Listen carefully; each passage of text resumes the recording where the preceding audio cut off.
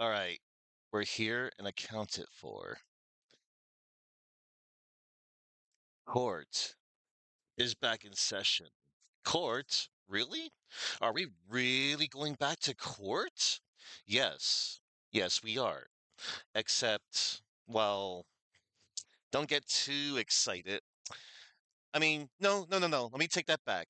You should still be excited because this case is really good. Probably because it does take place in the courthouse.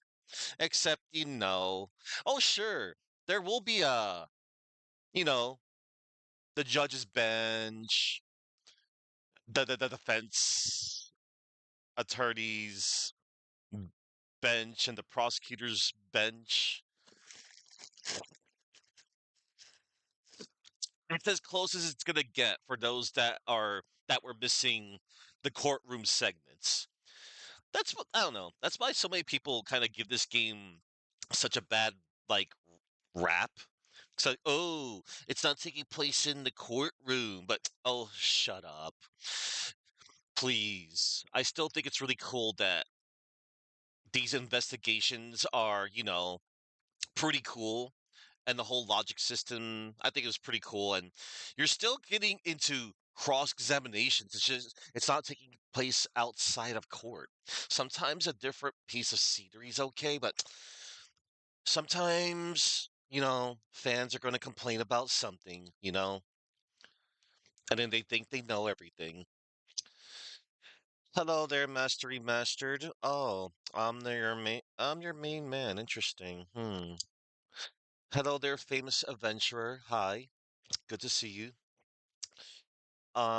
Before I start up this next case, I'm going to recap yesterday's case. Yesterday's case was the kidnapped turnabout. So 10 years ago, the Amano group was revealed to have an internal smuggling ring, which caused the KG-8 incident. Right. Yeah, we learned about that yesterday. I forgot it wasn't the first case. Um, the group's secretary, Colin Devilray, was arrested as the ringleader, but some agents suspected that it was company head Ernest Amano pinning the crime on him. Devilray soon broke out of jail, bringing with him a guard's gun. He took on the alias of Oliver Deacon and went back to his former employer to seek hiding. Ernest Omano promised to hide him as long as he remained silent about the true ringleader. Ernest's son, Lance Amano, knew about Deacon being the missing father of his girlfriend, Lauren Pops. So he used Pops as a hostage to force Deacon to cooperate in his staged kidnapping so he could pay back his $1 million of debt. As Deacon was still a felon, he couldn't reveal his identity to his daughter. All three of them staged the kidnapping together, pretending to hold Lance hostage in Gatewaterland. Edgeworth, as the protege of Amano's close friend, Manfred von Karma, was asked by Amano to drop the ransom that would save his son. After arriving, Edgeworth was requested by one of the kidnappers to drop the ransom money at the haunted house. The kidnappers had already made their way there after stealing the park's badger costumes, with Lance as a proto badger and Deacon as the bad badger. They hid behind the mirror wall that was used to create an illusion as part of the attraction. As Edgeworth was dropping off the ransom in the dining room, Deacon turned on Lance to make him leave his daughter out of the crime. Lance was straddled to the ground but managed to take Deacon's gun and fire a lethal shot that went straight through his body and broke the mirror wall behind them. Having accidentally committed murder, Lance needed to pin the crime on someone else. First, he used Devil Ray's dead body to create the illusion that the badger Edgeworth saw was still there, while he hid in a separate corridor hidden from view. As Edgeworth turned to leave, Lance slowly sneaked up behind him, grabbing a prop sword and striking Edgeworth, knocking him out. Lance then had Edgeworth tied to a pole and put Devil Ray's Bad Badger costume on him. Lance moved the dead body with the Proto Badger mobile and hid it in the garage in the Wild Wild West area while moving an unconscious Edgeworth to the isolation room. He had Pops look at Edgeworth and made her believe that he was Devil Ray to fake the time of the murder. He also tore off a model gun from another Bad Badger costume to give to Pops to defend herself. Lance made Pops escape early in a blue badger costume before making the badger head before taking the badger head off of Edgeworth for himself.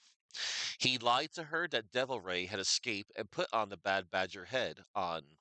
He jammed the door with the prop sword he attacked Edgeworth with and escaped through the underground tunnels. He then pretended to be Devil Ray walking on the stage, having its shadow obscure the details of his costume. Once he saw Pops, he aimed at her with his gun. Pops, thinking that Devil Ray was going to shoot her, fired a blank at Lance. Lance pretended to collapse and Pops ran away in fright. Yeah, that's how the whole thing went down.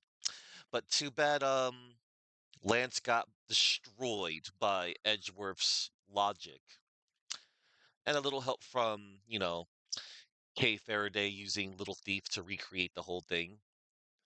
Suck it, Ernest. Buying the haunted house, that was a waste. What a waste of $1 million. But anywho, yeah. So here we go. We're gonna start up the game now. Where's my Steam? There's my Steam.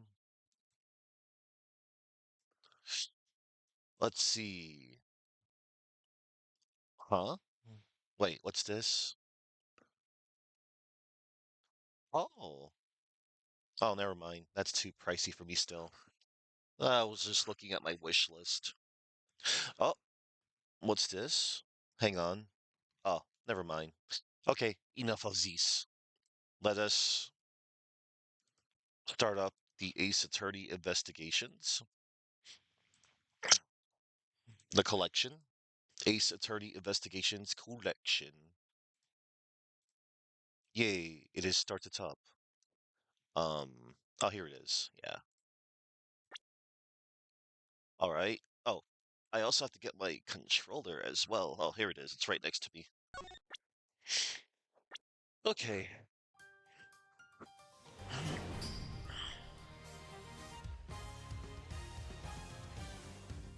Yeah, this is good menu music. All right. That's right. That was the previous location that we were in. All right. Turnabout, Reminiscence. All right. So this is a case that took place um 7 years ago. So we're gonna go back in time, everybody. We're about to reminisce. Episode 4, Turnabout Reminiscence. Kay Faraday, the young lady who calls herself the second Yatagarasu. The piece of cloth that she conjured up has taken me back to many years ago. 7 years earlier. Okay. Oh, look, everybody. It's the judge. It's the courtroom. And look, there's a defense attorney and a prosecutor. Yeah, that's right. I did it. I killed the guy. But it was the great Yatagarasu that told me to do it. I asked the defendant, just what exactly are you trying to say? Don't you get it? I know the true identity of the Yatagarasu.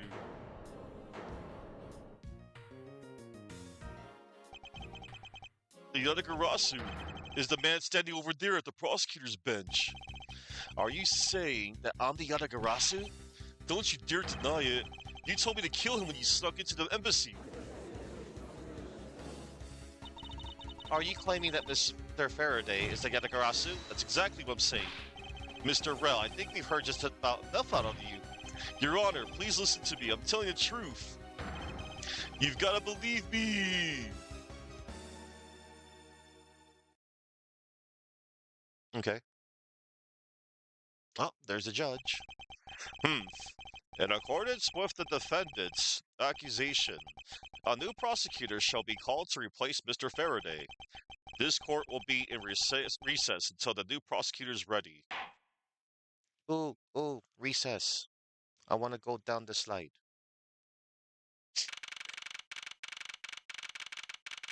September 10, 3:20 p.m.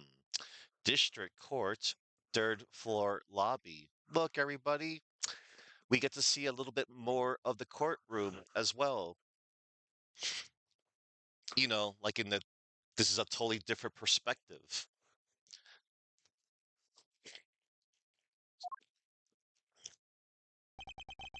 And here's Edgeworth in his fancy schmancy outfit. Oh, hold on. Hang on.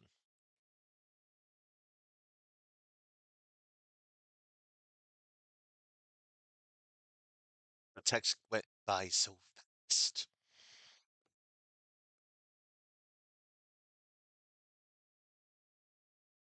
All right. It's almost time for me to enter the courtroom. And so it is that my first assignment as a prosecutor will be as a replacement for a prosecutor who has been accused by the defendant.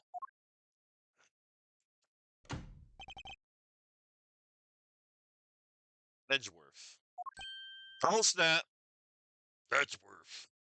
Look, everybody, it's Satan, also known as Manfred von Karma.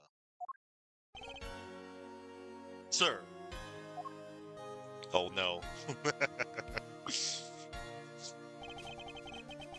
Have you read have you read over all of the documents regarding this trial? Yes, sir. I've memorized everything there is to know. Very good. The paperwork for the prosecutor substitution is just about to complete. Edgeworth, always bear in mind that as your mentor, I, Manfred von Karma, will accept nothing short of perfection. He still has the finger snap to pierce the heavens. I understand, sir. To have the chance to stand in court at such an early stage of my career, I am honored and proud. As I have watched over your studies, I am giving you this very rare chance. Prove yourself. Crush the defendant's pathetic lies into oblivion. Oh no. Vigo the Carpathian over here. Yes, sir. Oh no. That such a legendary prosecutor will be watching and judging my performance. I have to be perfect in every way. Oh no. Be watched by Satan. Oh man. Manfred von Karma, age 60. My mentor, who has never known defeat in 35 years. A legendary prosecutor. Alright, so yeah. This took place like way before like the first game. I think. Yeah, because like his known record was he hasn't known defeat for 40 years.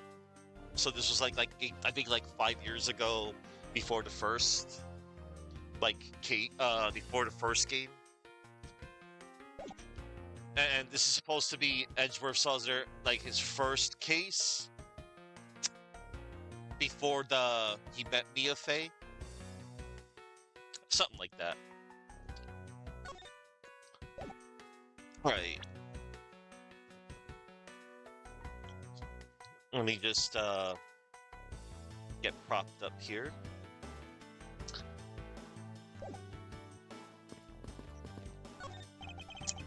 This should lead to the defendant's lobby. This should lead to the defendant lobbies. Edgeworth, where is your composure? If you wish to take a look at your enemy, do so in the courtroom, as you crush him. Indeed, thank you. You are a man of wisdom and experience, sir. Yes, Satan knows best. A bulletin board. There are trial schedules posted on it. Trial scheduled for this week, huh? There's only today's trial listed. This must be a mistake, or this country's judicial system is not working as it should. This is so good. I could drink a whole gallon. I've never heard of water that tastes that good. Maybe I'll give him a minute. That's a lot of gulping. Does he plan on gulping an entire reservoir dry? Yes. Excuse me, madame, but is something the matter? I just thought someone would have brought hors d'oeuvres by now. But this is a courthouse. It would be quite atypical to provide hors d'oeuvres here.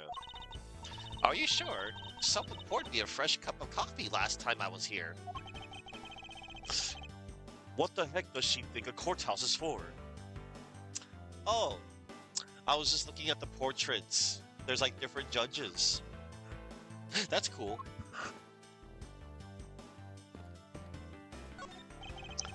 Mr. Prosecutor, sir! Oh, the bailiff!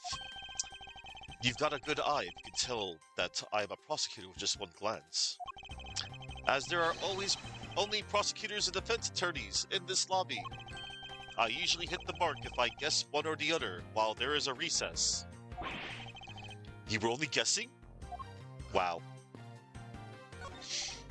A luxurious and beautiful leather sofa. I must say, every part of this courthouse is meticulously well kept.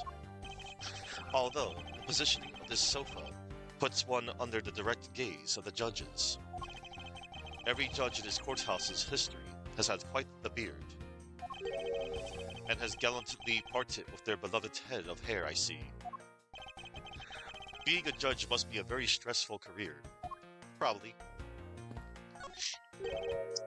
Egad, what a cold stare he's giving me. However, as a disciple of Von Karma, there is no option but to win. Staring contest. He's good. The power of his cold stare rivals my own. Zzz. He's asleep. He's sleeping while standing up?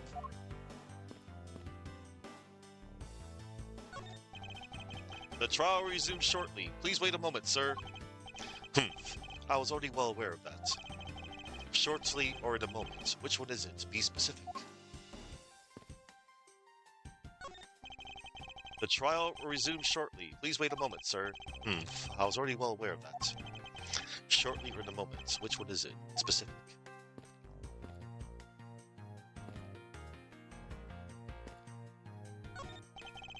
A bookshelf, huh?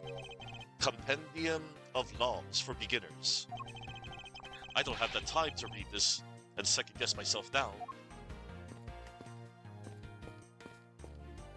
Alright. It's time to talk to Satan. Oh wait. A model of the courthouse. It's pretty well constructed. Hands and a face. Don't tell me this thing transforms. Yet I wonder for what other purpose could they have been made. Aren't these great? Daddy made all of these. Awesome, but didn't you get fired right after you made them? Ah, yeah, I did. I spent the same amount of money on this model as it cost to build the real thing. And my boss wasn't very happy with me, haha. Hey Daddy, didn't you say you built a secret mechanism inside of it? Ha ha ha, I'll tell you about it someday when you're older. A secret mechanism. Maybe he installed it as payback for getting fired. It could be trouble. Now I'm curious. Alright, now we shall speak to Satan. Hi Satan. Today's trial should have ended in just 1 minute. Because the defendant was picked up by the security camera, correct? Exactly. The killer had the gall to say that he only killed because he was instructed to do so. Even more outrageous is his claim that the case prosecutor, Bern Faraday, gave the order. Ha! Faraday is such a fool! He's been cornered by his very own prey. Sir, are you an acquaintance of Mr. Byrne Faraday? Hmm. He is a pathetic man who speaks nothing but nonsense. Nonsense. He once tried to explain to me a way of punishing those who cannot be brought to court. Those who cannot be brought to court. That is nonsense, for no one is above the law. Well, there are always a few exceptions. However, there is no reason to even deal with such individuals. A prosecutor is a guardian of the court, one with no obligation to outside matters. Thus, there is no reason to deal with such individuals, I see. No, I was not.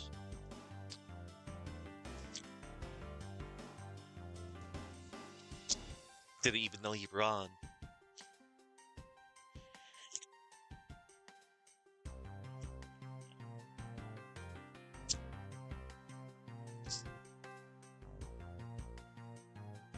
Edgeworth, disgracing yourself as Faraday will not be forgiven. Have you no fear? Edgeworth, disgracing yourself as Faraday will not be forgiven. Okay. Have no fear. I will not let you down, sir. Lego Batman? Oh, the new one. Have no fear. I will not let you down, sir.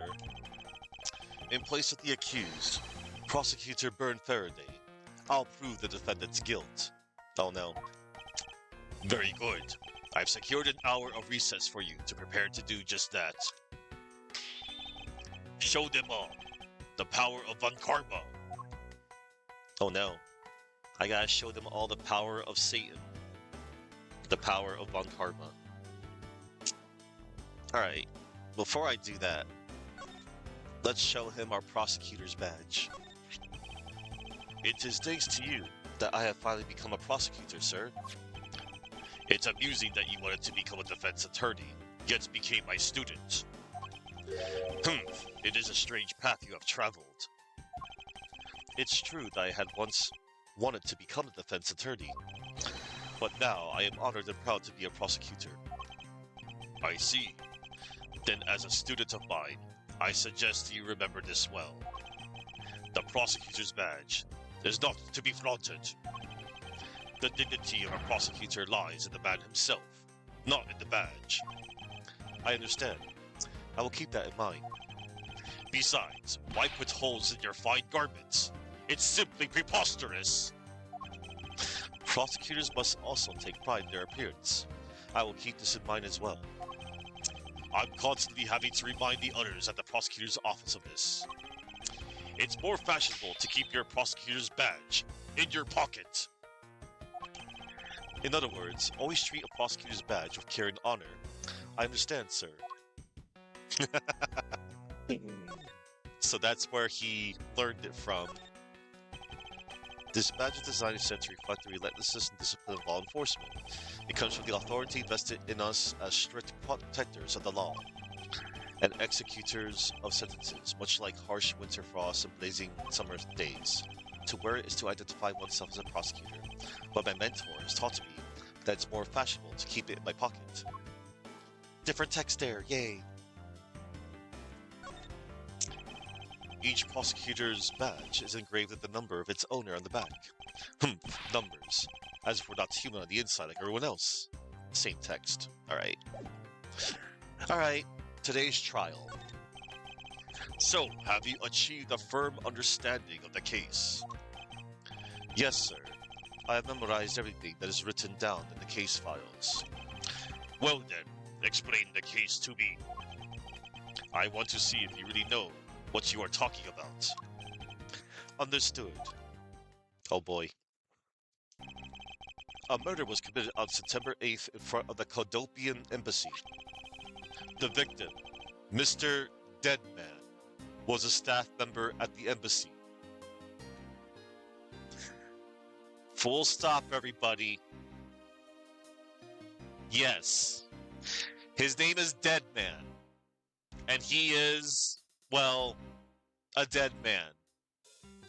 Most unfortunate name to be fallen on this individual.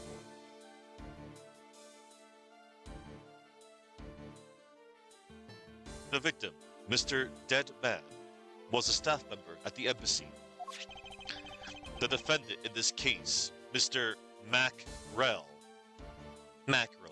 like the fish, was held for questioning the night of the incident as he was deemed suspicious.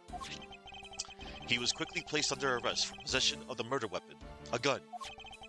Furthermore, at the time of the murder, the great thief Yatagarasu had successfully infiltrated the Kodopian embassy as well. At first, Rao claimed that he himself was the Yatagarasu, but that he did not kill Deadman. I wonder what he expected to gain from such a desperate lie. It's possible that he wants to go down while in the spotlight if he is found guilty. There truly is no limit to people's inanity. But I digress. Continue, Edgeworth.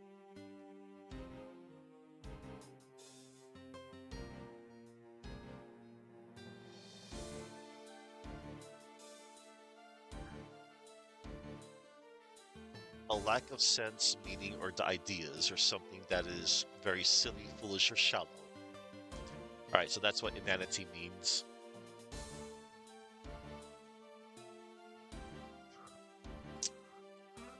Oh, one moment.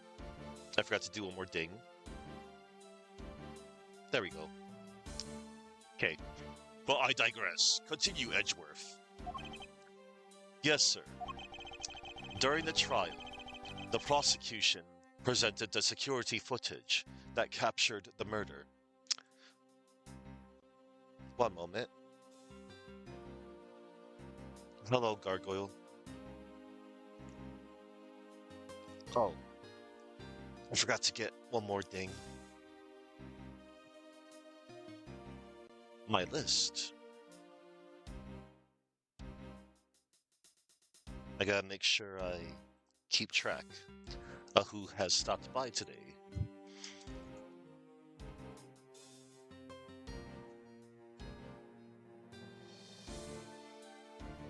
Alright. We're still roughly at the beginning of the case.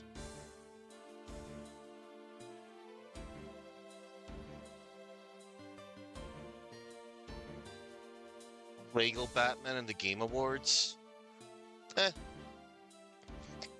During the trial, the prosecution presented the security footage that captured the murder. The footage clearly showed Mr. Rell as the murderer. The act of Mr. Rell firing the gun could be clearly seen from the visitors' gallery. Upon seeing that,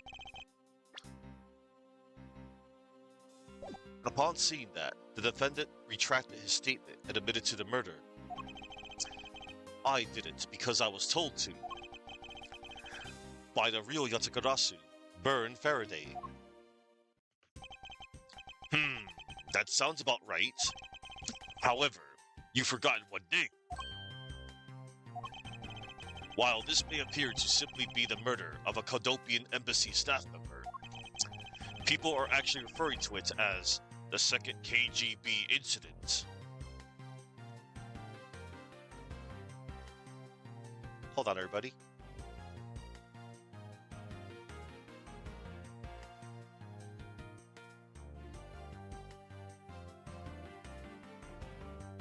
All right.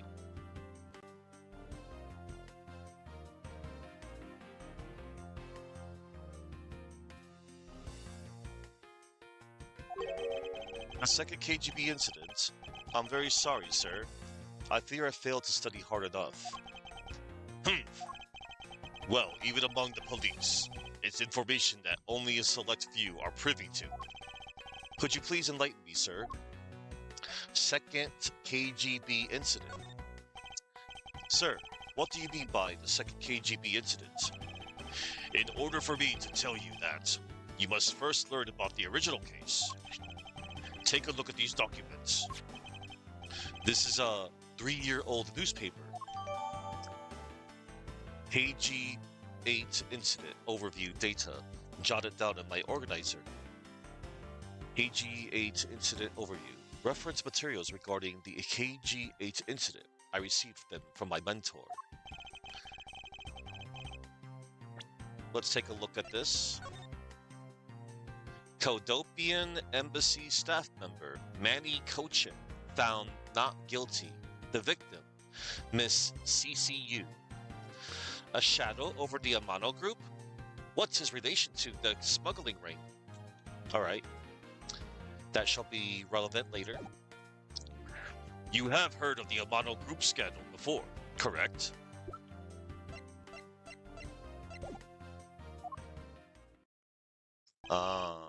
Yes, I have.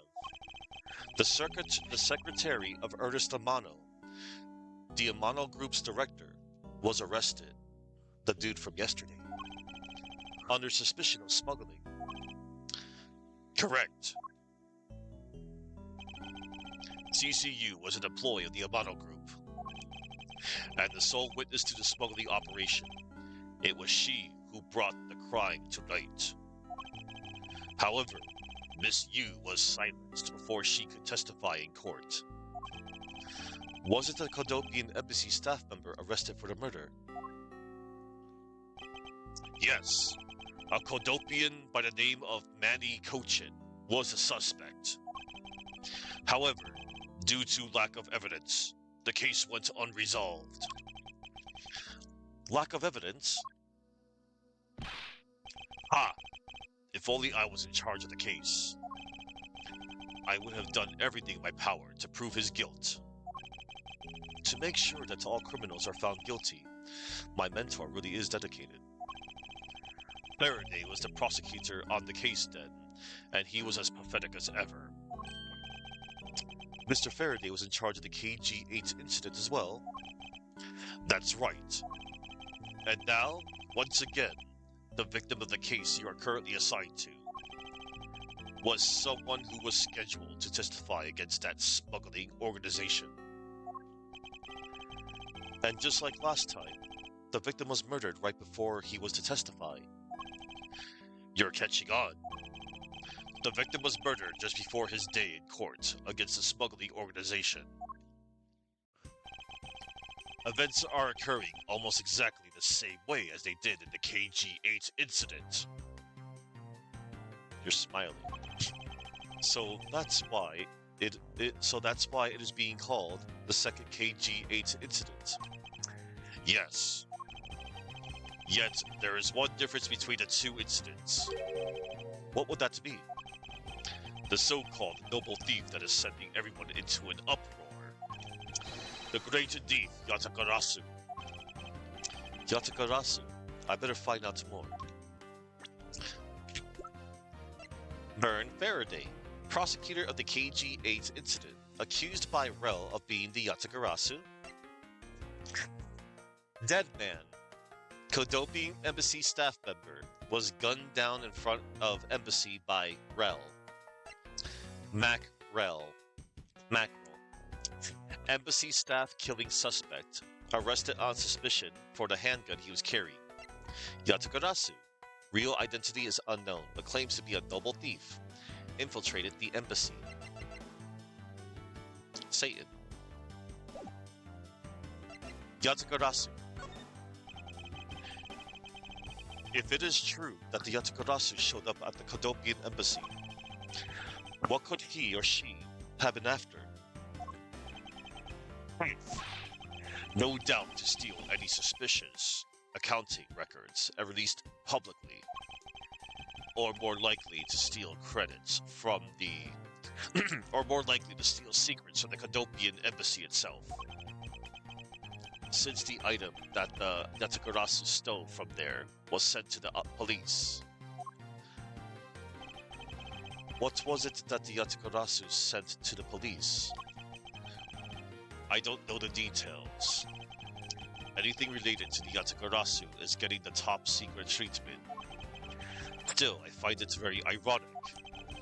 By returning the stolen item to the police, it was proof positive that the Yatagarasu had infiltrated the embassy on the same day the staff member was killed. Criminals have a way of incriminating themselves, wouldn't you say? That would have to be the first time the Yatagarasu has left evidence behind, correct? Yes, indeed. If you wish to learn more about the Yatagarasu, then I suggest you ask Faraday. Mr. Faraday? He happens to be the prosecutor in charge of the Yatagarasu case as well. He's the prosecutor in charge of both the KG-8 incident and the Yatagarasu case. Mr. Faraday really has a lot on his plate. Oh. What is it, little girl? You're scary, mister.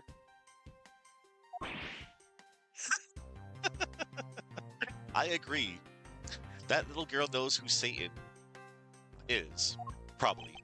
Or what they think is Satan. And that is that man right there. Did you need something? I want to trade these coins with you. A fistful of dimes, quarters, and pennies. But it looks like you've exactly $1. Is this what you want? Thanks. That's exactly what I needed. Aw. She just wanted change for $1. Could that child be here to watch the trial? How disrespectful for a child like that to be running around inside the courthouse. Does no one have respect for this country's judicial system anymore? No. Nobody does, Satan.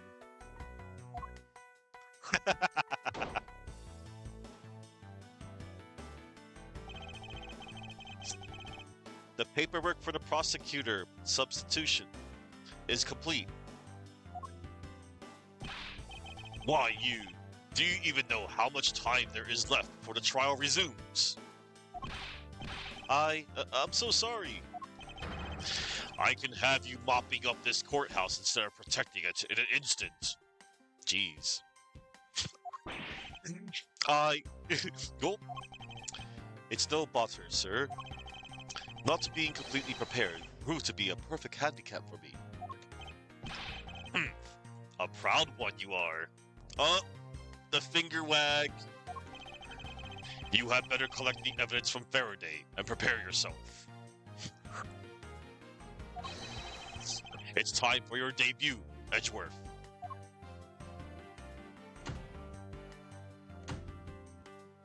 They just disappeared into the void. September 10th, 4 p.m. District Court Courtroom, number 3. Hey, look, Von Karma's standing to the left. Oh. This is fun. This is weird. Shouldn't they be standing to the right? Because that's where the prosecutors usually stand.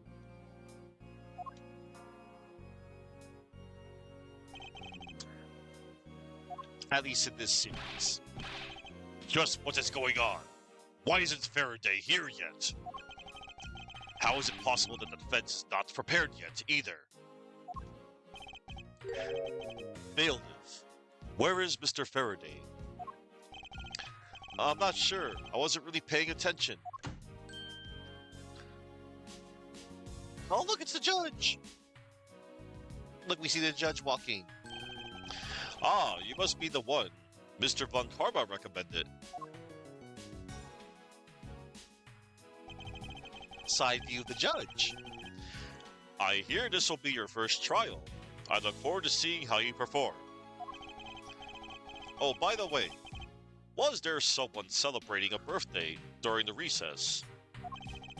I could have sworn that I heard a popper going off. Come to think of it, the other day, with my grandson. Sir, it looks like the trial is about to resume. However, Yes, it will be all but impossible to prove the witness a liar without the evidence from Faraday. What is that blasted buffoon up to? it's an emergency, sirs! Oh, look, it's Gumshoe with a different trench coat. Silence! There shall be no yelling in this sacred hall of law. Bailiff, remove that man from this courtroom at once. Please, wait, you have to listen to me. There's an emergency. Defendant lobby number 2, Mr. Faraday, and the defendant. The two of them, they're both dead, Your Honor. What? What? What? Uh-oh. We have a double murder, everybody. Oh no. September 10th, District Court hallway.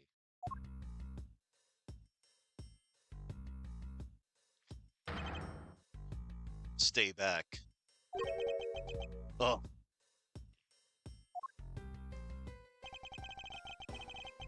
No one's allowed on the crime scene. Period. Just who does this oddball think he is? This is becoming quite the hot spot. Isn't she Mr. Rell's defense attorney?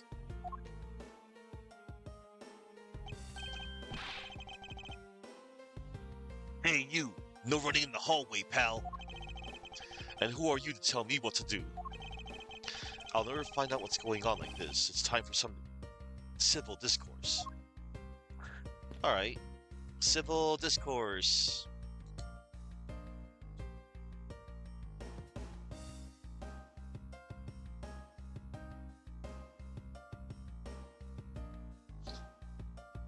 Alright. This sofa looks like it's seen its fair share of use. And it looks like another part of the courthouse is visible from the window. Ah, my eyes have locked with my reflection's eyes in the barred window. As a student of Von Karma, I refuse to back down. I won. That's silly. A poster of the judge. There's a longer slogan of some sort of it in tiny letters at the bottom. Every strike of my gavel brings the truth closer to me, and my hair further away. Is this a promotional poster for the court, or a hair growth product? A fire extinguisher. If one were to be hit in the head with this, I suppose the victim would lose a memory or two. But it's not as though I'd ever be so foolish as to be struck by one of these.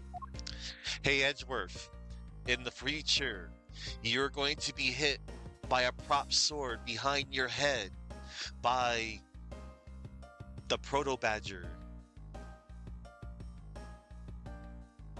By the way, that was a reference to Case 1 of Justice for All. That was a reference to when Phoenix got hit behind with a fire extinguisher by Richard Wellington. First, I need to get a handle on the situation. Perhaps you should talk to some people. Yeah. Defendant lobby number 1 is through here. The incident took place in lobby number 2, next door. I shouldn't allow myself to be sidetracked like this. I better get a move on. A drink vending machine. Ah! Now is not the time to be pondering what kind of drink I want. Interesting. They're selling special court-themed food products here. Many of them seem sort of troublesome and suspicious. Objection, I suppose.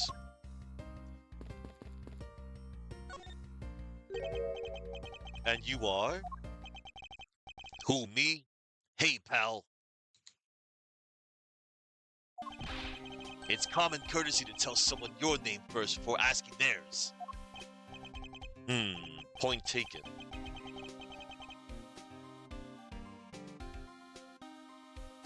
My name is Miles Edgeworth. I am the district prosecutor. A prosecutor?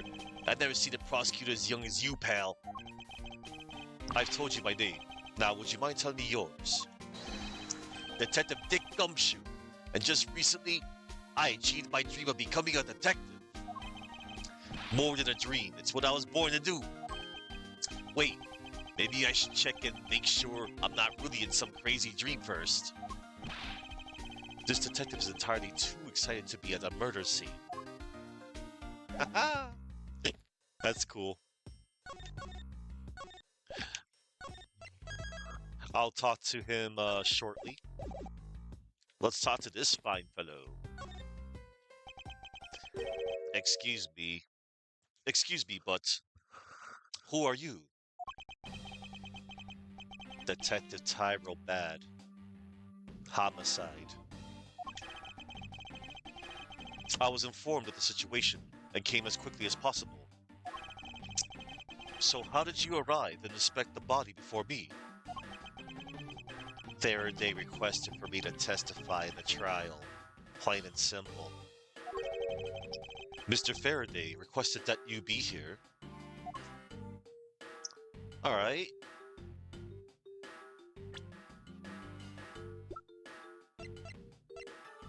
Judge. Judge and embassy staff killings case. A girl with a balloon. During the recess, she asked me to change some coins for her. Dick Gumshoe, new rookie detective at the precinct. First crime scene. Seems very enthusiastic. Tyrell Bad, eagle-eyed homicide detective, was called in to be expert witness on the Yatakarasa case. And he has a really cool theme.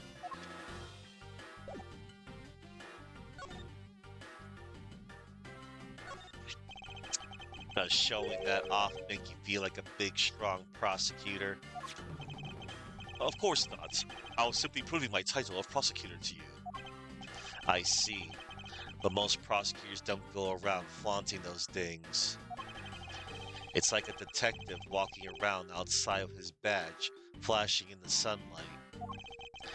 Show that off too much, and before you know it, you'll be elbow deep in angry criminals. That would definitely be a problem. Detective Bad, I'd like to ask you about this piece of evidence. Could you please pay attention? Heh, I'm listening, but I've got nothing to say. End the story. Very well.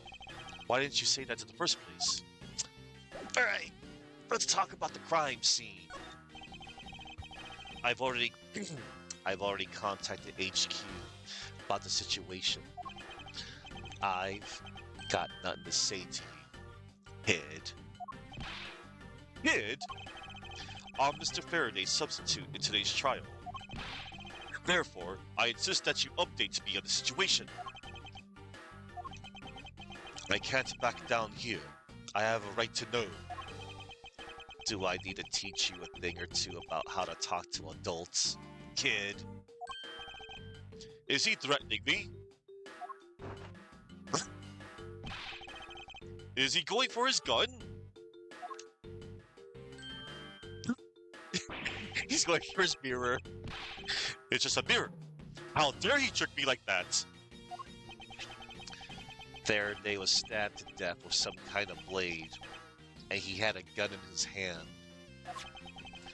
The other man, Mr. Macrell, was shot and killed. He was found holding a bloody knife in his hand. Was there anyone else who sent into defendant lobby number 2? Yeah, that big lug over there. His name's Gumshoe. He was in charge of guarding the place. He's claiming that no one else entered the room. If that's the case, then they must have killed each other, correct? Maybe. Such impudence. This guy's really testing my patience. Trial witness. Why was I not informed that you were going to testify in court? Homicides aren't my only gig. The Yatagarasu case is also one of my assignments. Hmm. So you were called upon to comment on the Yatagarasu's characteristics in order to assess if Mr. Faraday really was the Yatagarasu or not. Well, well. Looks like you just might have a brain after all in that head of yours, son. Son? I'm not your son. Pops? Alright, that's all we're gonna get from him. Let's talk to this fine young lady. Do you have a minute? You know, I'm not really into talking to people I don't know. Especially at a time like this. Ah, I apologize for not introducing myself before bothering you. My name is Miles Edgeworth. I was to take Mr. Faraday's place in court. Edgeworth, huh? Never heard of you. So Faraday's substitute is a newbie, huh? I'll have you know, madame, that I studied under Manfred von Karma. Do not take me for some naive novice.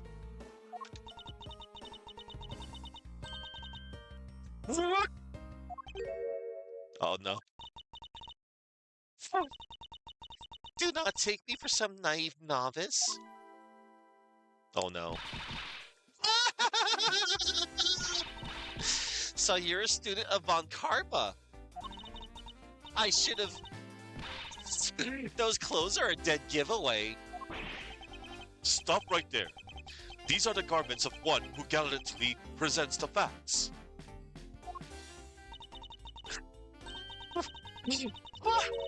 Thanks for the great laugh, but try not to make me laugh so much, okay?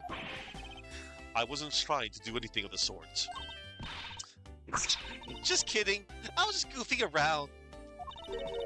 By the way, do you know who I am? My name is Callisto Yu. Callisto Yu? CCU? Callisto Yu? Are they related? Maybe. And if you're telling the truth, then we were about to go head-to-head in court. Ah, but of course, I have heard much about you, Miss Yu. Ah, but of course, I have heard much about you.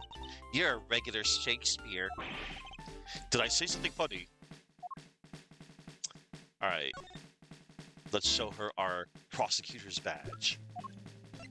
Callisto Yu, lawyer of embassy staff killing defendant.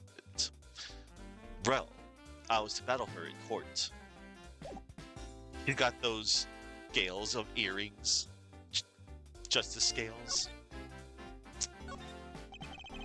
It is a shame that we will not be able to face each other. It was to be my first trial, too. Oh, was that a declaration of war? How nice is it to be young and carefree? And what a nice squeaky clean badge you've got yourself there. I'm jealous. I'm sure its gleam will dull over time of experience. Are you saying your reputation will also tarnish over time with it? Ugh, that's not what I meant. Well, you just can't avoid some things in life. I'll never allow my badge or my reputation to become tarnished. Miss Yu, what do you think about this piece of evidence? Actually, Edgeworth, I'm interested in finding out what you think about it. I don't really know all that much about it. That I don't really know all that much about it either.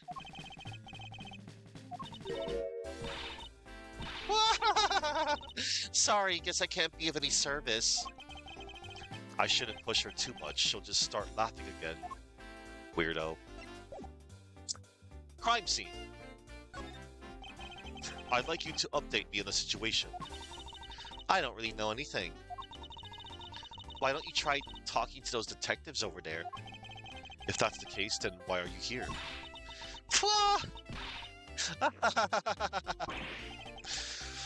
What's so funny? It's just that the way you speak is so tactless. The person I was going against in court, until only a little while ago, was just murdered. It's not like I could go back into the courtroom pretending as though nothing happened. That's a good point. I apologize for asking such an insensitive question. It's fine. Don't worry about it. Alright, now we'll talk to Gumshoe.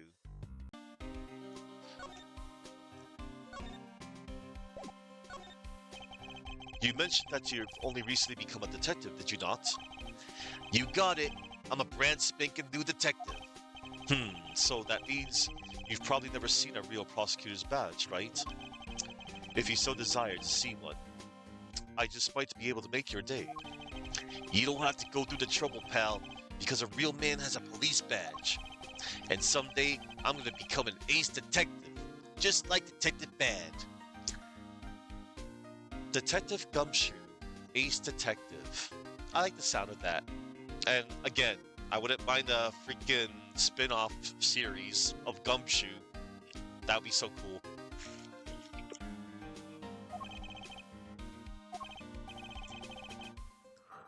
Um, did I say something wrong, pal? Forget it, detective.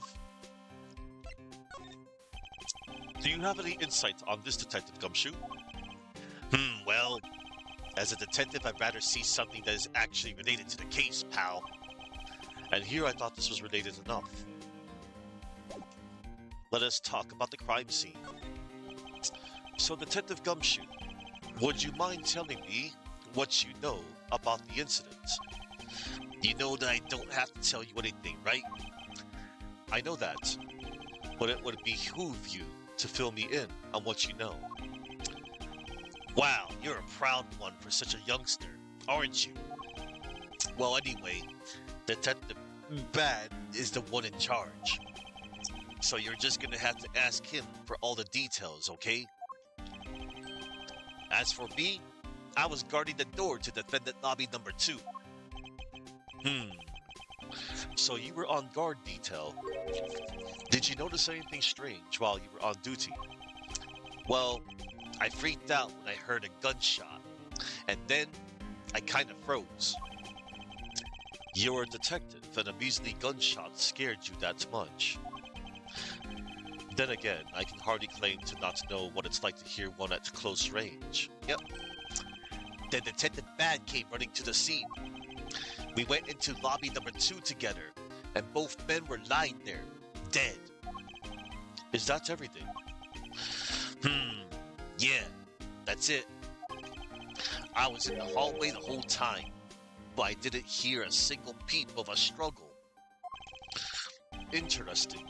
Other than the gunshot, he didn't hear a single sound of commotion. Detective Gumshoe's testimony jotted down on my organizer. Detective Gumshoe's testimony was in hall on guard duty. Other than a gunshot, didn't hear a sign of a struggle.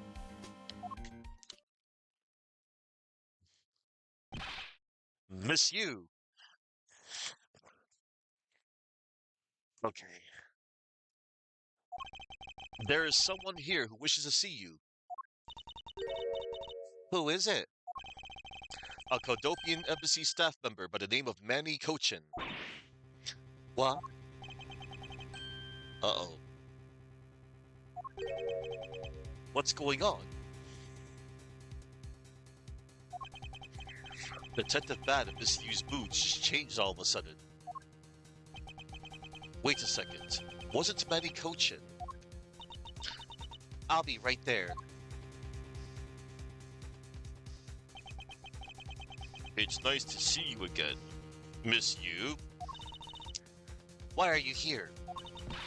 I have no desire to ever see you again. Now. Actually, would you mind stepping outside for a brief chat? Fine, let's go. Oh, hey, look, it's Satan. Bard. Von Karma. It's been a long time. I knew you would show up. You usually do when the Yatagarasu is involved, and I see this case is no exception. Do you know Detective Bad, sir? Yes. He's like an old bloodhound that never leaves the scene of a crime. If only he would get a promotion and move on. It's the crime scene where a detective is most useful and effective.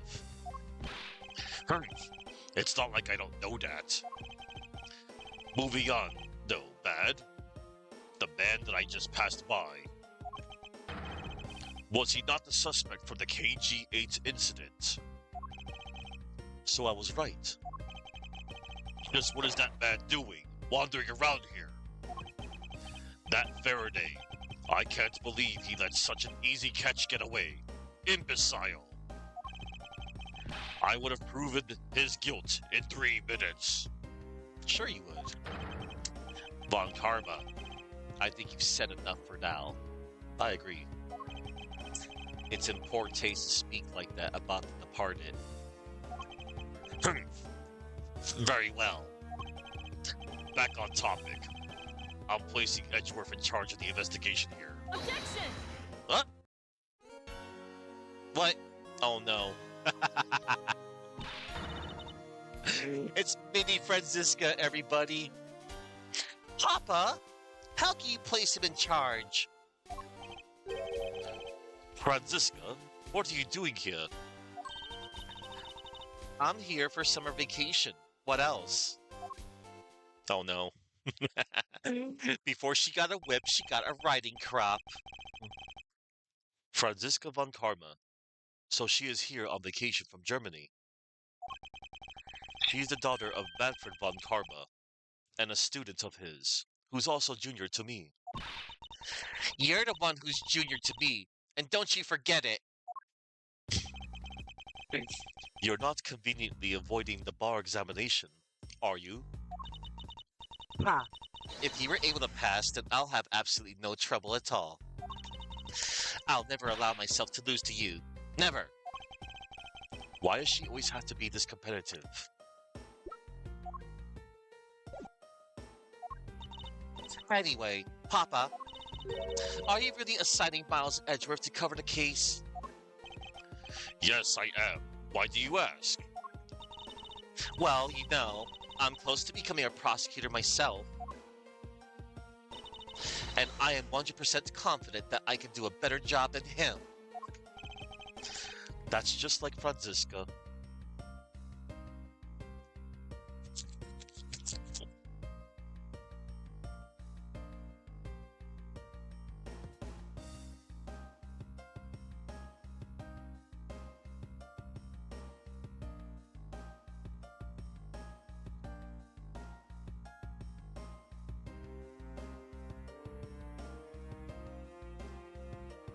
Alright.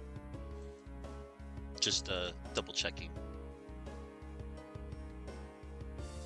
That's just like Franziska. She has no problem bad-mouthing someone right in front of them. Bad. Yeah. These two will be conducting the investigation. What? You want me to let both of these kids loose on the crime scene?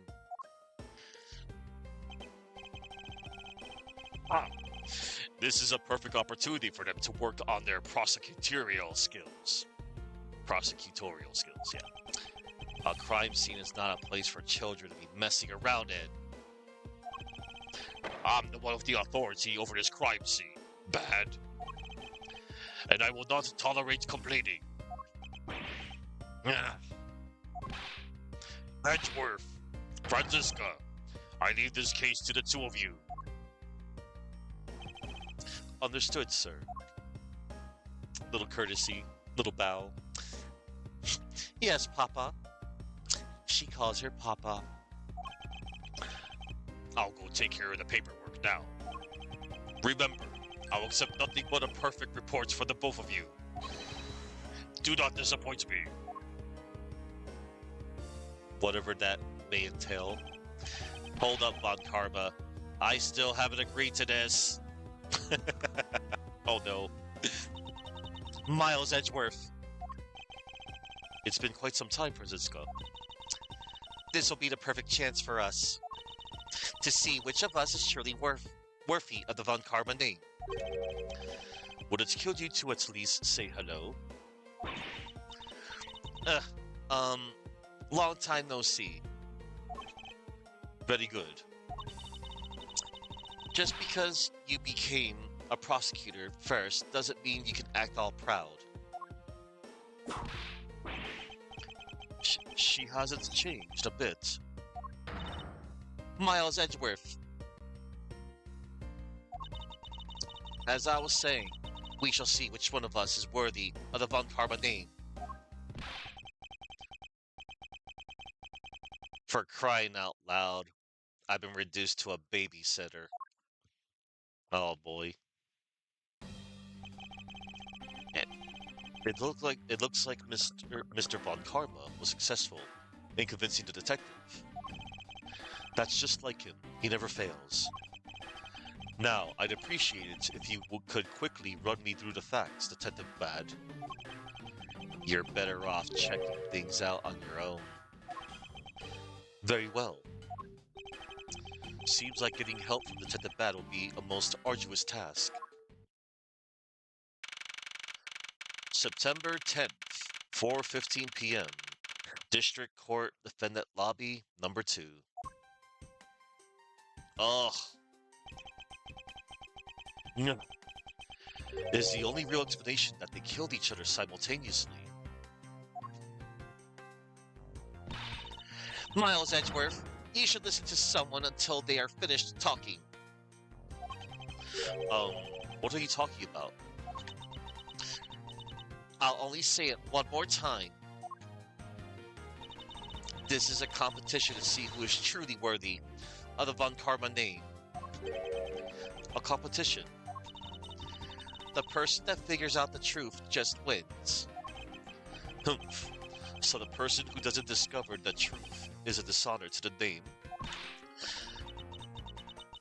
Exactly. I don't care that you became a prosecutor before me. I simply refuse to hear any more foolish things come from your foolishly foolish mouth. Humph. Fine, whatever makes you happy. Can I take that as you accepting my challenge? Once again, whatever makes you happy. Ah, well then, let's begin the investigation, shall we? I'm going to find the perfect evidence and prettily present it like the professional I am. Competing to discover the truth behind a crime. How delightfully childish.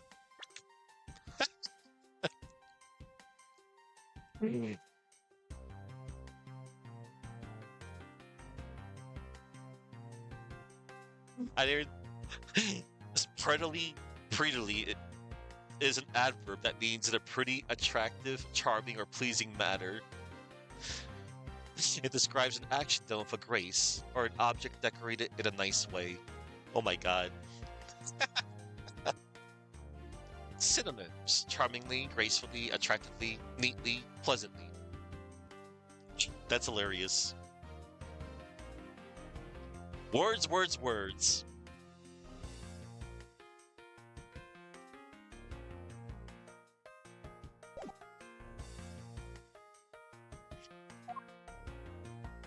Oh, you kids over there, hold it. Kid? Ha! Serves you right, Miles. He just called you a kid. Uh, he called you one too, little Franny. I said kids. Kid. How dare you call me a kid as well? I'll do what I please, and I won't allow you to cause a ruckus on my crime scene. Hey, big guy, you're going to watch over these two. Yes, sir. Detective Bad, sir. Now, do what I say from now on, kids, okay? You'd better not get in our way, Scruffy. Aww.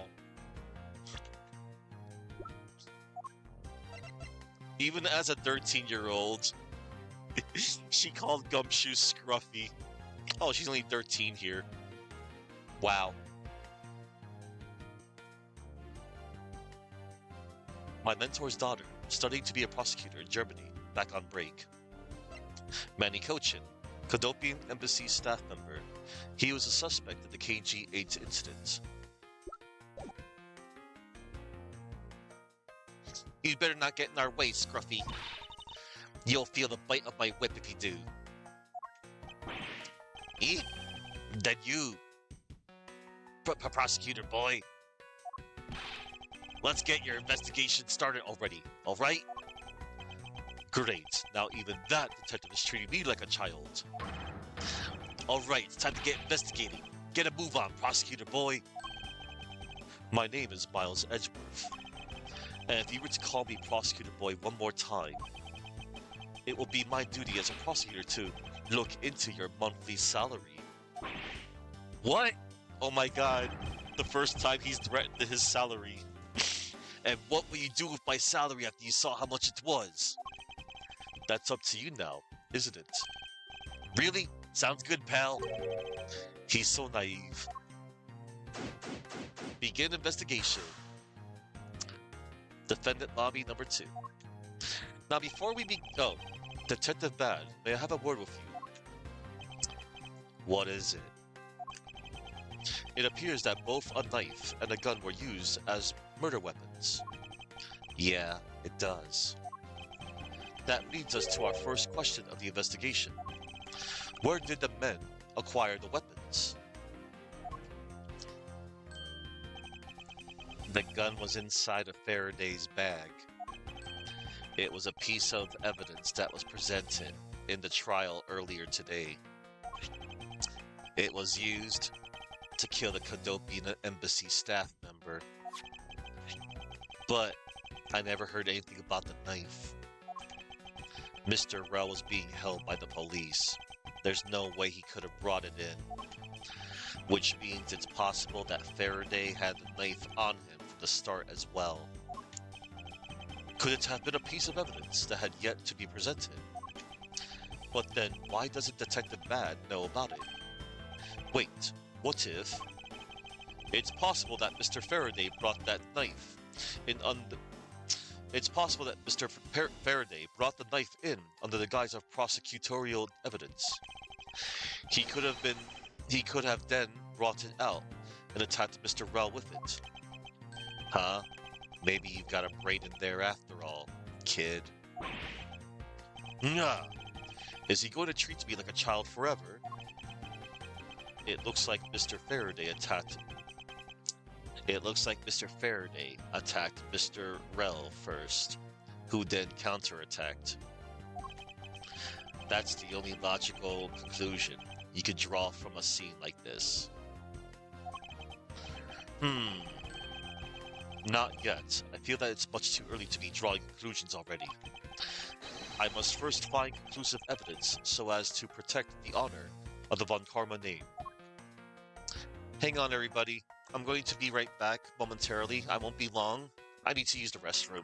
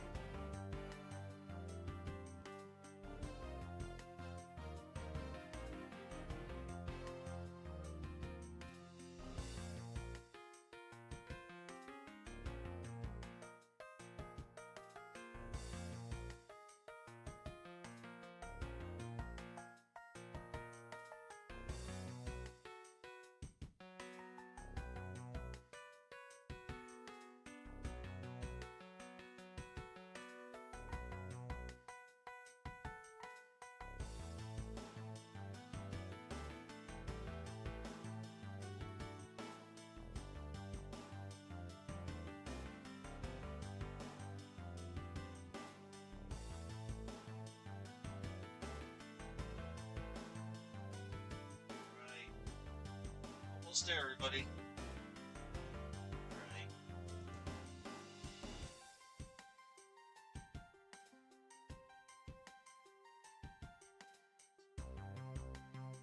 All right. I've returned. Oh, man. All right. I returned. I'm all refreshed. I used the restroom. I washed my hands.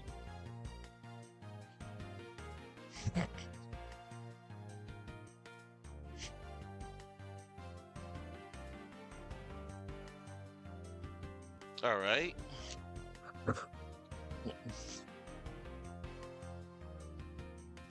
I like to run a tight ship around here. I always make sure to take care of what I have to do. And good. All right then. There's no time to waste. Anyway.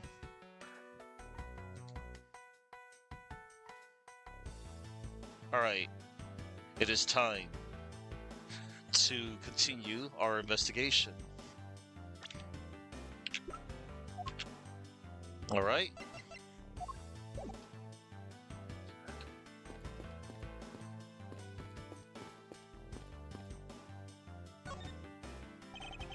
The window is open and there's a fresh flowery scent in the air. Oh, the flowers in the garden down there are so gross and ghastly. Do you think maybe you could try offering something useful for a change? Well, at least there's no way someone escaped through this window, pal. They wouldn't wake up and smell the flowers after a fall from the 3rd floor. Are you willfully ignoring the fact that there are also iron bars in the windows? Lobby number 2 window. No human can climb through these barred windows. The scent of flowers is in the air. Alright.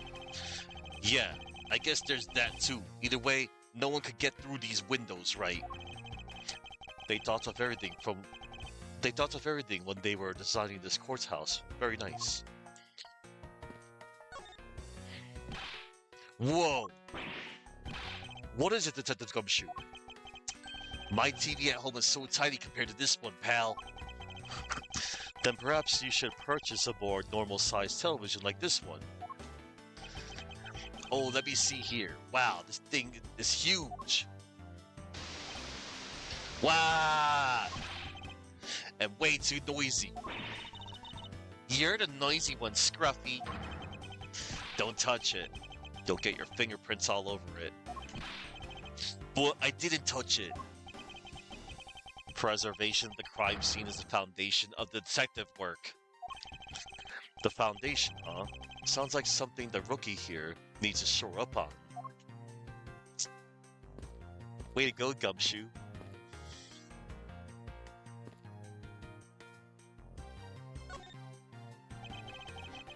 The TV has been left on. Why are you looking at me like that? It wasn't me. I didn't touch anything. Gumshoe, we clearly saw you touch the TV. Gumshoe, you do know what will happen to you if you touch something again. Right. I won't touch anything. I won't even go anywhere near the TV, sir.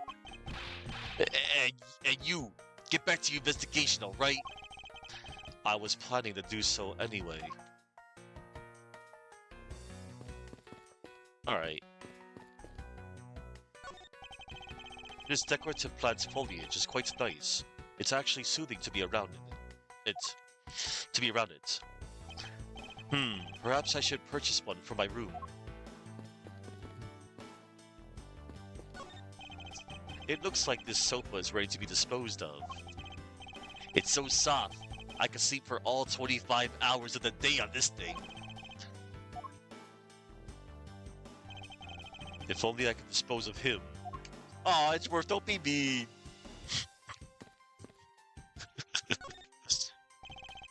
There are some plastic bags stacked up on the table. There's a tea set too, but there doesn't seem to be any scene of a disturbance. Yeah, the table's all neat and tidy. Neat and tidy table. The tea set and plastic bags on top of the table are completely undisturbed.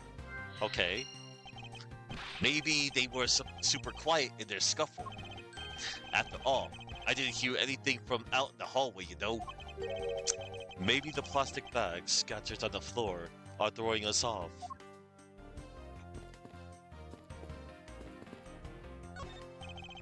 There's some stuff in the bag, pal. I suppose this was Mr. Faraday's bag.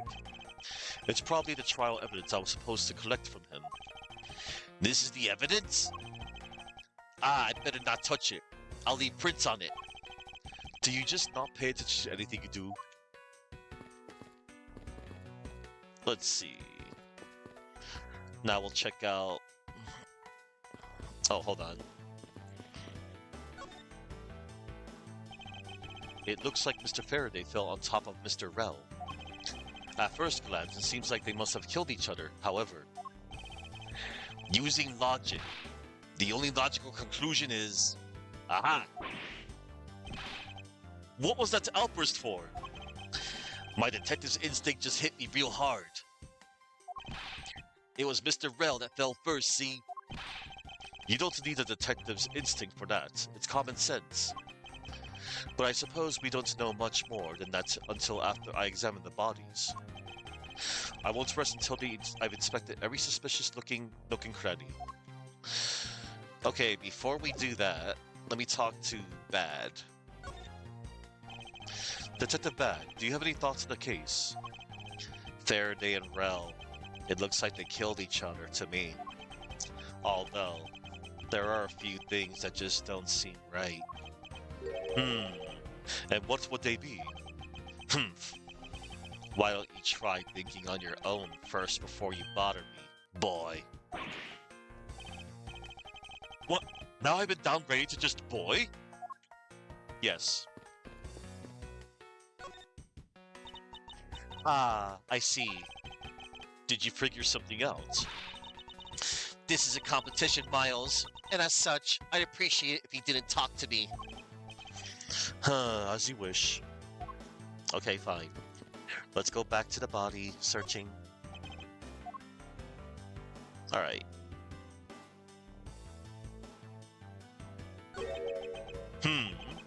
Why are there plastic bags scattered all around?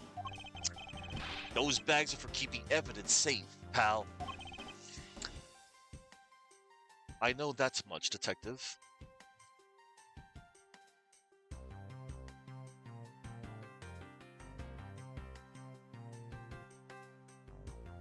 Hang on, everybody.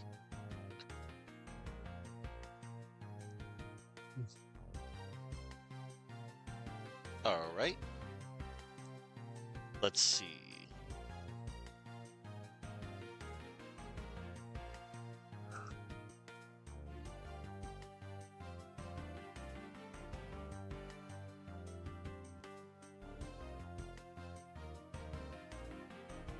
I know that much, Detective. You sure are good at this stuff, aren't you, pal? Normally, I'd be happy when someone compliments me, but when it's this guy...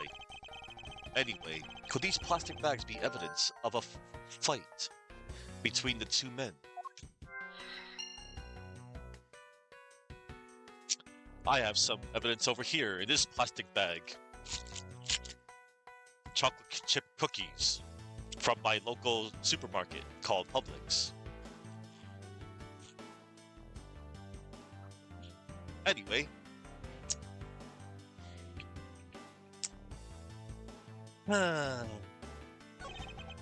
Mr. Faraday. How ironic it was for him to lose his life in the courthouse. Yeah, why did it have to be like this? I don't know what to say. I can't believe this happened while I was on watch, pal. Rather than beating yourself up, you should spend your time continuing the investigation. Didn't you become a detective in order to solve crimes? Yeah. Then get back to work. Find out the cause of his murder. Right. I'm on it, pal. Looks like Mr. Faraday died while holding the gun in his right hand. So he shot Mr. Rell and then fell on top of him while still gripping onto the gun. I guess that doesn't seem kind of strange, huh? I mean, why would Mr. Faraday know how to fire a gun?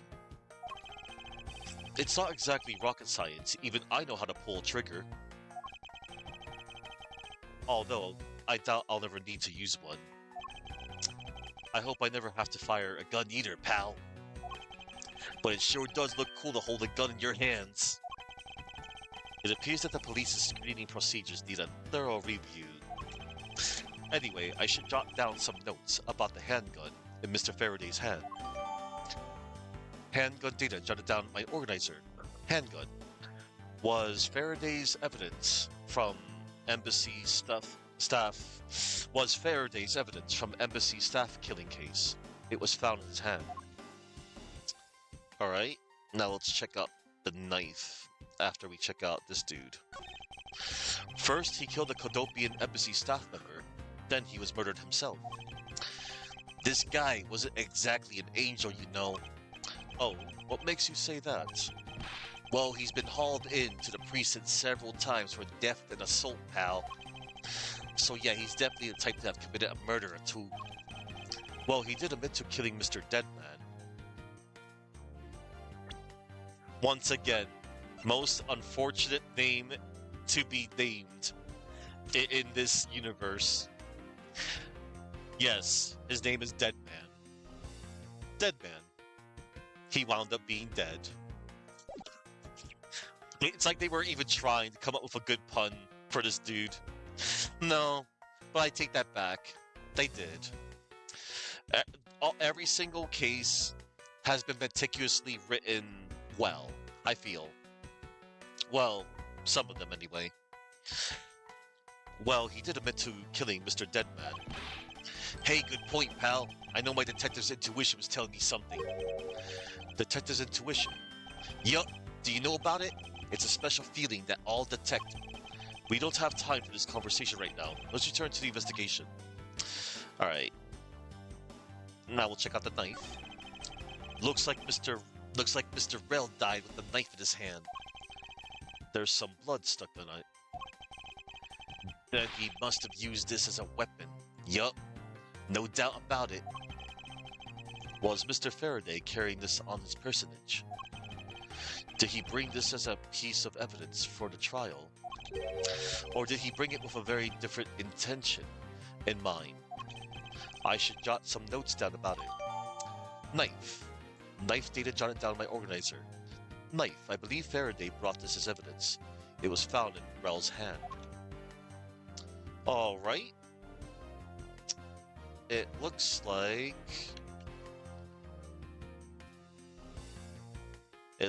that's about all I'm going to find here. Very unfortunate that this happened. Alright. And now, let's see. It's time, everybody, to use the power of logic.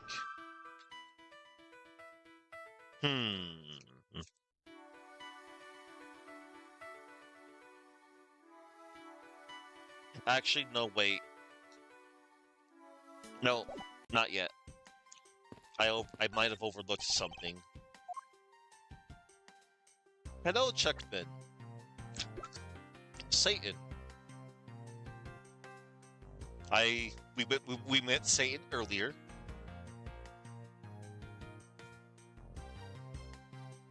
We'll most likely see him again.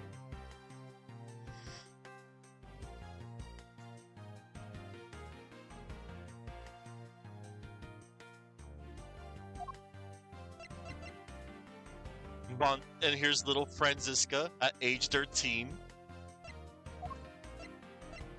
We met the judge earlier too. We'll be seeing him again. First meeting of Gumshoe.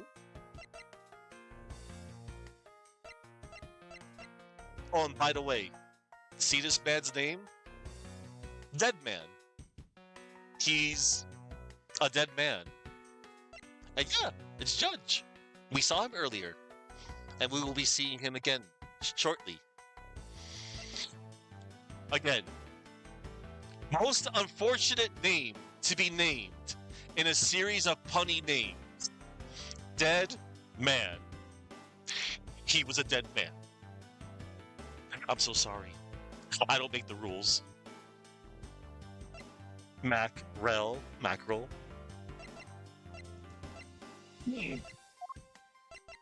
Anyway. I knew I overlooked something. His hand is all black down there, see?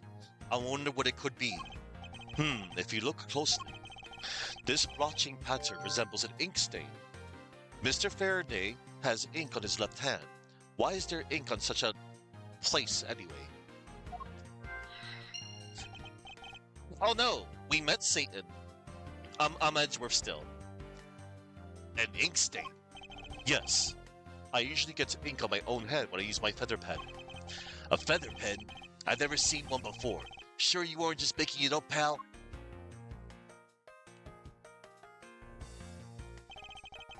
Mr. Rell's cause of death was from being shot, correct?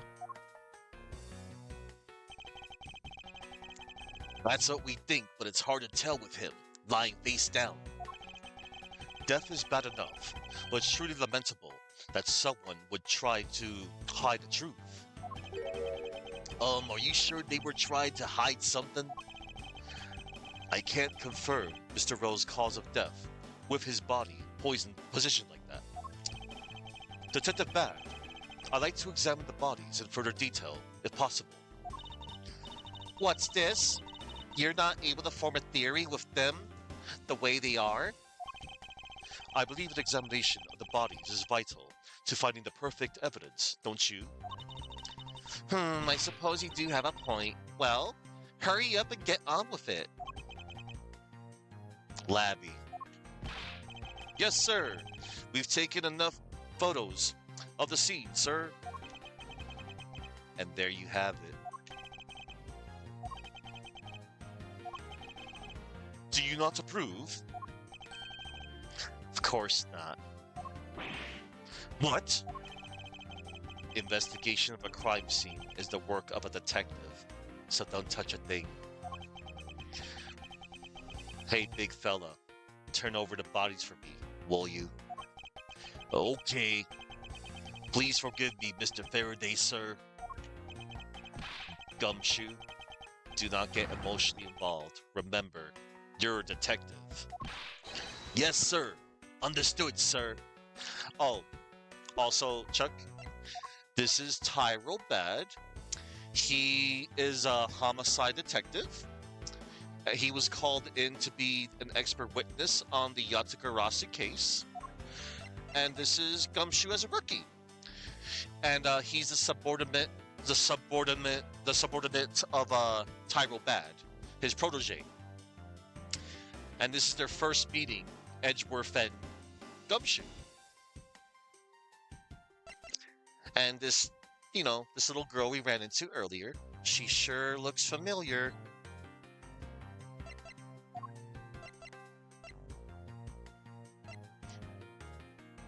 So right now, the case is as follows. So a prosecutor and a defendant,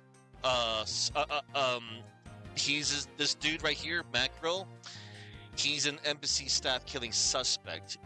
And he was killed in lobby number 2 with a handgun.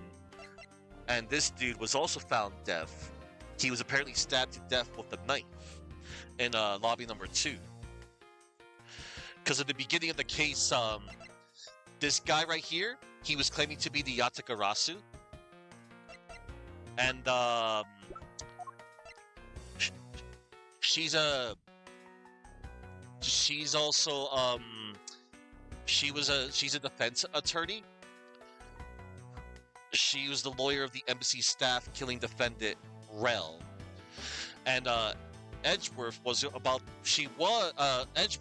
going to battle her in court. But yeah, so he was prosecuting and she was defending, and this dude, and then things happened. And yeah, before we were about to go to court, Gumshoe, he discovered both Byrne Faraday and Mackerel dead. Yes, sir. Understood, sir.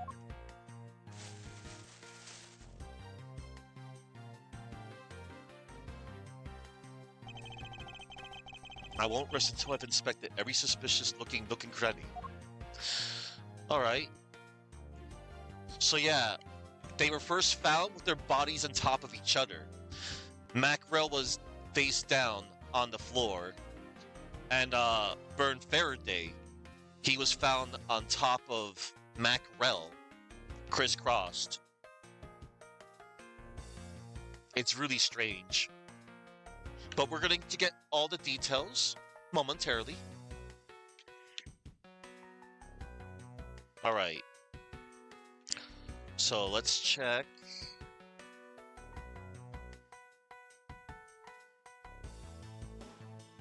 Oh. Oh. We see. We see. All right, here goes. There's a knife wound in his chest here, see? I wonder if the wound matches the knife Mr. Rell is holding. Labby. Yes, sir. Verify now, sir. Make it quick. From the look of things, one could deduce that the knife Mr. Rell is holding is what killed Mr. Faraday. Okay. Gun. Mr. Faraday is holding a gun in his right hand. That's the one Mr. Rell got blown away by, right? Labby, your answer. Yes, sir. We found that the ballistic markings do match that gun. Oh, ballistic markings are the figurative fingerprints a gun leaves on a bullet when fired. Every gun leaves its own unique ballistic markings. Therefore, by looking at the markings on a bullet, you can tell which gun it came from. Yeah, that's it. Of course, I already knew all about that, pal. Maybe you'd be better off going back to the academy. Eh? Come on, sir. Cut me some slack, will ya? So the bullet that was fired from this gun is what felled Mr. Rell. Okay. Let's check the knife. It looks like Mr. Faraday was stabbed with this knife that Mr. Rell is holding. Youch! What's wrong, detective? My stomach started to hurt from just thinking about being stabbed. Just keep your mind on the case, alright? Shot in the chest. It takes some guts to fire a gun in a courthouse. I mean, I've been a detective for a whole week, and I still haven't fired a single round. There aren't any burn marks on his clothes. That must be mean. Wait, burn marks? A round grows very hot, as it is discharged from a firearm. Therefore, burn marks are usually left when a shot is fired from point-blank range. Ergo, Mr. Rell must have been shot from at least a yard or two away. Handgun data updated, my organizer. Handgun. Found in Faraday's hand. Bullet that killed Rell was fired from a few yards away. You sure do know a bunch of these stuff for your age, pal. Apparently, this detective has as much common knowledge as your everyday marsupial. Wow. Alright, and let's check out... Oh, look, a pen. There's something in his breast pocket. It's a fountain pen. Oh, fountain pen in pocket. The fountain pen in Mr. Faraday's pocket has an especially nice nib. Alright. Hey, you know, I always keep a pencil behind my ear. It's because Detective Bad is always telling me you should always write your name on everything you own. Yes, somehow you do strike me as quite a forgetful individual. Let us now try to understand how the two men died. First, Mr. Faraday took the gun and the knife out from today's trial evidence. Then he aimed the gun at Mr. Rell and fired. However, Mr. Rell managed to grab the knife and counter Mr. Faraday while being shot. Then the two men fell together where they stood. That is my theory. In any case, what a crazy way to go. Still, something about that explanation just doesn't seem right. Crime scene notes. Crime scene notes jotted down by organizer. Notes pertaining to Byrne Faraday and Mackerel. I believe I now have a firmer grasp on what has happened here. Victim, Byrne Faraday, age 40, Mackerel, age 32. Time of death, September 10th, approximately 4 p.m. Discovered immediately after a gunshot was heard. Remarks about the bodies. Faraday died of a knife stab to the chest. Rel died of a bullet wound to the chest. There is no gunpowder burn on his clothes, suggesting he was shot from a few yards away. And this is how we first found him. Alright. I believe I now have a firmer grasp on what's happened here. And now, I think it is time to use logic. We have all that we need. We got all we need. Alright. So, the ink stain with the fountain pen, definitely. Mr. Faraday has ink on his left hand. Why is there ink on such a place anyway? Fountain pen in pocket. The fountain pen in Mr. Faraday's pocket has an especially nice nib. Connect that.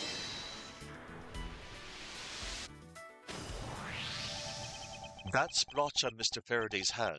I wonder if it might be the ink from his fountain pen. Oh, let's ask the lab guy. Detective Gumshoe, I confirm that the substance on Mr. Faraday's hand is the ink from his fountain pen. I see. Good work. Ah. You know, I've always wanted to say that, even if it was just one time in my life. If Mr. Faraday wrote with his fountain pen in his left hand, I think it's fair to assume he was left-handed. It appears that Mr. Faraday's pen is very important to our case as well. Okay, if you say so, pal. Mr. Faraday's fountain pen, data jotted down in my organizer. Mr. Faraday's fountain pen. Fountain pen used by the left-handed Faraday. Looks like it has a quality nib. Alright. Now, plastic bags strewn about on a neat and tidy table. Plastic bags used to store evidence are strewn all over the floor. The tea set and plastic bags on top of the table are completely undisturbed.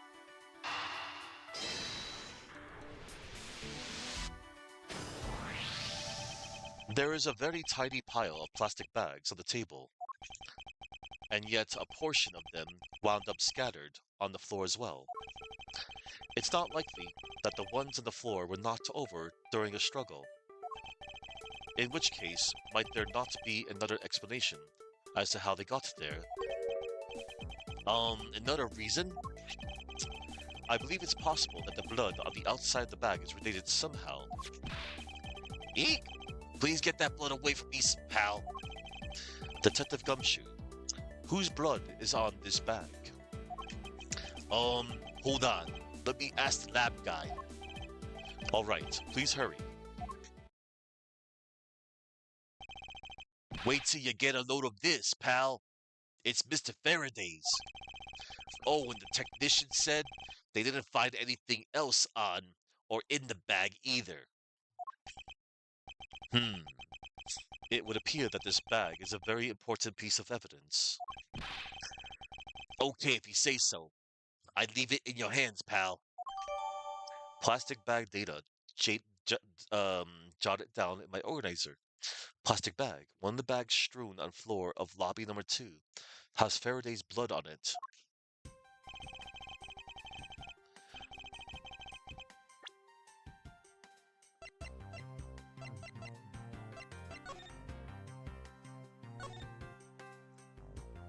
Oh, it seems Mr. Faraday was in the habit of using very nice fountain pens.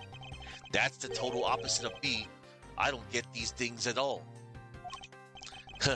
Well, I think the pencil behind your ear suits you just fine. Really? You think so, pal? Man, I knew it was worth something.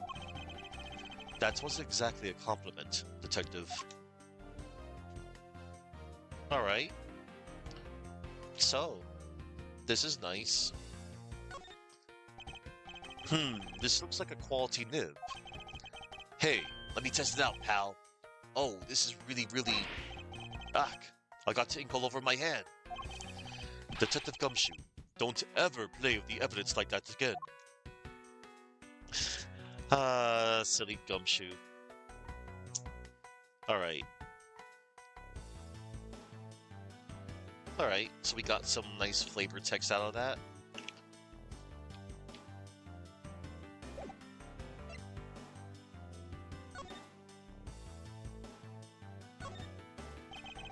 His blood here is from Mr. Faraday, but there are no other clues to be found. Which begs the question, do I need to put this bag inside another bag in order to preserve it as evidence?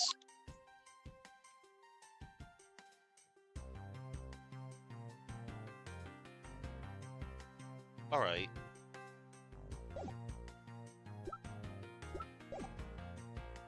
I guess there's not much left to investigate, huh? They really did kill each other.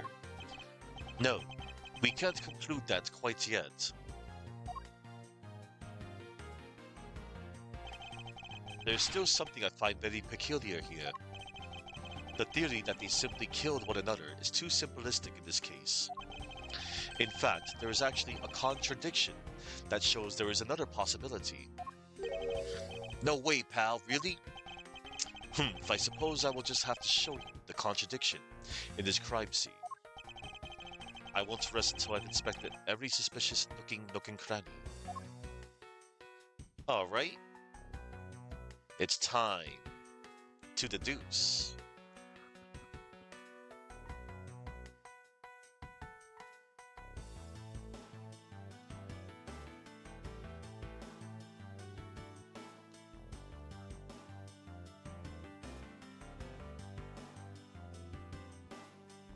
Ah, so,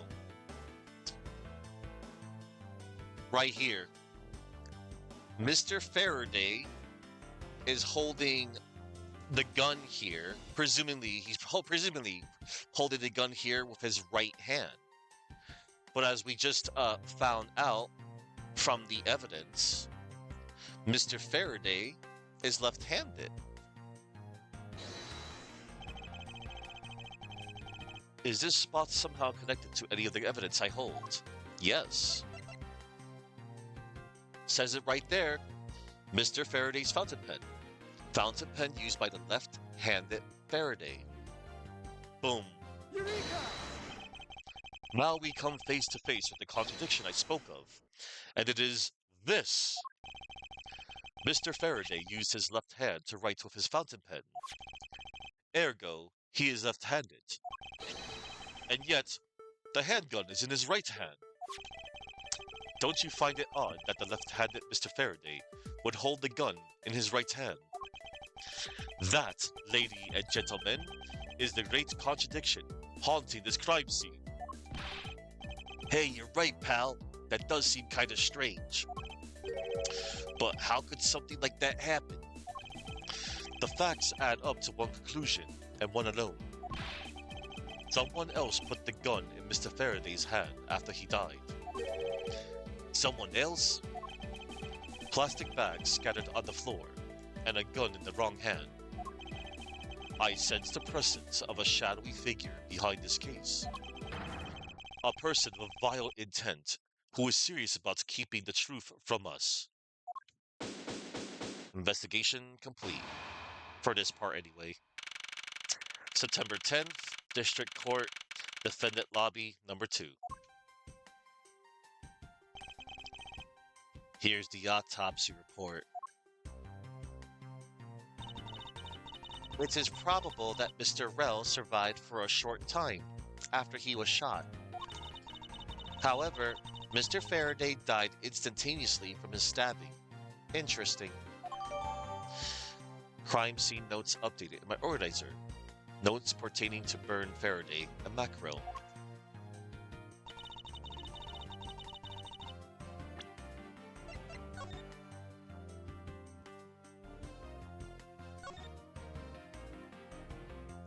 Faraday died of a knife stab to the chest. The shock from the stabbing caused instantaneous death. Rel died of a bullet wound to the chest. There is no gunpowder burn on his clothes, suggesting that he was shot from a few yards away. It's possible he was alive for a little while after being shot. It looks like we now know everything we need to know about this case. Are you sure we know everything? Of course, the incident began with Mr. Faraday attempting to get his revenge. The prosecutor went into a rage for being accused and tried to kill the defendant. Because, yeah, the defendant did accuse the prosecutor of being the Yatagarasu. That's her little conclusion that she just came up with just now. But the defendant fought back and they ended up killing each other. It's all very clear and simple. There's absolutely no margin for doubt. Margin. Do you really believe that to be the truth? Ha! Are you saying that just because I figured out the truth before you, that you don't want to believe it's true? It's alright if you disagree with my argument, then prove me wrong. Well, if there are any contradictions to be found, that is. Don't worry, I will. Oh no. We have to get into an argument with a 13-year-old. A 13-year-old prodigy. Ah. Oh boy, what happened? Mr. Faraday's death was instantaneous, while Mr. Rel survived for a short time. From this, it is obvious that Mr. Faraday died after he shot Mr. Rel. And Mr. Rel, while on the brink of death, stole Mr. Faraday's knife and stabbed him. Those are the facts of this case. Boosh, boof. Mr. Faraday's death was instantaneous, therefore, he must have attacked first. Proving that logic to be false is probably the fastest way to show her that she's wrong. In that case, I should first look for any holes in her theory. Rebuttal. What happened?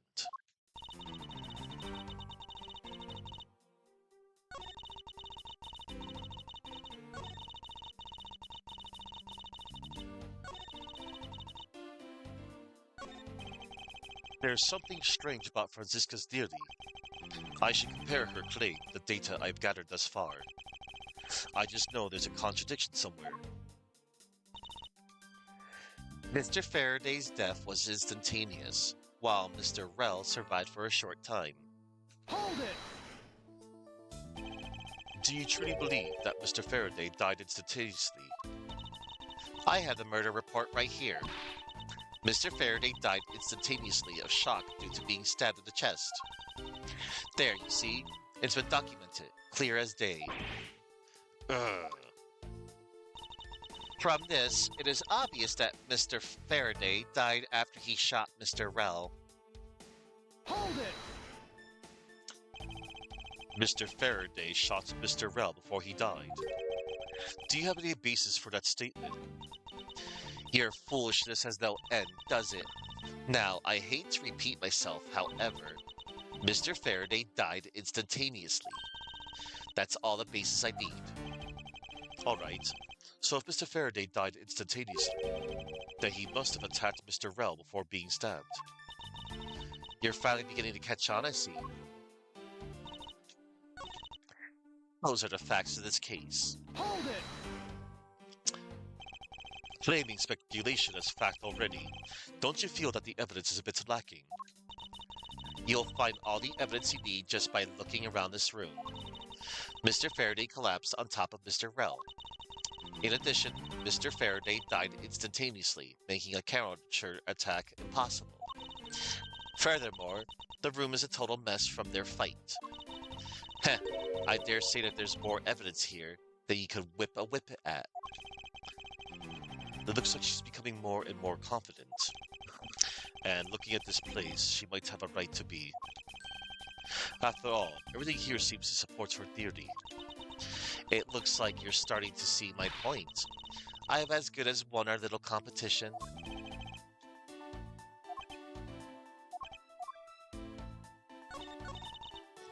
And Mr. Rell, while on the brink of death, stole Mr. Faraday's knife and stabbed him. Hold it! So you believe that the dying Mr. Rell stole the knife from Mr. Faraday? Mr. Rell became desperate, as he did not want to die. Human beings can do amazing things when they are put to the test. So the two men struggled, and in the end, Mr. Rell was able to grab the knife and stab Mr. Faraday. The messy condition of this room is a testament to their struggle. Yes, my logic is perfectly sound. Can you really say that it's perfect? What are you insinuating? Nothing. However, I can't let what you said slide by without further inquiry. One must be clear and precise, so if you could append that statement to your testimony. Fine. They struggled, and Mr. Rell used the last of his strength to counter-attack Mr. Faraday. Hold it! About that statement. About this statement. Mr. Rell used all of his remaining strength to take the knife and defend himself. One can easily see that they had a violent struggle. Of course, it's nothing compared to what my riding crop can do. How does one compare the damage her crop can do with the state of this room? Furthermore, all the plastic bags on the floor in this room were scattered here due to the fight. Is there anything else that I can explain to you? No, that will be fine. Oh boy. Well, according to Detective Gumshoe's testimony, he was in the hall on guard duty. Other than a gunshot, didn't hear a sign of a struggle. Objection! If the two men were fighting, their struggle would have surely caused quite a bit of noise.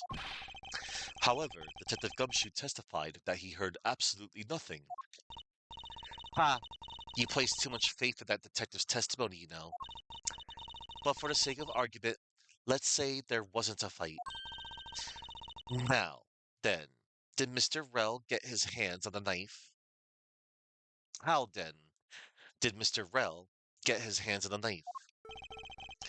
Mr. Faraday's bag was sitting right here in lobby number 2. It is not hard to imagine that perhaps Mr. Rell saw a chance and took it out at some point. So, what you're saying is this. Mr. Rell took a chance when he saw the opportunity and took the knife from the bag. And then Mr. Faraday shot Mr. Rell after being stabbed? Isn't there something strange in Francisco's statement just now? Yes, something is off. Wait, something doesn't add up. Oh, really? It's simply not possible for Mr. Faraday to have shot Mr. Rell after being stabbed. Take that!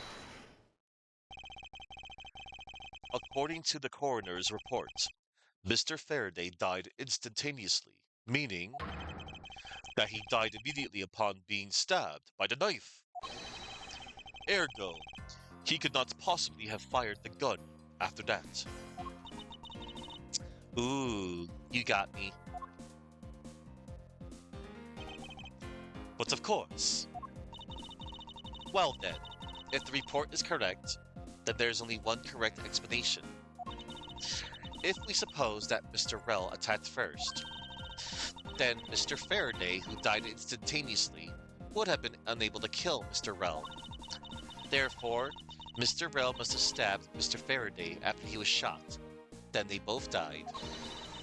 That is the only explanation that makes logical sense. Negating your opponent's ideas in order to prove your own theory. I see you've been studying, Franziska. I just wanted to explain it to you as simply as possible before you foolishly propose a foolish theory that only a foolish fool like you could. How naive of you to believe that only your opinions are valid. Yeah. And still expect to discover the truth that the crime scene offers you. Franziska, you've still got a ways to go. What are you talking about? Are you saying there's a flaw in my logic? Yes. Mr. Faraday died instantly. And the fact that he did is what gives rise to the contradiction in this sign. And the fact that he did is what gives rise to the contradiction in this scene. The contradiction here in this crime scene is the order the bodies fell. Let me get this straight. What are you arguing? What you are arguing is this. Mr. Faraday took the gun from this evidence bag and shot Mr. Rell from his evidence bag. Then he wounded Mr. Rell, found an opportunity to take the knife and strike back. Upon being stabbed, Mr. Faraday died on the spot, and Mr. Rell died thereafter. If that's the case, then how do you explain this? Take a good look at the order at which their bodies are piled. No! Mr. Faraday's body is lying on top of Mr. Rell's. Therefore, Mr. Rell must have died before Mr. Faraday. Impossible! Aw, her damaged animation. Yes, I agree that it seems strange, no matter what angle you approach it from. Which means that the real mystery behind this crime scene...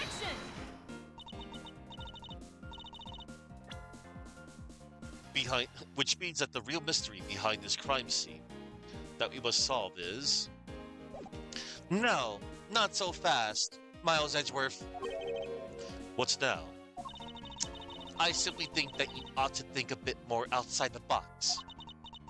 And that it's even clearer now that the incident started with Mr. Faraday's murderous intent. She sure bounced back quickly. An explanation won't be enough this time. It's going to take some very decisive evidence to prove her wrong. We must continue to argue with a 13-year-old again. It was just chance that Mr. Faraday's body fell on top of Mr. Rell's. What happened, part 2? The two bodies fell into a pile, which indicates that they attacked each other at the same time. It really doesn't matter in the slightest that they fell in the opposite order. Sure it doesn't. I just know that Franziska's explanation isn't absolutely correct. All I have to do is find a hole in her logic. Once I do, I can then present her with the evidence that proves the contradiction. Rebuttal. What happened, part 2? It was just chance that Mr. Faraday's body fell on top of Mr. Rell's. Hold it! Objection! About that. Pressing someone's testimony in order to gain some time to think. You're a real one-trick pony, aren't you? It's too bad your trick only works on fools. That wasn't my intent. I simply wish for more details as to how Mr. Faraday ended up on top of Mr. Rell. Someone's impatient. I was just about to explain everything to you. So do you think you can hold on for a minute? Ah! Franziska, I'll make you a deal. I'll hold on if you hold on to that whip of yours. Oh, I'll hold on to it all right, as I whip you. Ugh, what a little child. Well, she is. She's only 13. Well, now that you've quieted down a bit, I'd like to continue if you don't mind.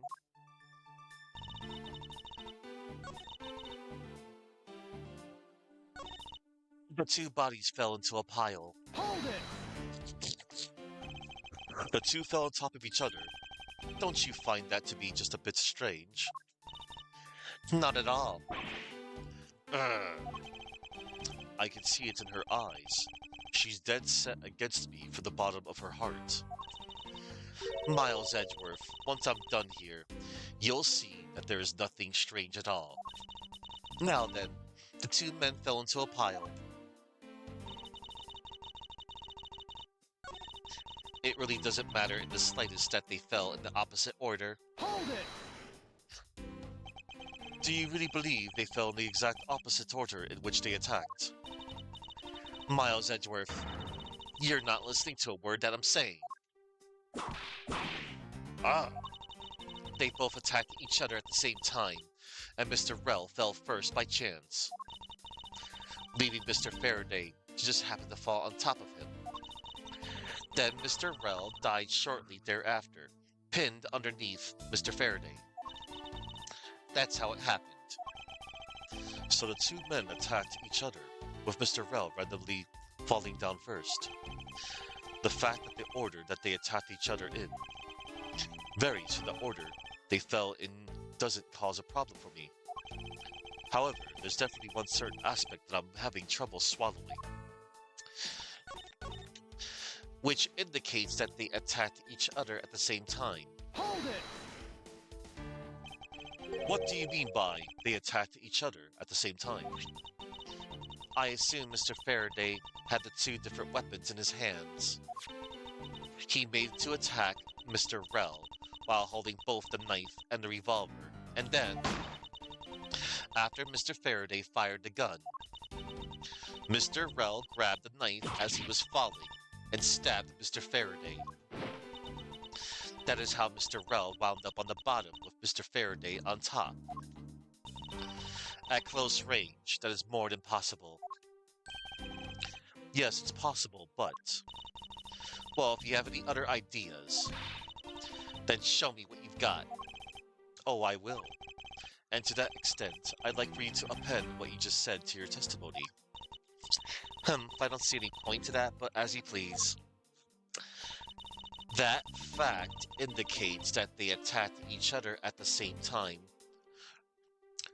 That fact indicates that they attacked each other at the same time, from close range. Hold it! You're saying that they attacked each other at the same time from close range. Exactly. Mr. Faraday pointed the gun at Mr. Rell's chest and pulled the trigger. Mr. Rell then took the knife from Mr. Faraday and stabbed him before he fell unconscious. The dead Mr. Faraday instantly fell on top of Mr. Rell from the stabbing, pinning Mr. Rell under him, where he died shortly thereafter. And that's how they ended up on top of each other, no contradictions to be seen. Really? So, this statement right here, that fact indicates that they attacked each other at the same time from close range. You can submit two pieces of evidence here. It's either the handgun or the crime scene notes. Objection!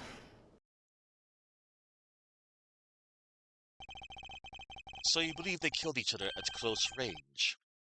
Sorry, but that's impossible. Just as it is written in the crime scene notes. The firing of the handgun did not leave a gunpowder burn on Mr. Rell's clothes. Therefore, Mr. Rell and the gun must have been separated by a distance of at least 2 or 3 yards. Ah! Yes, this is by far the biggest contradiction. The two bodies are piled up on each other, yet the gun was fired from a distance. And with there being no chance that Mr. Rell moved that far after being shot, that leaves only one possible explanation. What a completely foolish line of foolish thought from a thoroughly foolish fool. If I'm not right, then who was it that made the first move with the intent to kill, huh? Who? The person that attacked first with murderous intent. That would be neither man. Here in this room, contradictions appear no matter which man we claim attacked first. Thus, there can only be one explanation. There was a third person here. It was that third person who killed both Mr. Faraday and Mr. Rell, and set their bodies up to make it look like a double murder. That third person is the real culprit. Miles Edgeworth, there's just one thing you're missing. Yes, evidence, correct? Exactly. Everything you've said up until now is nothing but a story played out in your head. However, this is where the real test begins. Can you prove that there was a third person involved in this crime? Of course. If a third person was truly here, the fact would resolve the glaring contradiction. The proof that this has all been a setup, made to look like they killed each other. I'll present it and lay bare the final piece of the puzzle that's not yet in place. What is the piece of evidence that proves there is a third person involved? Why, that would be either the handgun and or the plastic bag. Take that! The gun in Mr. Faraday's hand and the plastic bag with his blood on it. These two items point to the presence of a third person. How so? Recall Detective Gumshoe's testimony. I was in the hallway the whole time, but I didn't hear a single peep of a struggle. If there wasn't a struggle in this room, then there shouldn't be any plastic bags on the ground, meaning that someone else must have deliberately scattered them around.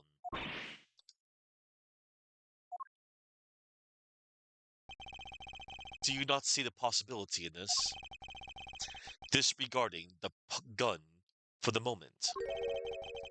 There's a high probability of blood splatter when a knife is used on a person.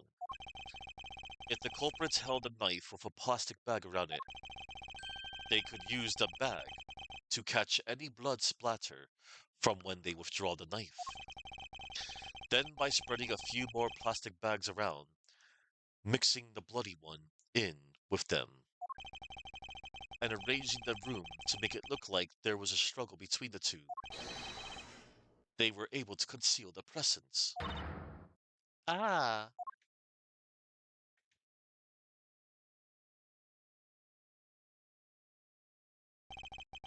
looks like we've still got a long way to go in this investigation. Yes. Objection! Oh, Callisto objects. What the heck's up with you, pal? Mr. Bad, I advise you to place Detective Gumshoe under arrest. What? What's the meaning of this? Ha! Looks like you're not man enough to discipline your own subordinates. Don't you dare.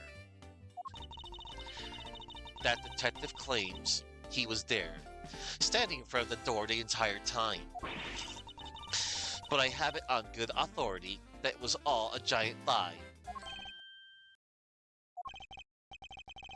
Miss Yu, I ask that you please explain that last statement. I'll let His Honor explain it himself. I saw it with my own eyes, I tell you.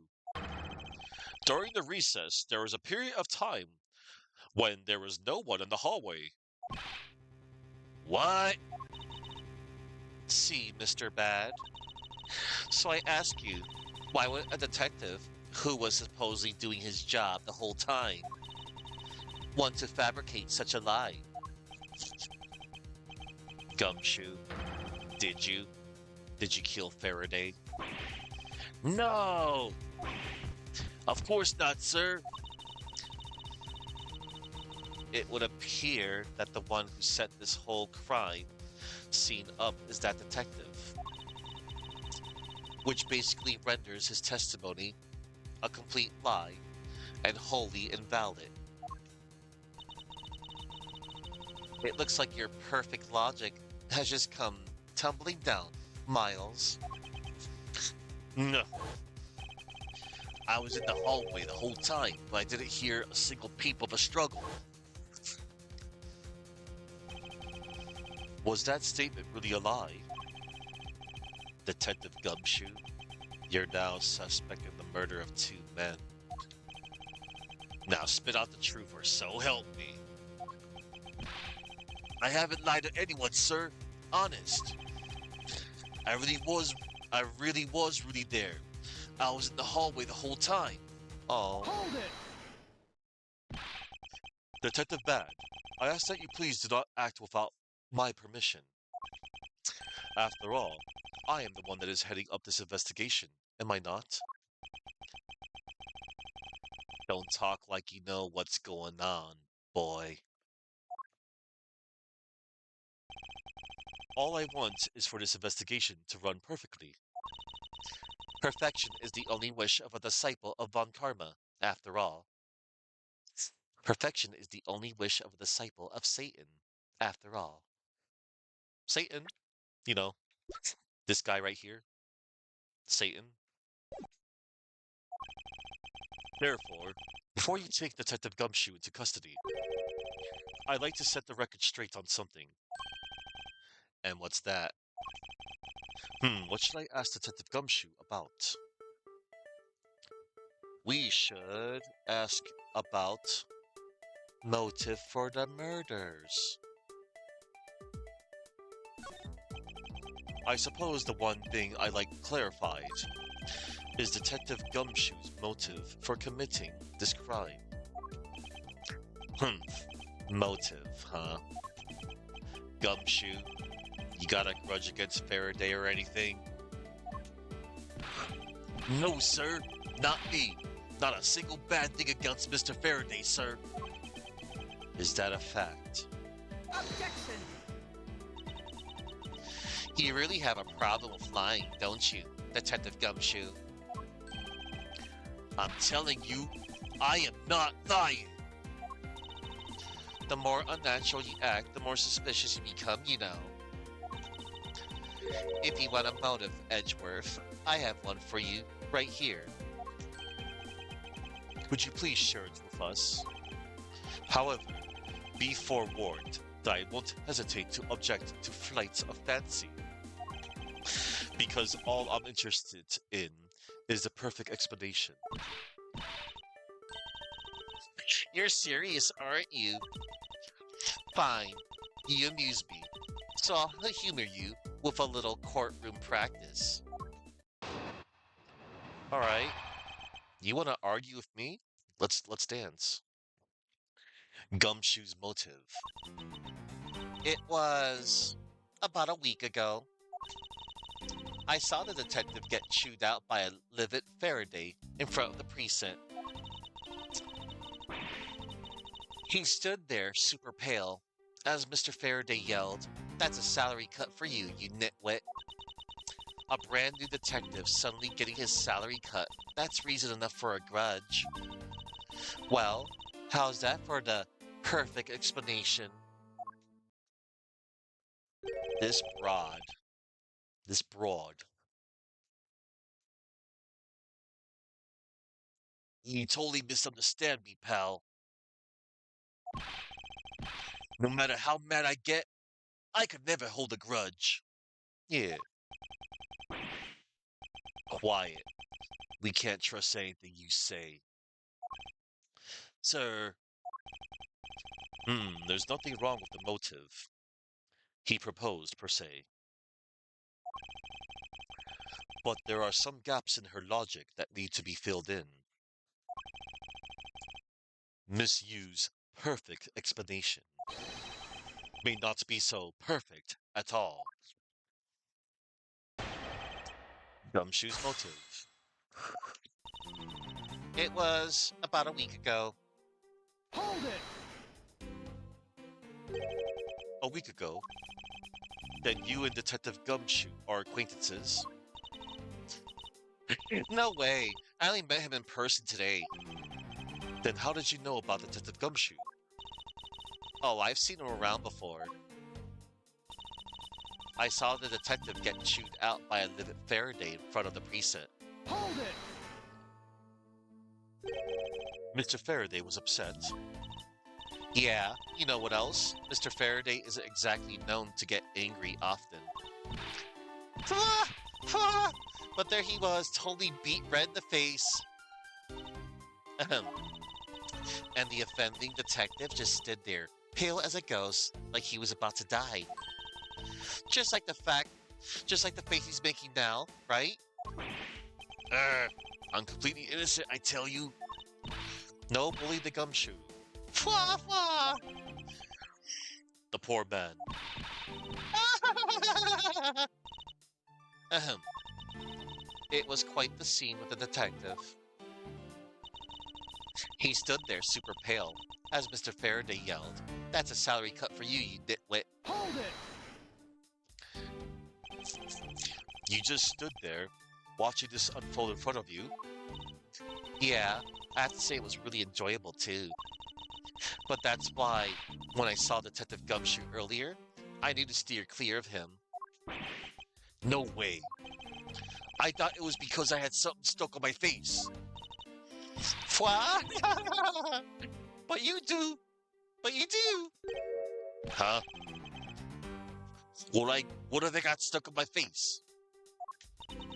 Let's start with your eyes, nose, mouth, oh, and those ridiculous eyebrows. Huh? Oh man, messing with your head is just too much fun. Miss you, if you don't mind, I'd like to return to your testimony now. Sure, why not? A brand new detective suddenly getting a salary cut? That's reason enough for a grudge. Hold it! To cut a new detective's salary right off the bat like that. I'm not really familiar with the way you guys relate, but is that a common practice? Speaking of cutting my salary, didn't you threaten to do that to me earlier too? I suppose I did. It's only natural to cut a worthless detective's salary down to their actual worth. My father can even fire anyone, new or old, with a snap of his fingers. Listen, Franziska, your father, Satan, is not Thanos. He can't just Thanos snap like that. That's messed up. What? Do you think maybe that's reason enough for detectives to hate you people? Well, I guess they really shouldn't cut people's pay. Detective Bad, don't tell me Mr. Von Karma cut your salary earlier. Damn. Detective Gumshoe certainly had a motive to kill Mr. Faraday. However, there's just one thing I can't wrap my head around in this explanation. I'll just have to force Miss Yu to explain herself fully. Well, how's that for the perfect explanation? Hold it! You call your explanation perfect. Uh-huh. Is it not to your liking? Unfortunately for you, it's just not up to my standards. Oh, is there something you want me to clarify in that case? What should I do? Should I raise an objection? Raise an objection. Alright, if you could clear this one thing up for me. Motive for killing Mr. Rel.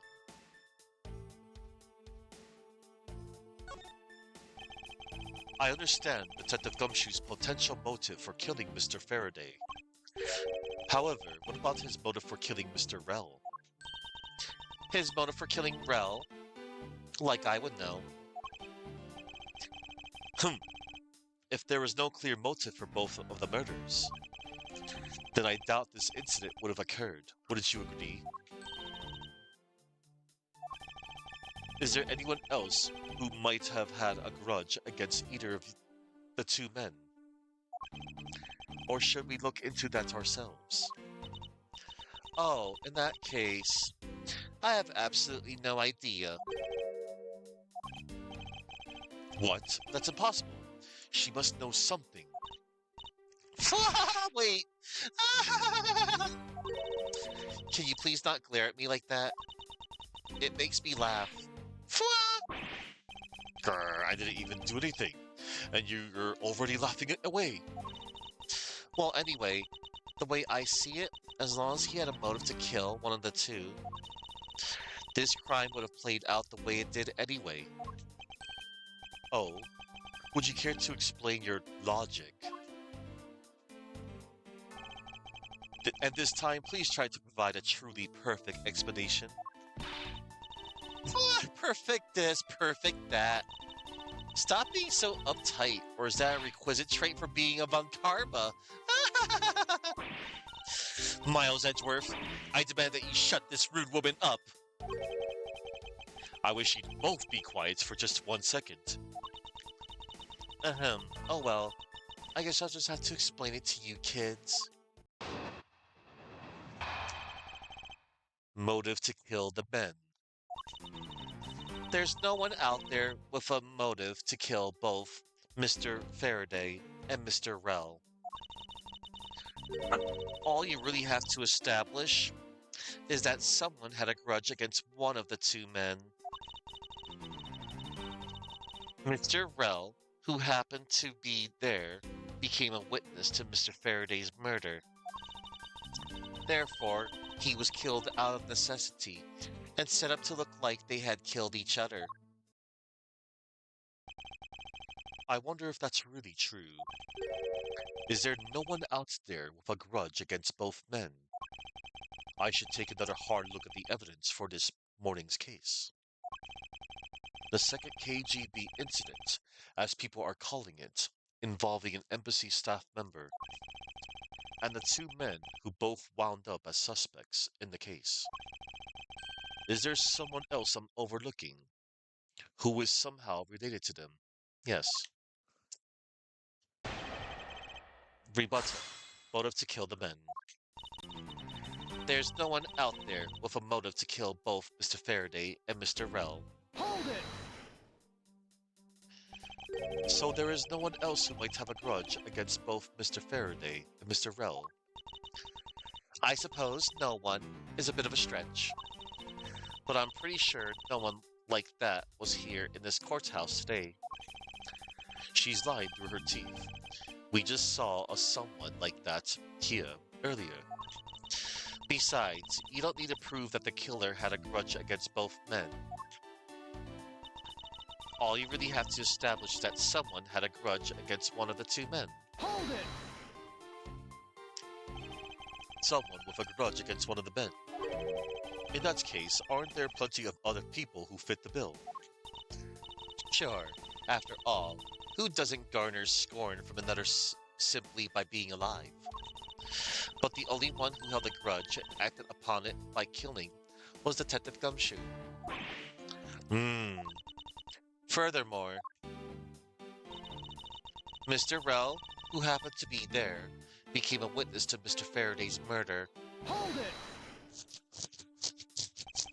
So you're saying that he was basically silenced? Aren't you glad you managed to avoid the same fate, Your Honor? Why, if you had been the one to witness the blood-covered detective... Whoa, what? Detective Gumshoe? You would kill even me? Oh no. What? I could never do something as terrible as that, Your Honor. There's no need for even a second of deliberation. I will hand down my verdict here. Hey, we're not in the freaking courtroom. We're in the courthouse, yes, but hey. Your Honor, take a look around. We are not in court right now. Yeah, see, he even said so. It would be greatly appreciated if he would stay here with us in reality. Ah, please forgive me. I know not what I do. I know not what I do. Ah! And you there, Miss You, hurry up and continue with your testimony. If you fail to do so, I will whip you into shape. Please do. Because she's freaking annoying. I can't stand her. That's nice. Sounds kind of like fun, actually. Oh my god. She might be into that, everybody. Anyway, Detective Gumshoe had to erase the witness, Mr. Rel. Therefore, he was killed out of necessity and set up to look like they had killed each other. Hold it! I didn't do it, pal. No hard feelings, but I don't think we can take the word of a criminal seriously. But I can't even begin to think about ways to set up a crime scene. I suppose you do lack the necessary tactical mind required to do such a thing. Why do you have to kick a man when he's down, pal? You should have put yourself down, detective. You're a big boy. I bet you thought it up all by yourself, right? Yeah, that's right. And I worked real hard at it too. Shut up. I think this proves one thing about the detective. He has the mental acuity. He has the mental acuity of a worm. I have to admit, her explanation makes sense. However, there is also something she overlooked in her testimony. I should present that piece of evidence and see if I can't make her see the truth. And it's right here, the first statement.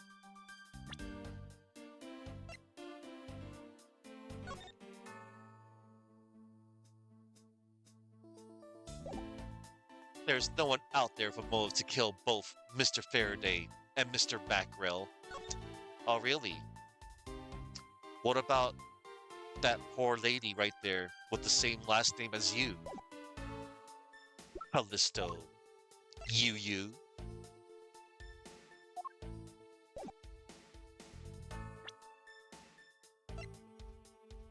Objection! Miss Yu, I believe there is someone you overlooked in making your statement.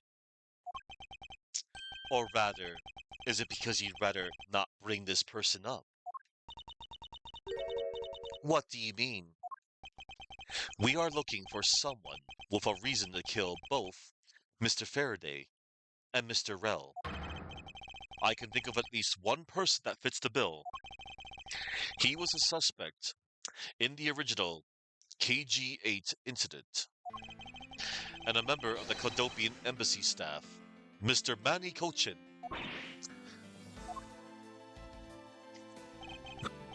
That's right, the very man who came to visit you earlier out in the hallway. The man who killed a member of the Clodopian embassy staff, Mr. Rel, and the man who was the lead prosecutor of the KG-8 incident, Mr. Faraday. Are you telling me that Mr. Cochin has no reason at all to kill both of these men? Well, I suppose he might have a reason or two. You cover for me, pal. Maybe you're not such a bad guy after all. Don't get ahead of yourself. You're still a suspect, make no mistake about it. The perfect evidence, the perfect testimony, these are the only things I wish to hold. But I didn't do it. You will stay under my authority and go investigate Mr. Manny Cochin for me. And remember, I will not be very forgiving should any...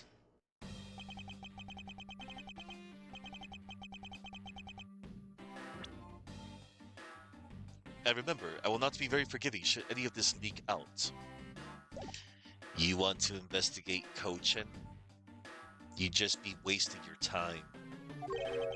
And why is that? Cochin was up in the viewing gallery, watching a trial, or so I was told. Every cop in this place has been keeping an eye on the guy since he arrived. Then the only real suspect we have is still Detective Gumshoe. I suppose so. No way, come on, Detective Bad. You gotta believe me, sir. I really was in that hallway the whole time, sir. I never took a single step into this room, sir. Okay, then are you saying there was someone else who passed through the hallway? No, there was no one else, sir. Then why should I believe you didn't do it? That is one incredibly foolish detective. Standing right in front of a crime scene all by himself. It's as good as a confession of guilt. I have to admit, it's a bit strange. Most criminals will fabricate some sort of lie to escape their crimes. And if that detective really wanted to prove that he is innocent, you'd think he would at the very least offer up, I spaced out while on duty, or the like. Come on, Gumshoe. Time for your interrogation. Detective Bad. Oh, Miles Edgeworth. I will go on ahead and report this to Papa. And that, as they say, is that. Right, everyone? Ho ho ho. Whatever, Judge. You're not Father Christmas. He was a century ago. He was awesome. I like that judge. Great ace attorney. Just because he looks like Santa Claus. But Judge is still fun. Well, I suppose we should both be getting back to our real jobs now, huh? Before we do, Miss Yu, there is something I'd like to speak with you about. What is it? Oh. A pleasant breeze is blowing through this window. If only I could exchange it with the stifling atmosphere of this crime scene.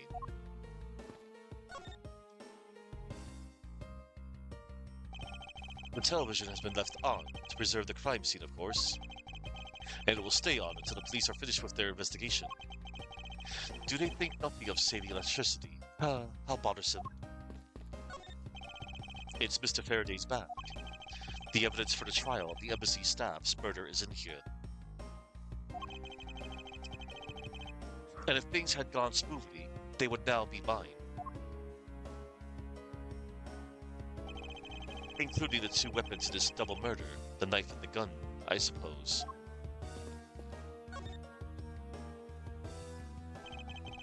Everything is neat and tidy, on top of the table, with not a single disturbance in sight. Hey, wait! Edgeworth? Where are you off to? Aren't you the one who wanted to talk? Oh yes, sorry about that. Yeah, I'll talk to you soon. I am doing something called gathering flavor text, if you don't mind.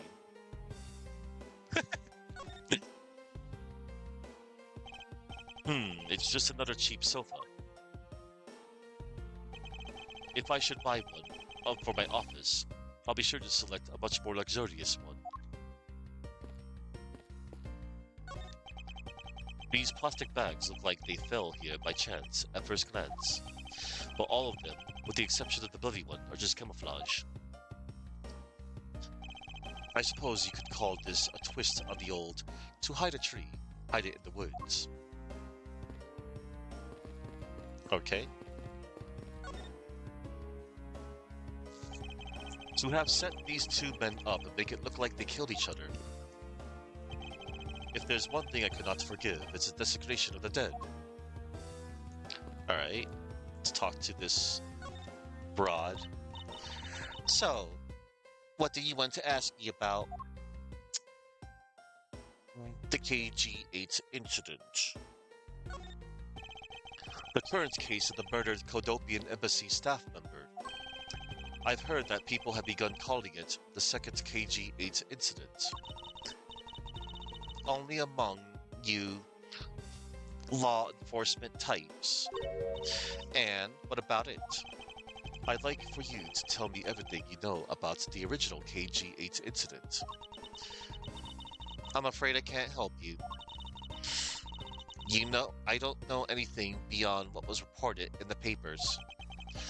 No, I believe you know much more, since you are directly tied to the KG-8 incident.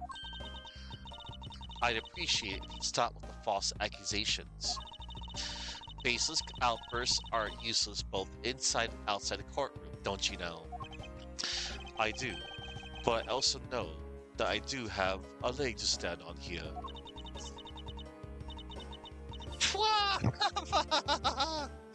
Don't forget the cat. Think you can stop making that ultra serious face in front of me? Ugh. If you could please stop laughing for just 1 second. I'm not going to make any headway like this. I'm just going to have to show her exactly how related to the KG-8 incident she is. Alright, let's look for flavor text first. Miss Yu, what do you think about this piece of evidence? Actually, Edgeworth, I'm interested in finding out what you think about it. I don't really know all that much about it. Then I don't really know all that much about it either.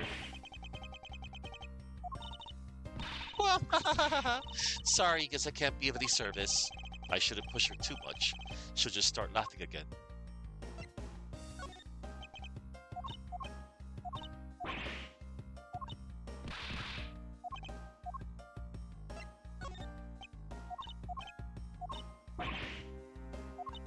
Alright, we have to show her the KG-8 incident overview, but before I do that, Mr. Faraday was killed with his knife, correct? I feel bad for him. Being killed by evidence you prepared yourself is just awful. Miss Yu, what do you think about this piece of evidence? What do I think? Well, other than the blood, it's a very pretty and ornate knife. I'd love to use it as an ornament in my home. If it's alright with you, may I have it? What are you talking about? This is a weapon that was used to kill someone with. Why so serious? I think someone needs to loosen up. Why so serious? Yeah, there she goes again.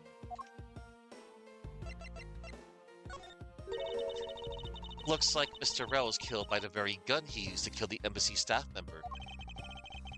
You speak of the concept of karma, I assume, and that you take your life into your own hands when you commit a crime, correct? I never thought I'd be dealing with a gun this soon upon becoming a prosecutor. Well, for a veteran like me, they're pretty much par for the course.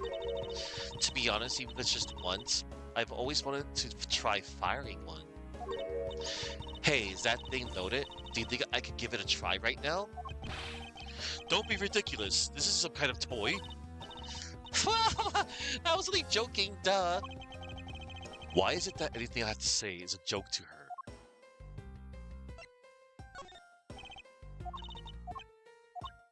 Alright, and it will be the same text if I show her the... Let's see. It is a shame that we will not be able to face each other. It was to be my first trial, too. Oh, was that a declaration of war? How nice it is to be young and carefree. And what a nice squeaky clean badge you've got yourself there. I'm jealous. I'm sure its gleam will dull over time with experience. Are you saying your reputation will also tarnish over time with it? That's not what I meant. Well, you just can't avoid some things in life. I'll never allow my badge or my reputation to become tarnished. Miss Yu, I believe that I have proof of your connection to the KG-8 incident. That file is your proof? Very well then. Why don't you tell me exactly how I'm related to the KG-8 incident? Why, it's through the victim. Because there's somebody by the name of CCU in it. Your connection to the KG-8 incident is through the victim. The victim's name is CCU. You will note that she has the same last name as you. Can you really still tell me with a straight face that you are not related to this case?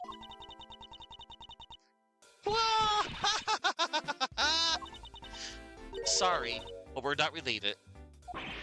What? Just kidding. You asked that question with such a serious look on your face that I couldn't help but... Miss Yu, I ask that you please tell me the truth. Ahem. Alright, I'll tell you everything I know. KG-8 incident and Manny Cochin. Here goes. As you guessed, the one who reported the smuggling activities of the Amano group was my sister, CCU. As I thought. She has a sister. And she was killed right before she was to testify at the impending trial. By Manny Cochin. But because he was tried once and was acquitted, he gets to live out the rest of his cushy life, completely carefree. All because of a lack of evidence. No, I heard that the evidence to convict him did exist. What? I heard it from Mr. Faraday himself, after Mr. Cochin's trial was over.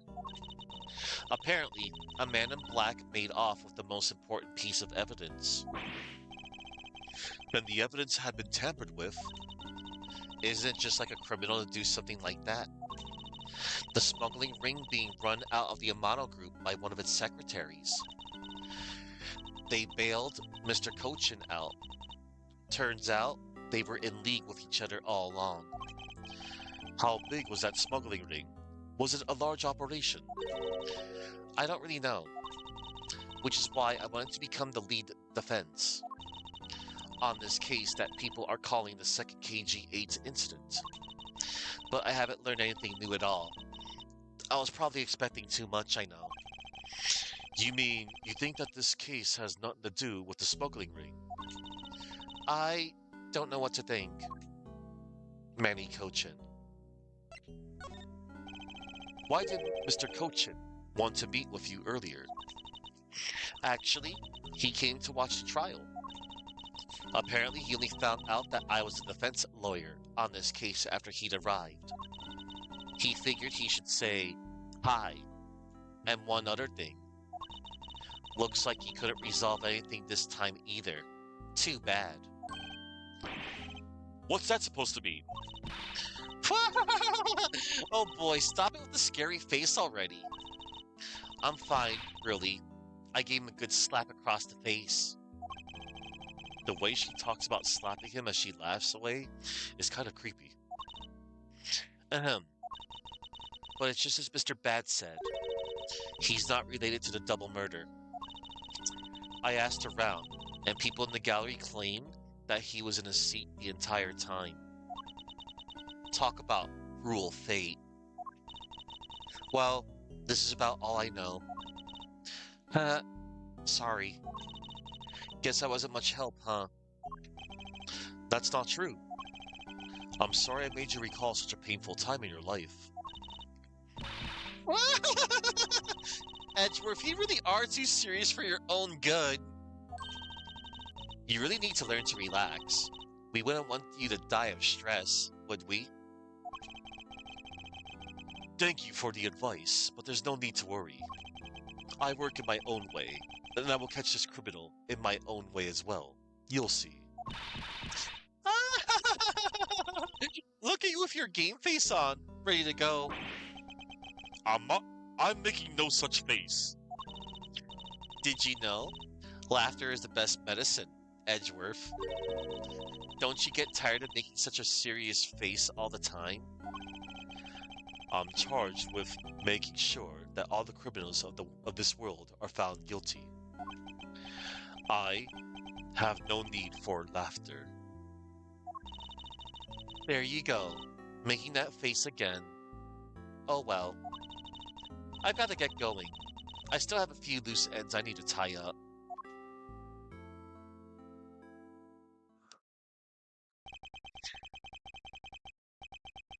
The KG8 incident and this murder investigation. It is my belief that these two cases are related to each other somehow. Plus, that Detective Gumshoe. It's obvious he's lying, even though the lie is hurting his chances. Clearly, this case is far from over. But whether or not that detective is the murderer can only be determined once I've completed my perfect investigation. Mr. Von Karma, I swear to uphold your honorable name, or my name isn't Miles Edgeworth. Oh boy. Or my name isn't Meiji Mitsurugi? Reiji. Oh yeah, that's right, because that was his Japanese name.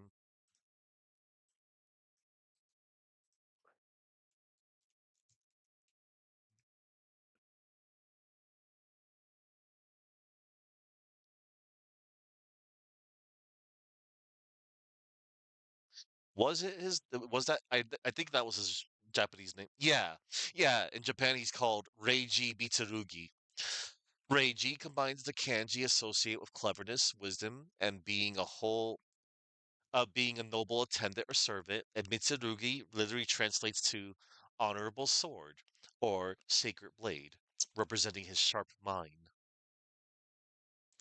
Yep, Reiji Mitsurugi.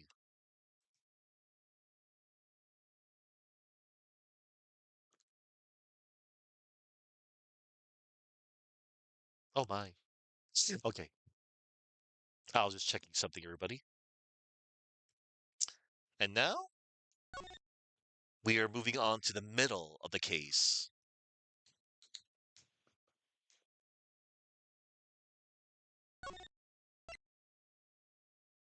Right.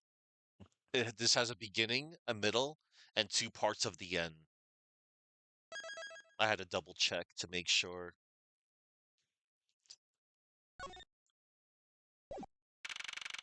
Oh, look, there's Satan. Look, Chuck, if you're still out there, if you're still, I know you're lurking, but there he is. Satan. September 10th, 4:45 p.m. District Court, third floor lobby. Sir, what is to become of the trial into the Cadopian Embassy staff member's murder? Indeed. Since both the suspect and the prosecutor are now dead, the case will be dismissed. In other words, the trial ends here prematurely. Ah, looks like you'll have to wait just a bit longer for your big debut. I suppose it can't be helped. The evidence for this trial will be transferred to you in a little while. Sir, what do you think about the murder of the Cadopian Embassy staff member and the murders of Mr. Faraday and Mr. Rell? What an outrageous circus it has all become. That Faraday brought it all upon himself with his naivety. An outrageous circus. Right, sir. The circus. I grow weary of this topic, Edgeworth. I will have you assigned to a different case. Papa, you'll come and watch my courtroom debut next, won't you? I'll consider it. Wow, he'll consider it. Like, come on. Be there for your own daughter. Then again, this is Manfred von Karma we're talking about. This is Satan. It's like, okay, you're gonna be a lawyer. You're gonna be a prosecutor. Go forth. Meanwhile, going to prosecute other cases and totally not forge any evidence. Nope, nope, nope. Sir, if I may, please allow me to continue with my investigation. Whatever for? I know that there is already a suspect in the murder of Mr. Faraday and Mr. Rell. However, there is not enough evidence to prove that it was he who committed the crime. I'd like to continue investigating in order to find the perfect proof of his guilt. The perfect proof? Don't make me laugh. A worthless person like you has no right to claim such a thing as perfection. Now, wow. Papa? Who do you think is the real culprit behind these murders? Miles and I were competing to see who can find the real killer first. Plus, being able to investigate a real crime scene is a really rare opportunity. It would give us some real-life experience, wouldn't you agree? If you want to investigate this case that much, then do as you wish. Then you're allowing us to continue? In court, your top priority is to win, and a solid investigation is one of the keys to winning. We have to make sure you become recognized as a first-rate prosecutor, don't we? It wouldn't be very interesting otherwise. I'm returning home now. Edgeworth, Francisca, see to it I'm not disturbed, save for the results of your competition. Yes, sir. Of course, Papa. He's totally not gonna go and commit any crimes and forge evidence to retain his perfect record. Nope, nope, nope. Because we all know Manfred von Karma is a fair and just prosecutor, right? No, he's not. He's Satan. Francisca, thank you. What are you thanking me for? Your logic earlier was built on that scruffy detective's lie. That means that the competition's still on. Yes, just as you wished. I couldn't let you get off so easily. Now then, let's see how well you fare on the investigation from here, Miles Edgeworth. I know I don't have enough information yet, so my first order of business will be to question anyone involved in this case. Alright.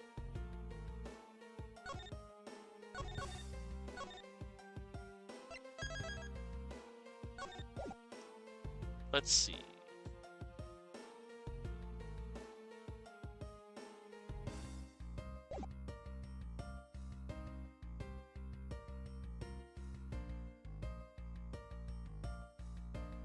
Alright.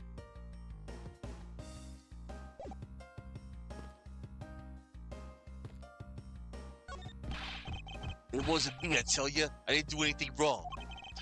Yes, I understand, so let's just calm down, okay, buddy? I doubt I'll get anything useful from the detective while he's this agitated. Oh, look, I have little Francisca following me. Lovely. Run away! I can't run away from my demonic adopted sister. Anyway. Let's talk to little Franny. Yes, what is it? Today's trial. It feels like there's a whole backside to this case we're not seeing. And here we had thought it was a case where the two men had killed each other. They're doing the same pose. Just like Papa.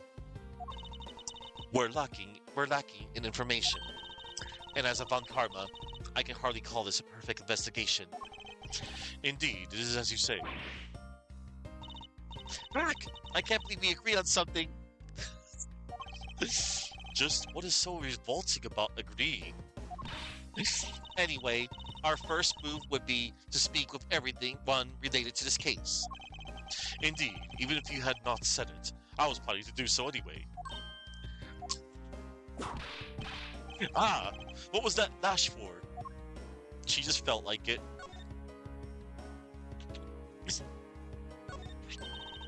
Do you think you could win this competition by simply showing that to me? Not at all. In fact, I was planning to thank you. I wouldn't be a prosecutor today without you and your father. I didn't really do much. You became a prosecutor first, that's all. But just you wait and see, Miles Edgeworth. Very soon, I'll be a prosecutor too. Good. Then we can both send criminals away together as colleagues. But you can be sure that I will always get more convictions than you. It's almost cute that she's going this far to insist that she'll always win. Almost.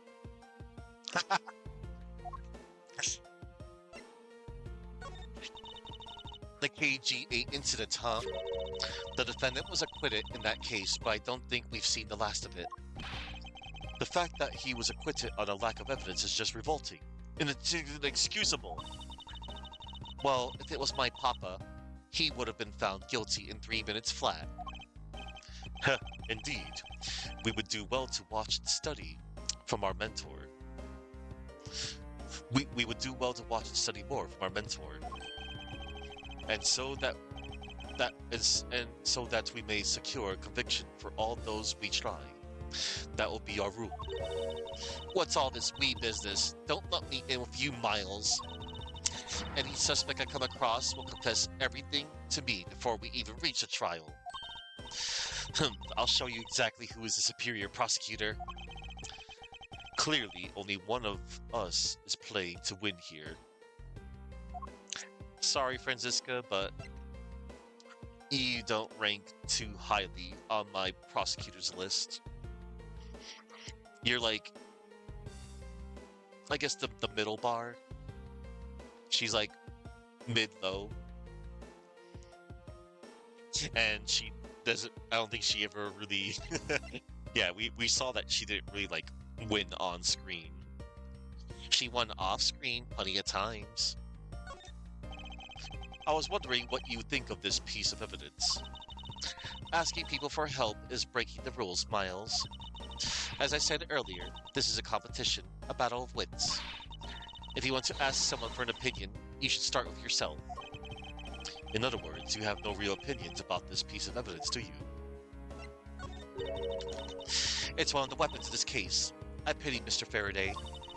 It's bad enough to be killed with evidence that he prepared himself, but to also be killed in the courthouse of all places, and right in the middle of one of the trials he was running too.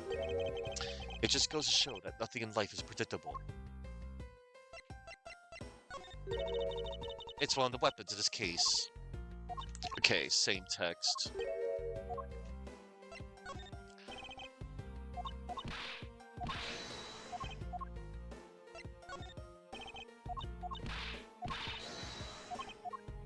Alright.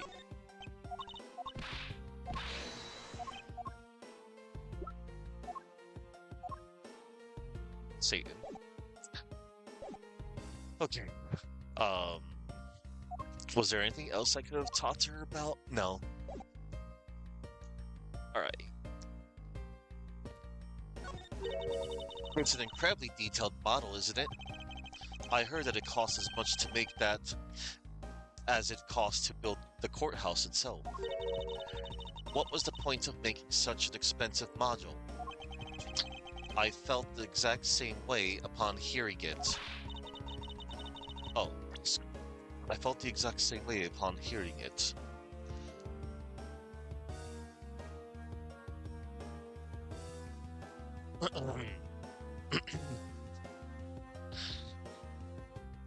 Time out, everyone.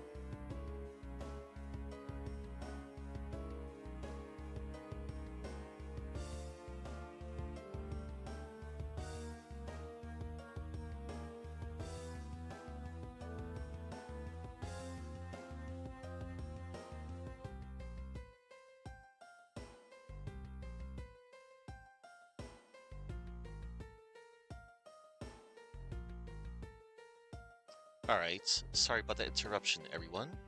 I'm continuing.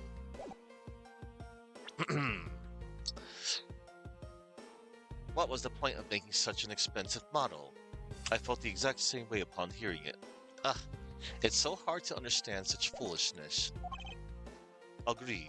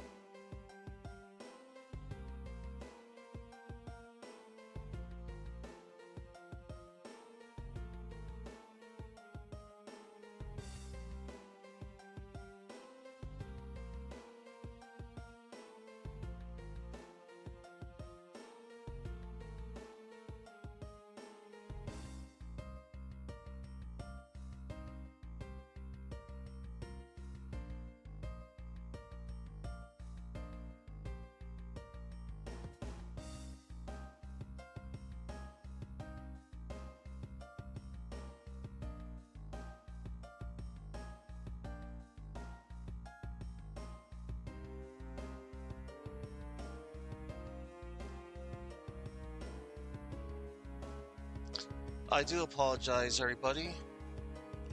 I had a little intrusion.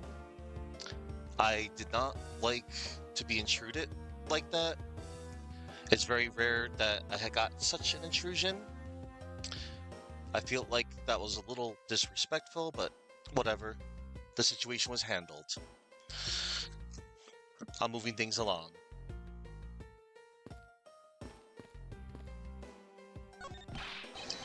Sir, nothing to report, sir. Is there no one who will make this man take responsibility for his actions on the job? Looks like we have no choice but to report this to Papa. Then this guard can have fun in a waking nightmare after being awakened from his dream. Actually, let's not. I kind of feel sorry for him now. Testing, testing. Alright. Okay.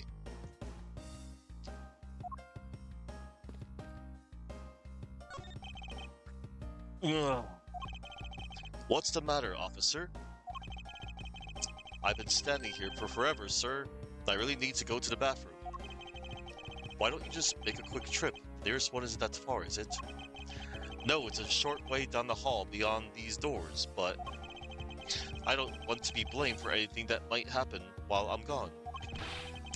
so I'm gonna hold it. Perhaps Detective Gumshoe could be a positive influence on the force after all.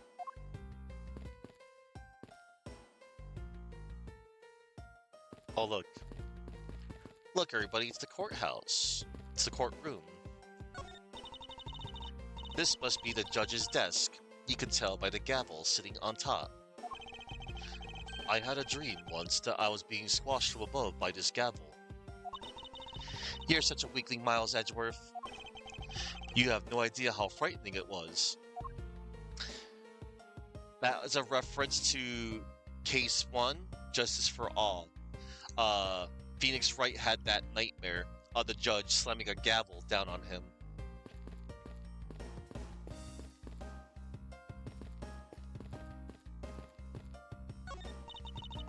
Any day now, I'll be taking my rightful place behind this bench. By that time, I should already be standing here. It'd be downright disgraceful if I beat you to it, wouldn't it? If that were to happen, Francisca, I'll eat my cravat. It's the defense attorney's bench. I'd probably be standing on this side of the courtroom if that incident hadn't happened. What are you thinking about?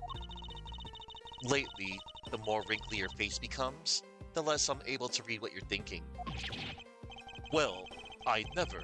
I'll have you know, I don't have a single wrinkle upon my youthful brow. Yay, silly achievement behind each bench. It's the witness stand. I'll make sure that each and every person that ever stands here will be found guilty. There are others besides the defendants that stand at this podium, you know.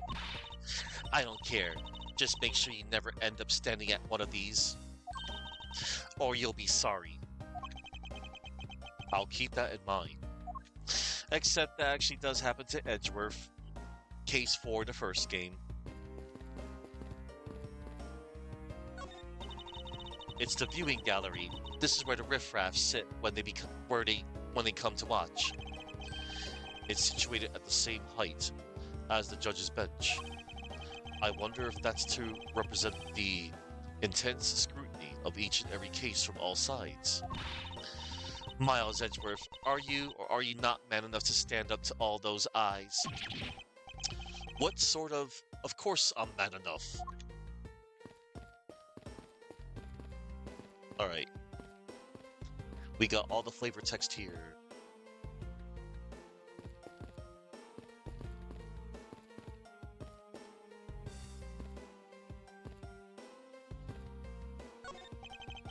This area is restricted to authorized personnel only, sir.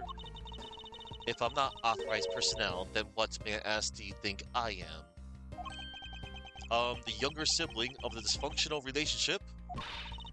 I'm not the younger one. He is. Now get that straight in your head. I believe there is a more objectionable part you should be upset over, Francisca.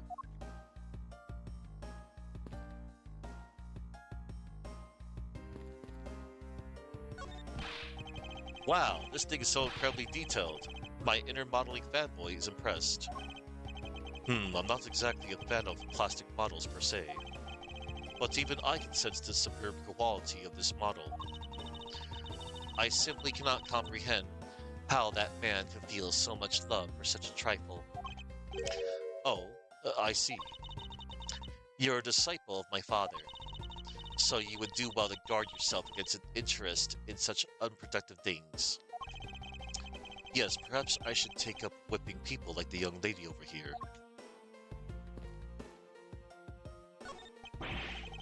I can't stop the water, sir. It seems that the man who was here earlier broke it by drinking from it too much. Bunch of fools who pretend to not see the foolishly foolish actions of a foolish fool. Well then, why don't you lend the officer a hand? As if I should have anything to do with this. Besides, the water-drinking fool's mouth is the thing that officer should be covering. Let's give that officer a description of the water guzzler later. She seems to have quite the grudge. It sounds to me like someone wanted a drink. Oh.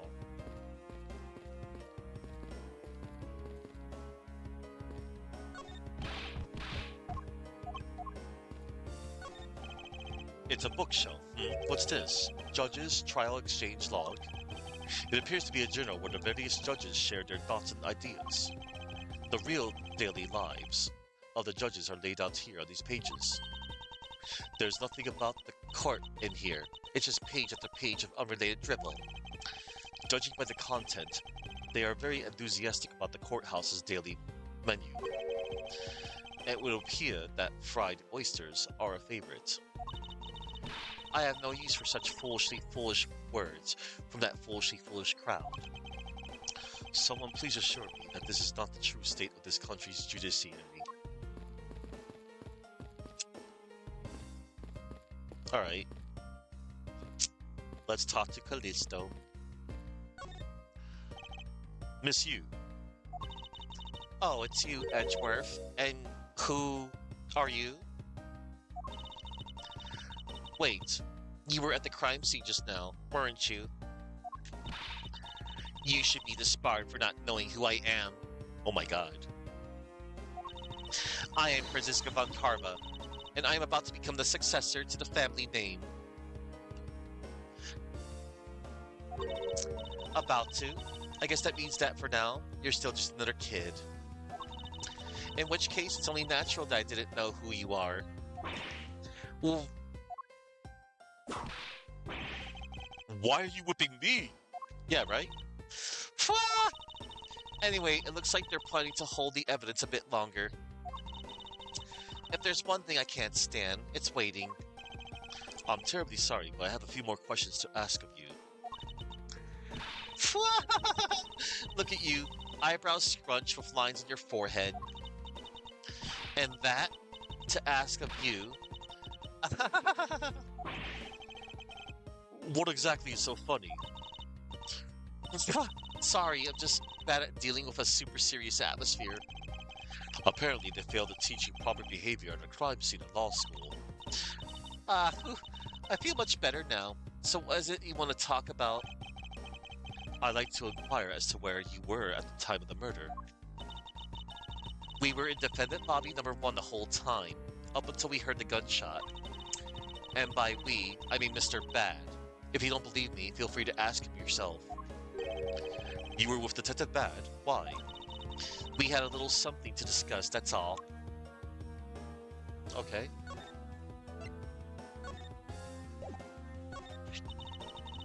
My sister was killed in that incident, and the defendant, Manny Cochin, got off scot-free due to a lack of evidence. It's so frustrating. The prosecution was a breath away from putting him away. She's not laughing at this particular topic, although it's to be expected. I can't believe what a forceful face you're making. That face is totally killing me. Well, that moment of seriousness was short-lived.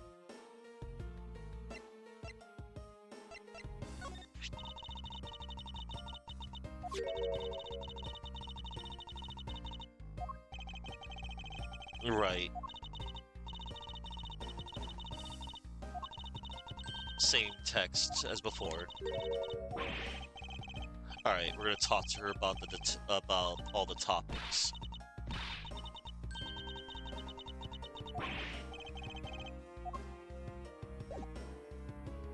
Detective Bad.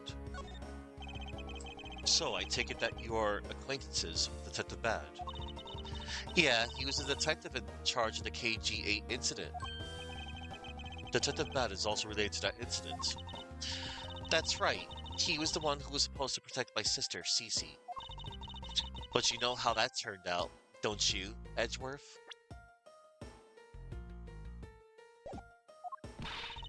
Miles Edgeworth, I have no idea what you two are talking about. I've heard of the KG-8 incident from my papa. But how does that case relate to you, Miss Yu? The victim of that case, CCU, was my little sister. You're making that super serious face again. I'm fine, really. I just make it a point to rub some more salt in his wounded pride every time I see him. The way she talks about doing that as she laughs away is kind of creepy. Oh, speaking of Mr. Bad, he and Mr. Faraday, I'd say they met up just about every single day. Uh, speaking of Mr. Bad, he and Mr. Faraday, I'd say they met up just about every single time the Yatagarasu made a move. It was practically a given that the two would meet up at every one of the crime scenes. I see. He did mention that as he is in charge of the Yatagarasu investigation earlier. Maybe I should ask her what she knows about the Yatagarasu in more detail. Time of the murder. You claim that at the time of the murder, you were with Detective Bad. But don't you lawyers usually discuss the trial with your clients during a recess? We do, and that's what I was planning to do. But Mr. Faraday was being rather threatening, and he dragged Mr. Rell away.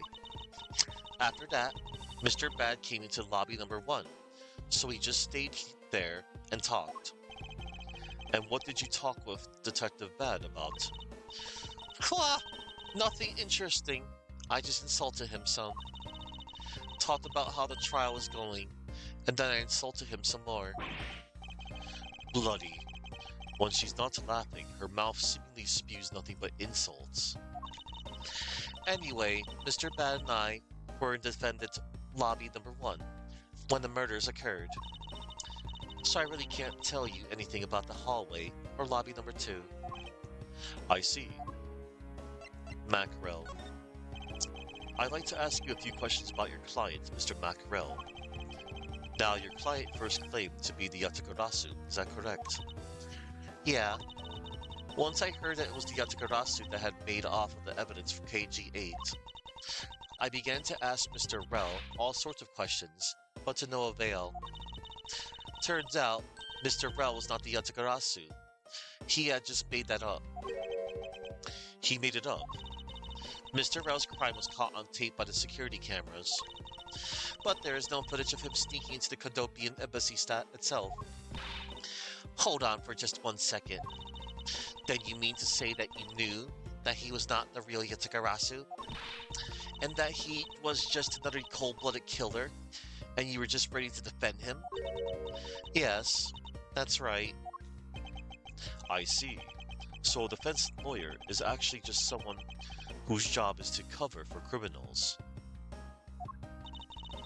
That's why defense lawyers are so detestable, but they are no match for us Von Karmas. I don't believe it. You're serious. Why don't you save that face for something really worth being serious about? And Edgeworth, do you remember what I said earlier? I have my own agenda. I'm still on the hunt for leads regarding the KG-8 incident, alright? And for that, you have not a single qualm about defending unknown killer? Don't put words in my mouth. I said no such thing. The only way I had to get close to Mr. Rell was to be his lawyer. I had no intention of covering for him, ever. So don't you dare suggest I was going to. I'm sorry. Forgive my rashness. Yatagarasu. Miss Yu, I was wondering if you could tell me about the Yatagarasu. The Yatagarasu, huh? I don't really know much about that character myself, but I do get a lot of consultation requests from companies to defend them. Requests from companies? The Yatagarasu isn't some petty thief out for money, you know. Alright then. Perhaps the Yatagarasu is in the business of stealing people's lives.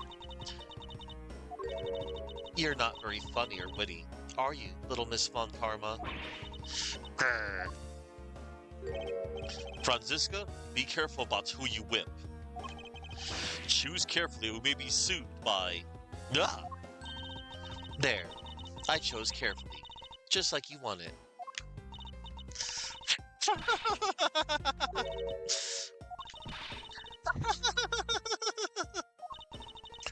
That just now was hilarious, little missy. Of course it was. What is wrong with these two women? Why does my pain give them delight? It just does. And so, in the end, what is the Yatakarasu? I have to say, I had never even heard of this thief when I was in Germany.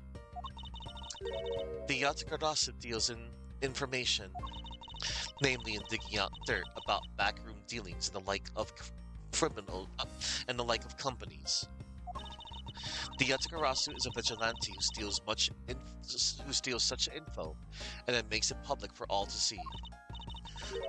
Vigilante or not, this person sounds just like another criminal to me. I suppose you could put it that way too. But either way, I get a lot more clients now, thanks to that thief. Sounds like Miss Yu is profiting nicely. I suppose I've gotten all I can out of Miss Yu. I should move on and speak with Detective Gumshoe now.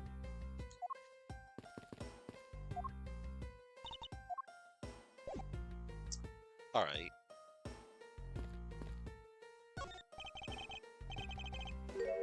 Oh, wrong person?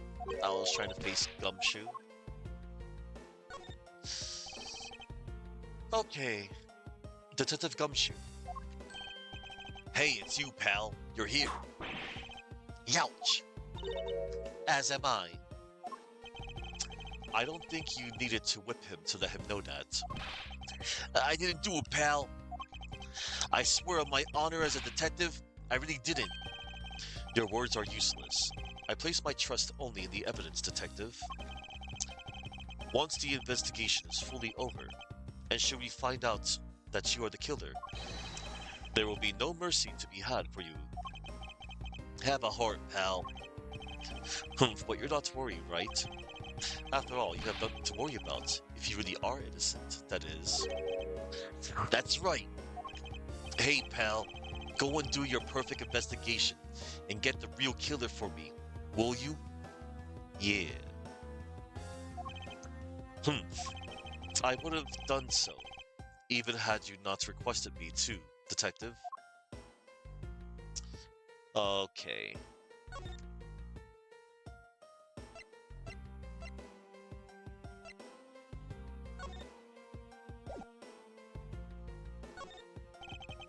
I'd like to ask you a little about this.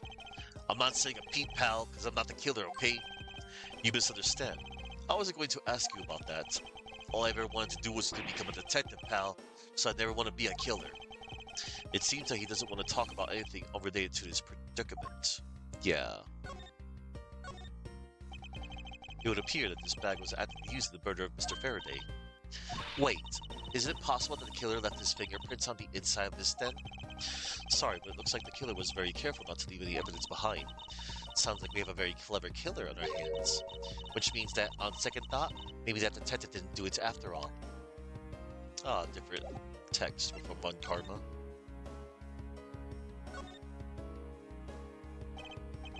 It seems Mr. Faraday was in the habit of using very nice fountain pens. Really, because my papa uses fountain pens that are much, much nicer than this. The way he signs his name with those pens makes his signature look like pure art. I'm surprised Mr. Von Karma has to sign anything. I thought he'd have a crest stamp made. This looks like a quality nib. While my ballpoint pen is much easier to write with. You're obviously still too young to appreciate the finer points of a fountain pen. Don't treat me like a child. Ugh, I wouldn't have to if he would only grow up. That's funny.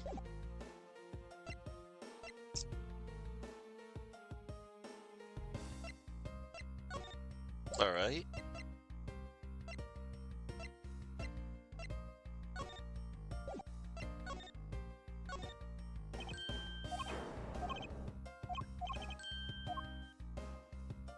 Alright. Let's see.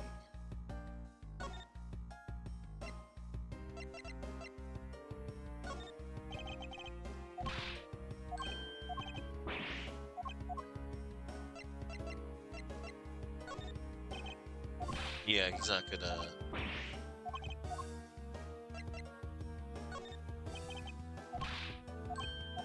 Alright.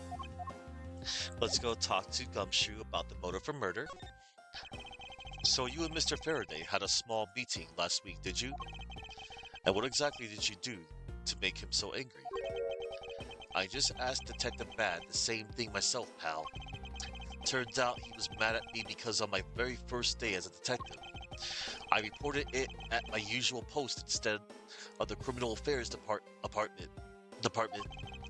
By the time I got down to criminal affairs, I was really late.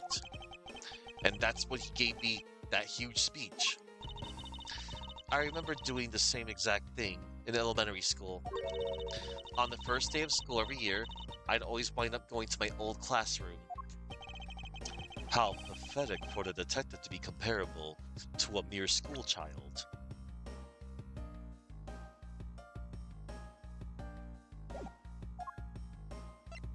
During the recess, you claim to be standing guard in front of the door to lobby number 2 during the recess. However, when did you receive the order to do so, and from whom? Earlier at around 3:20, and from Detective Bad, pal. Today's trial took a really crazy turn, so I was told to make sure nothing happened to Mr. Faraday. And yet, something did happen to him, correct? It looks like it was a total waste of manpower to assign you to guard duty. Ow. Your words sting worse than your whip, pal. So it was Detective Bad who ordered him to stand guard, huh? Next step. Now then, Detective Gumshoe, is there anything else you'd like to tell me? Nope, not a thing, pal. In that case, allow us to take a look at what you are carrying on your personage. Ah, wait, you can't do that. There's nothing of any particular value here. Well, my handcuffs and badge were confiscated by Detective Bad, so you know. And what is that open envelope I see sticking out of your coat pocket? Ah, hands off, pal. Just show it to us already. Yow! Annual bonus check within $5 total, except there's no check inside. You've had your look, now give it back, pal. It's my first bonus as a brand new detective. I just got it and cashed it today. I had literally no cash on me up until I did, you know. So that envelope was really special to me. Now give it back. You don't need rubbish like this. Don't worry. We'll throw it away for you later. How could you? Aw. Annual bonus envelope data jotted down by organizer. Annual bonus envelope. Detective Gumshoe's annual bonus of $5. Literally had no money on him until he cashed this. I'm sorry, but I need to take him in for questioning now.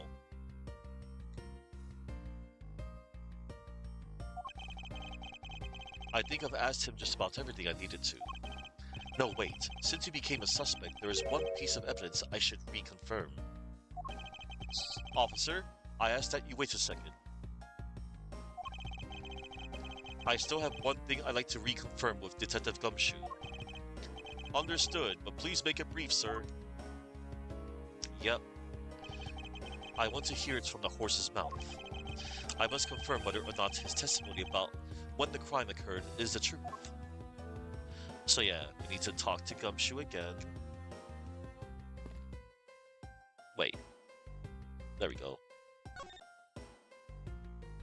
Presents. Hold on. Flavor text. A bonus of $5. Even for a new rookie detective, that's a bit low. Yeah, even though I just got promoted, I guess I caught the attention of the higher-ups. At that amount, I'd have preferred to not receive one at all. You just don't get it, pal. You don't get how great it feels to get your first bonus. I suppose not. I have yet to receive my own bonus as a prosecutor. Well, I received mine from my papa last December, like I do every year. That's not a bonus, that's a holiday gift. Whatever you want to call it, Miles. That's messed up. Your testimony, Gumshoe. You told me earlier that you heard no sound other than the gunshot out in the hallway. Is that correct? No mistake about it, pal. Then you are also claiming that no one passed through the hallway either. Is that also correct? Yup. Not even a single ant passed through that hall while I was on duty. Hmm. Hmm. You do realize that the lie you're telling is only making life more difficult for yourself. Huh? Oh, but it's true.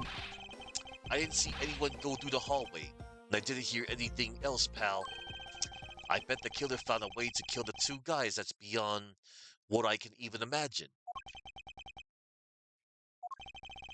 So he intends to continue telling this ridiculous lie. But why would he do so, given the situation he's in? I believe a thorough investigation of the hallway from the defendant lobbies is in order. Oh, oh no. Ack, you... Ugh.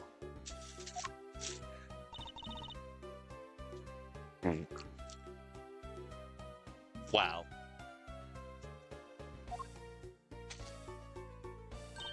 She just came up and kicked Edgeworth in the butt.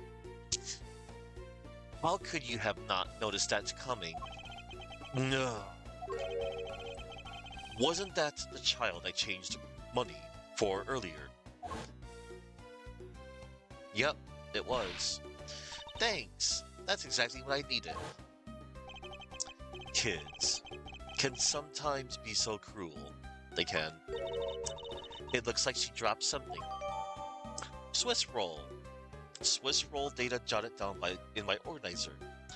Swiss roll dropped by the mysterious young girl. Says courthouse special on it. Maybe we should arrest the girl. She might turn out to be a valuable lead. I believe some sort of punishment may need to be dealt the next time we meet. I believe I asked all that I need to of this man. Now for Detective Bad and the judge. Swiss roll. Courthouse special. Courthouse special Swiss rolls. Is this being sold somewhere in the premises? I don't recall seeing a restaurant of any sort in this courthouse. I somehow doubt you'd find junk food like this on a restaurant's menu, Franziska. Well then, where do they sell these things, huh? A convenience store, I suppose. Well, I'm sure there's no convenience store in this courthouse, Miles Edgeworth. Where in the world did this come from? From a vending machine, of course. I believe I asked all that I need to of this man. Now for Detective Bad and the judge. We have to confirm who is correct, the judge or that scruff face, right? The judge or that scruff face, right? I suppose we should inspect the hallway in front of lobby number 2 next, then. I suppose so. Shall we head on over, Franziska? Alright. Notice anything? That scruff face's movements during the recess are really suspicious. Oh, I suppose you noticed it too then. Of course I did. Scruffy is giving us a testimony that is nothing but harmful to himself. Normally, criminals would tell the opposite type of lie in an attempt to escape. Yes, it is exactly the same point I'm having trouble understanding. It seems that I need to expose what he really what it seems that I need to expose what he was really up to during the recess. And to do that, I should head to the hallway where he was supposedly standing guard.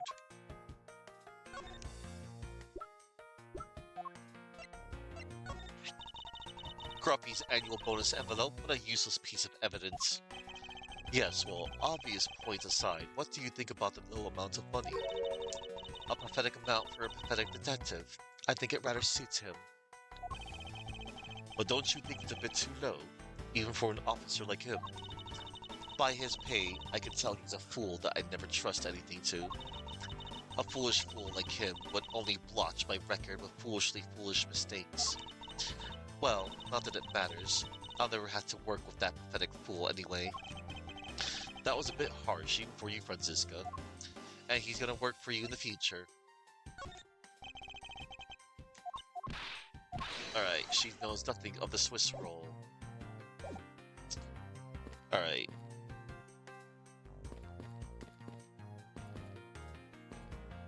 Okay.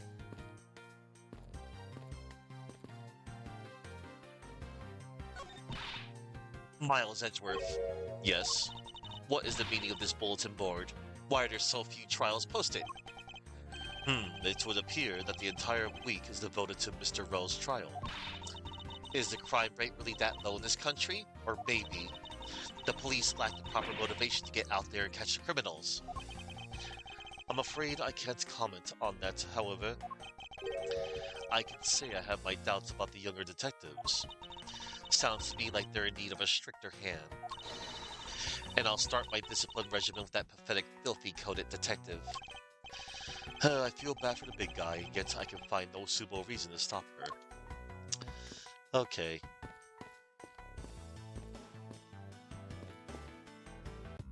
Oh, whoops. To the hallway. Da-da-da. September 10th, District Court hallway. So, did you see anything else? No, I don't think so. I see. Well, thanks for your cooperation. Oh, it's nothing. Just doing my duty as a defender of the law. That'll be all for now. I'll ask again if I have any other questions.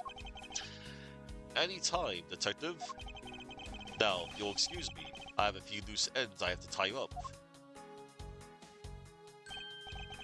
Oh, you're the new prosecutor Mr. Von Karma recommended, right? My name is Miles Edgeworth, Your Honor. And I'm Manfred Von Karma's daughter, Franziska Von Karma. I'm set to become the successor to my genius father any day now, Your Honor. I see, Mr. New Prosecutor recommended by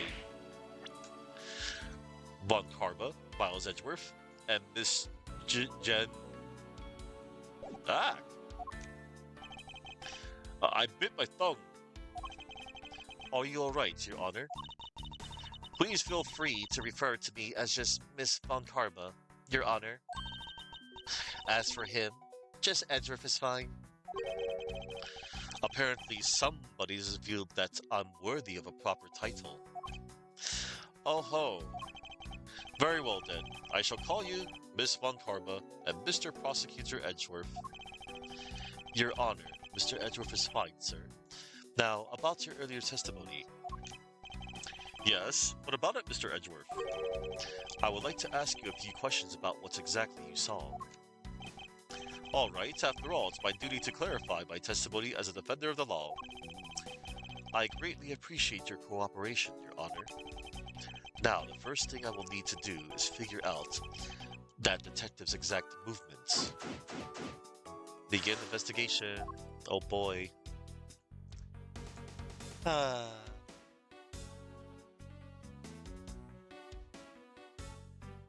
Alright, let's talk to Judge. Your Honor, I'd like to ask you a few questions, if you don't mind. Where were you at the time of the murder? Do you suspect me of something? No, nothing of the sort, Your Honor. Very well. You may continue with your testimony. Your Honor, it's your testimony I'm after. Oh! I had no idea you were chasing after me, or my testimony. I'm beginning to sense that I might want to avoid being in a trial run by this judge. Hey, look! We get to ask the judge stuff. That's funny. Today's trial may have ended abruptly, but we will meet again. Oh, I'm looking forward to that day, Mr. Edgeworth. When I become a prosecutor, you might even see me in your courtroom a few times. And you will. I hope you'll treat me with even greater respect than now. I only ask that you please do not bring a whip into my courtroom. Spoilers, Judge. She's gonna bring that into the courtroom. Sorry. I'm afraid that issue's not up for negotiation. As long as the whip can't reach his seat, I'm sure his honor will be safe, I think. Your Honor, I'd like for you to please take a look at this piece of evidence. Very well, the court will accept this into evidence. No, wait! That's not what I showed it to you for. Mr. Edgeworth, if I may, I suggest you bone up on court procedure a bit more. When evidence is shown before me, it goes into evidence. That is the law of the court.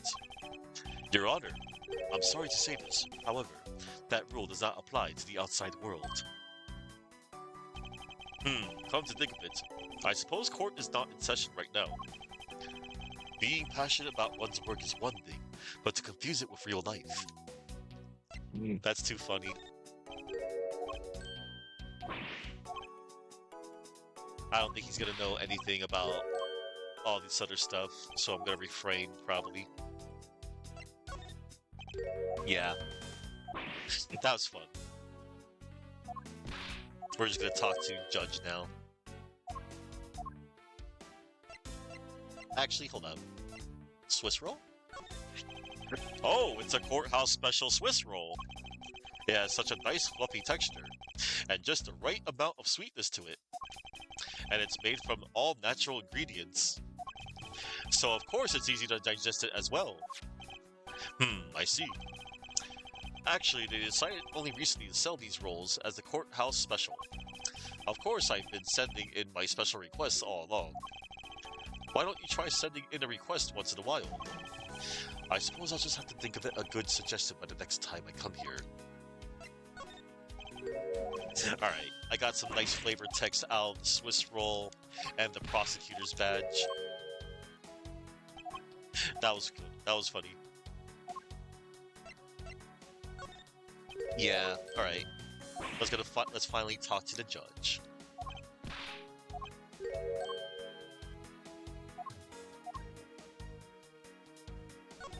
Oh, I hit the wrong button. Whoops.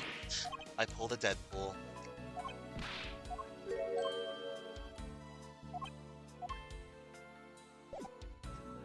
Time of the murder. Let's see here. Now then, how should I put this?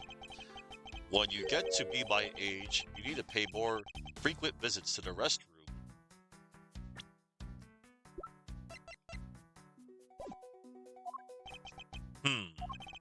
If you go take a look through the window at the end of this hall, you'll see a small window.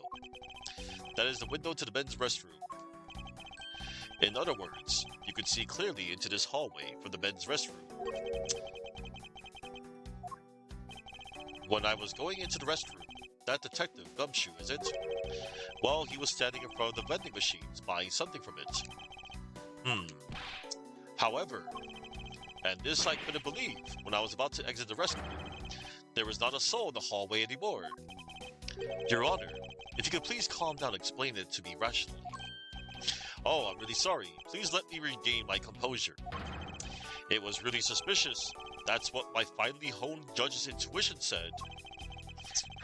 Although, well, until the murders occurred, I just sort of brushed it off. Ho ho ho. Apparently, this judge doesn't understand the concept of staying calm. That's probably all I'm going to find out from his honor. Mr. Edgeworth, may I return to my other duties now? Yes, I'm sorry to have held you up. Thank you for your cooperation, Your Honor. Ho ho ho, anytime, Mr. Edgeworth, anytime. Alright. The judges in this country seem rather friendly. Yes, if not a little wishy-washy. However, I hear that they are known to hand down very fair verdicts. Sure they do. Sure they do.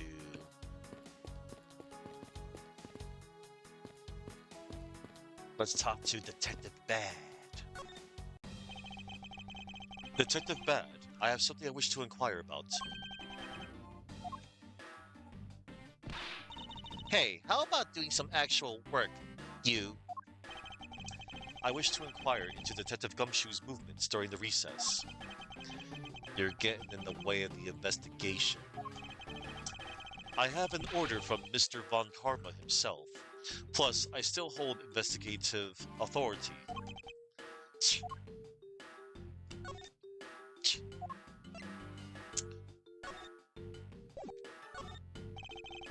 Detective Bad, I'd like to ask you about this piece of evidence. What a narcissist. He'd rather look at his face than the evidence. Don't trust your eyes all the time, little girl. I can see the evidence and keep an eye on the two of you with this mirror. What? Then why don't you answer? Because I've got nothing to say. That's all. Understood. Why couldn't he have just said that at the beginning?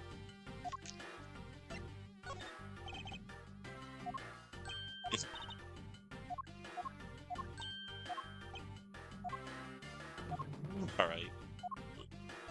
Let's see. Yeah. I don't think I'm gonna get any other flavored text out of Detective Bad here. Does showing that off make you feel like a big, strong prosecutor? Of course not. I was simply proving my title of prosecutor to you. I see. Most prosecutors don't go around flaunting those things. It's like a detective walking around outside with his badge flashing in the sunlight. Show that off too much, before you know it, you'll be elbow deep in angry criminals. That would definitely be a problem. Yep. The KG8 incident. The KG8 incident. I heard that you were involved in this case as well. Yeah. That's all you have to say? It was an unpleasant case that I don't wish to recall. I've got a lot of regrets I'll never forget related to that. Regrets I'll take to the grave. Does he really have that many regrets? On the other hand, thinking back on what I know, I suppose he just might. Alright, so we got some nice flavor text out of that.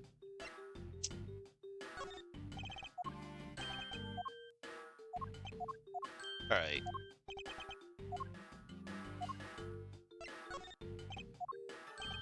Alright. Let's move on.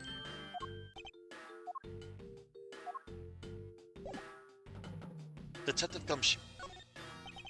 So I hear you were the one who called for Detective Gumshoe to come down here. Faraday.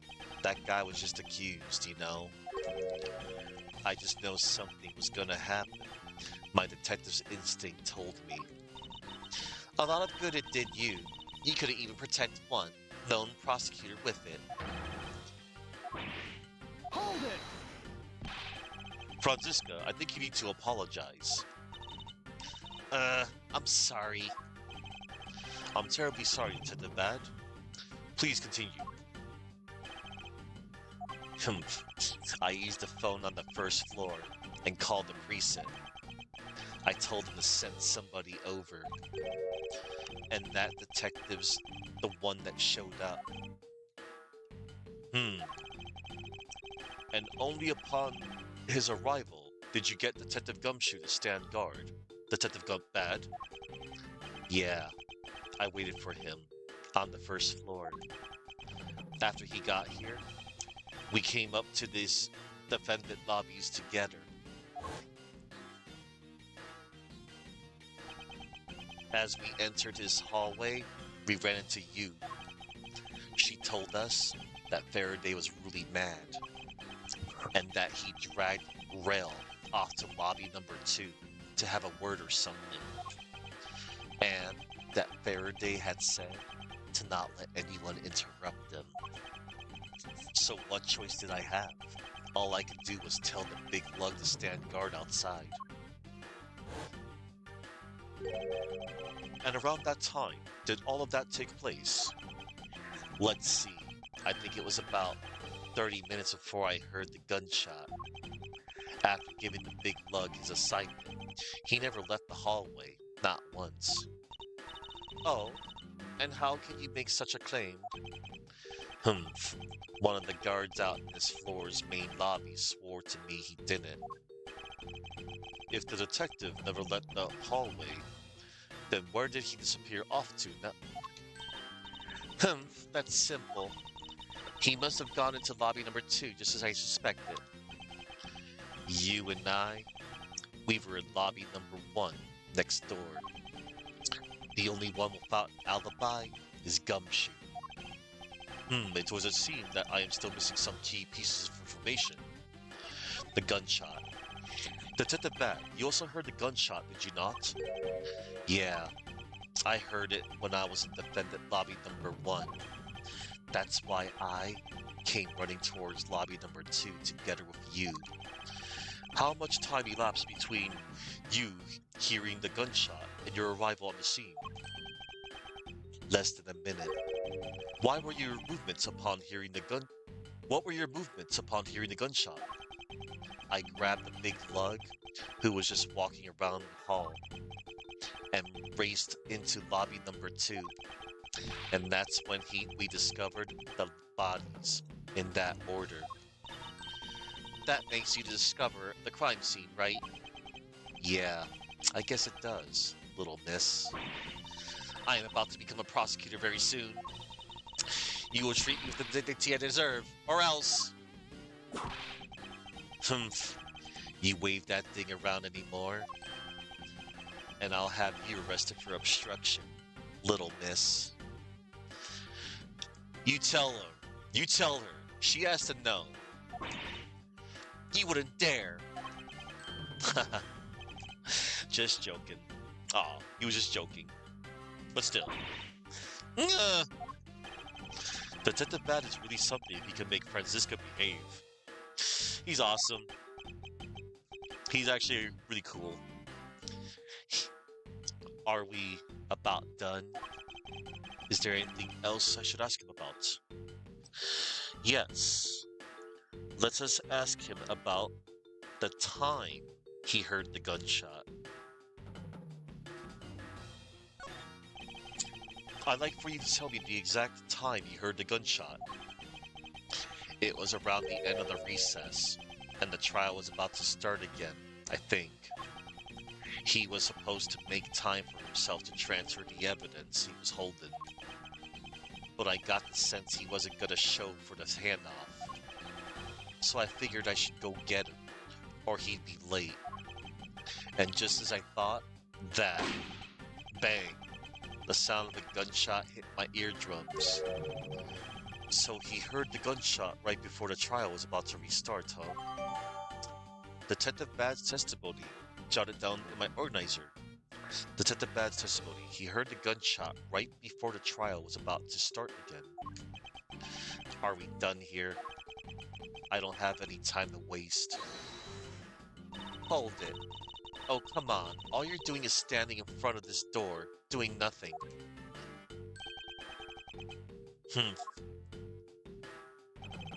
I get the sense that he is somewhat investigating this crime scene. Or rather that he is keeping us under surveillance. But to what end? Detective Bad, may I ask that you cooperate with us for just a bit longer? I don't have anything else to say to the two of you. You guys were the ones who said you wanted to investigate in the first place. Fine then, be obstinate. We'll just do as we please. Come on, Miles. You may no longer be willing to help us, however. May I ask for the forensic scientist's cooperation? Do as you like. Alright.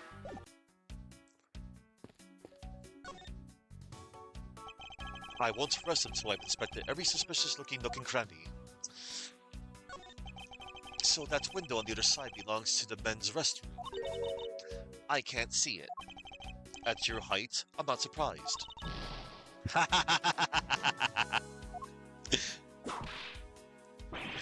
Yeah. I guess short people have feelings too. That was funny. That was too funny. Ugh. What's the matter? I pricked myself on one of the Katniss's needles. I didn't think the needles of this thing would be so sharp. Well, what did you expect? Can you imagine how bad it would be if you were hit on the head by one of these? Anyway, this Katniss seems to be unrelated to our case. Do you really think so? because I believe that this cactus sitting on this windowsill is completely related. Windowsill cactus. Potted cactus sitting on the hallway window's windowsill. Its needles are dangerous. Oh, well then. I look forward to your explanation on how exactly it is related.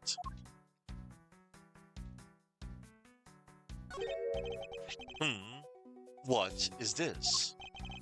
It's a pink-colored piece of trash made of rubber. Piece of pink trash found on the windowsill of the hallway window made of rubber. I feel like I've seen something like this before. Well, all I see is a piece of garbage. But you know, the fact that there is a litterer around, loose, inside his courthouse, it's simply unforgivable. Ah! It's not like it was I who littered. Rubbish belongs in a rubbish bin. Gah! The ants are hard at work carrying their food home. It's a marvel that they can pick up such comparatively large objects to their size. Well, if you want to carry the mighty Von Karma name and not be squished under it, you'd better work extra hard just like these ants. The same goes for you, Franziska.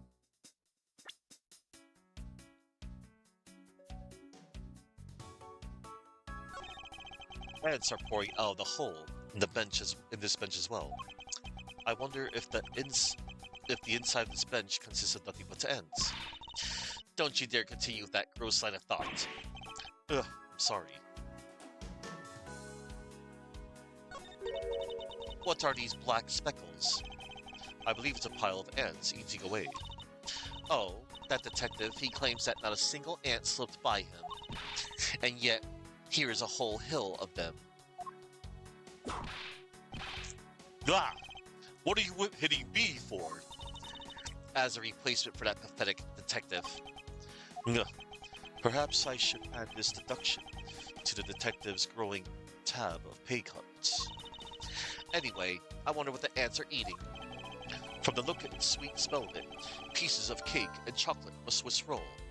Swiss roll crumbs found on the floor under the bench. A hill of ants are attracted to their sweet scent. Miles, Edgeworth. The courthouse is to be kept pristine at all times. What? It wasn't me that dropped food on the ground. The courthouse must be kept clean. Ah! The dirt on this bench, it smells like some sort of sweet substance. I can't believe there is someone going around dirtying the courthouse. For shame. Hold it! Calm down, Francisca. Now, take a look at... Good look. Doesn't the smudge look kind of like a handprint to you? I suppose it could be. Which means that perhaps we can lift the prints of the person who's sullied this bench. I see, and then we'll know the identity of our mystery Slav. You there, the lab technician. Could you please find out who this handprint belongs to? Sir, yes, sir. I've got the results of this fingerprint analysis, sir. And do we know who they belong to? Sir, the fingerprints belong to Detective Gumshoe. Oh, interesting. Good work, officer. Detective Gumshoe's fingerprints data jotted down on my organizer. Detective Gumshoe's fingerprints left on the hallway bench. Dark smudge amidst the scent of sweet sugar. Oh. Cute. And there you have it. Yes, I suppose so. Now we know the identity of the person who dirtied the bench. I sense that you and I will be using this information in very different ways.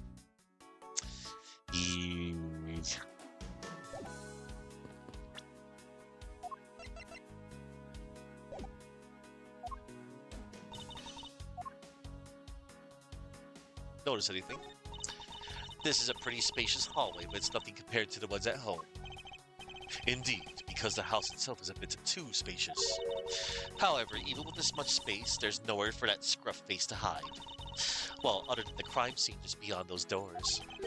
Franziska, I believe it's much too early to draw any conclusions.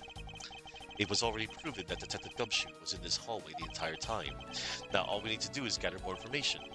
And to do that, I'll just have to examine everything I see here by myself.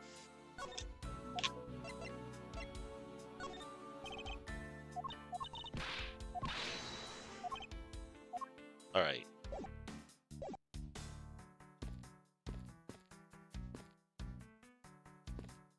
Courthouse specials.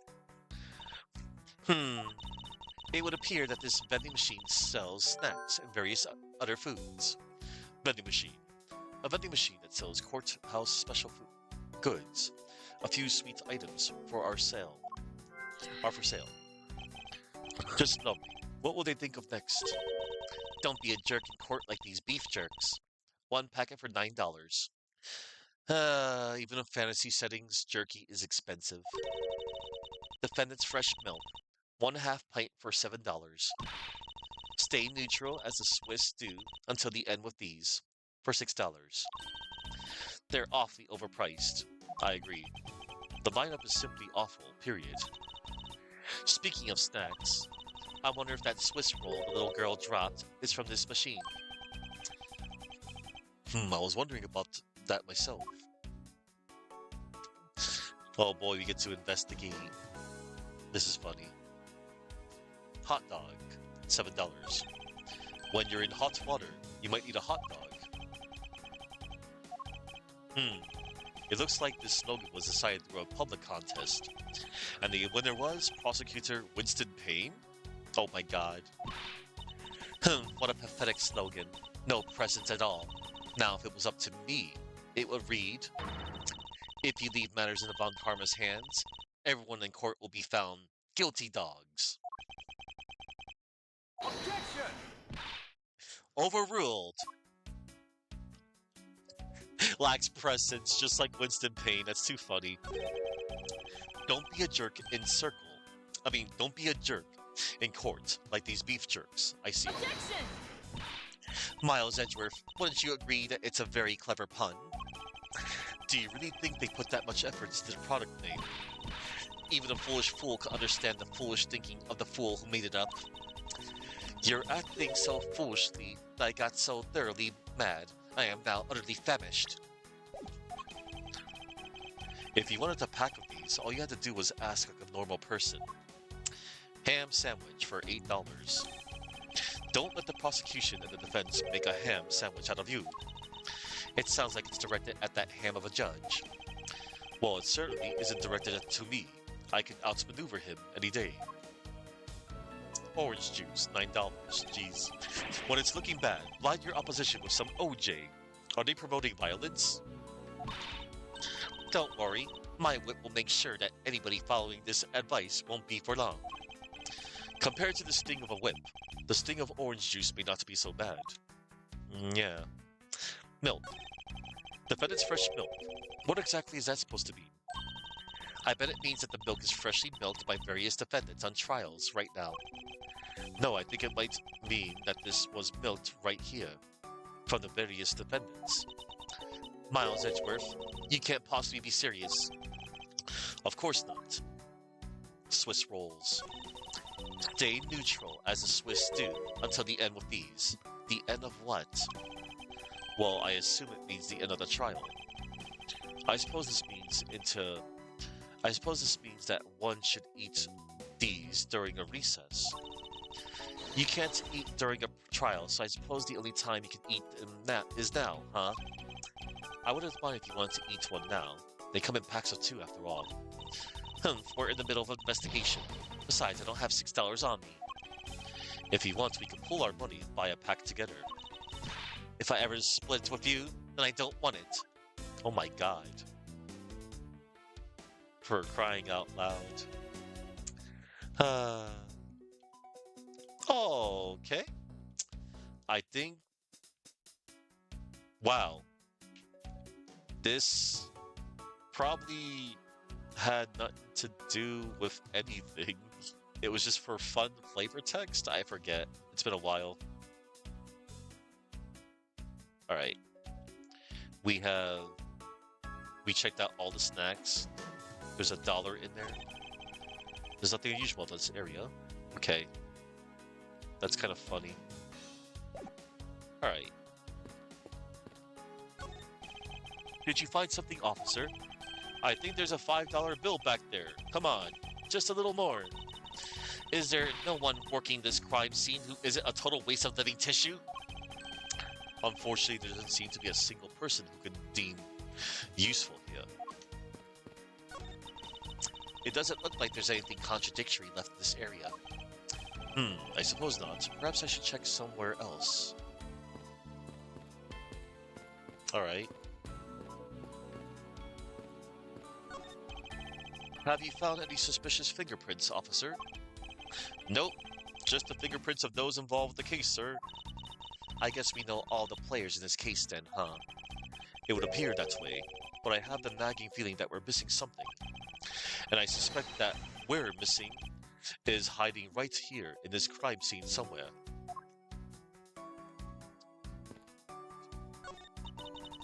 He's making a most ridiculous looking face. That may be, but at least he doesn't look like someone who would tell a lie on purpose. I suppose, but to Avant Karma, evidence is the only thing that carries any weight. Of course, at any rate, this poster seems to be of no use to us right now. There are no signs that this fire extinguisher was used in the crime. If you could already tell from the distance, then why are you wasting your time examining it? Franziska, let's not try to rush absolute genius. Alright, it is logic time. We will get the Swiss roll crumbs with the vending machine. Found on the floor under the bench. A hill of ants are attracted to their sweet scent.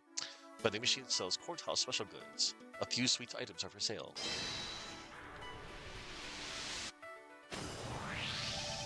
These bits of chocolate and cake, could they not have come from a Swiss roll? A Swiss roll? Why would a courthouse sell a thing like that? It may not seem like the right venue. However, it is being sold right over there. The vending machine? Ah, I see. Stay neutral as the Swiss do until the end with these. 2 for $6, talk about expensive. Leaving the fact that it's on the expensive side aside, the fact that the cake crumbs and chocolate bits were found in this hallway suggests that they come from a Swiss roll that was purchased for this machine.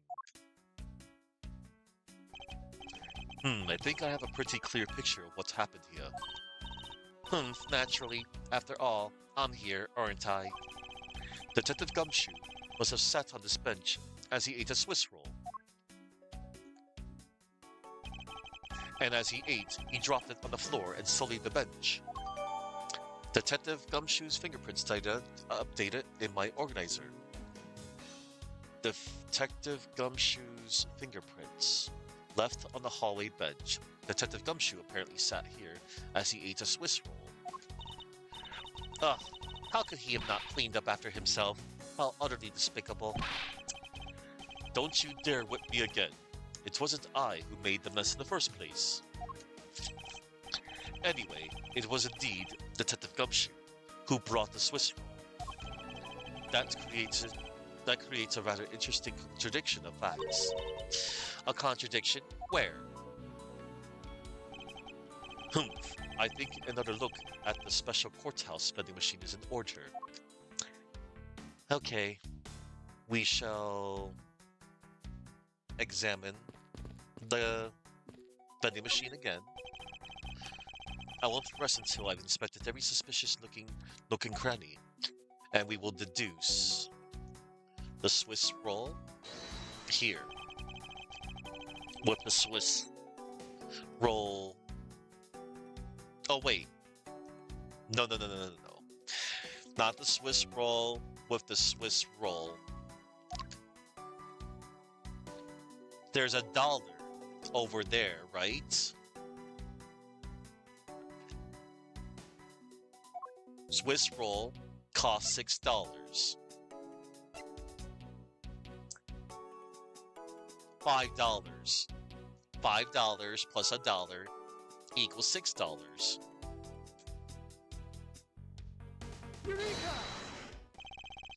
about Detective Gumshoe's finances. He said that until this morning. He didn't have even a single penny on his personage. Just how poor is that guy? If his bonus really was only $5, then he should not have been able to purchase a pack of Swiss rolls. That's sad. However, facts being as they are, we found cake crumbs on the floor, meaning Scruffy must have brought a pack somehow. Indeed, that detective should not have been able to purchase a pack, and yet he did. The question is, how? Swiss roll data updated to my organizer. Swiss roll dropped by the mysterious young girl. It's priced at 2 for $6. Okay. And now, back to logic. We now connect the pink piece of trash with the windowsill cactus.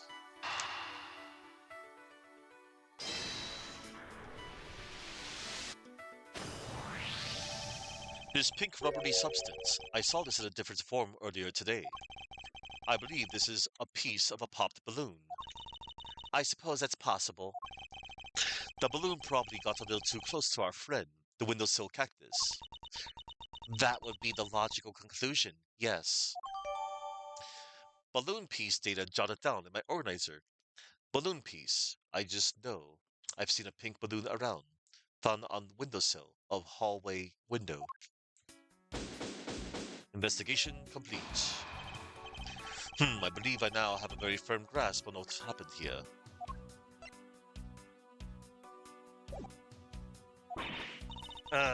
Well, I do too. All right, Franziska. Would you care to share what conclusions you've come to? Why should I do that? We're still in the middle of a competition, you know. We should be checking to see if your conclusions are wrong first, so go ahead. It's almost cute that she's going this far to ensure that she wins. Almost. Very well. But first, we need to pay His Honor a visit to correct his testimony. Oh snap.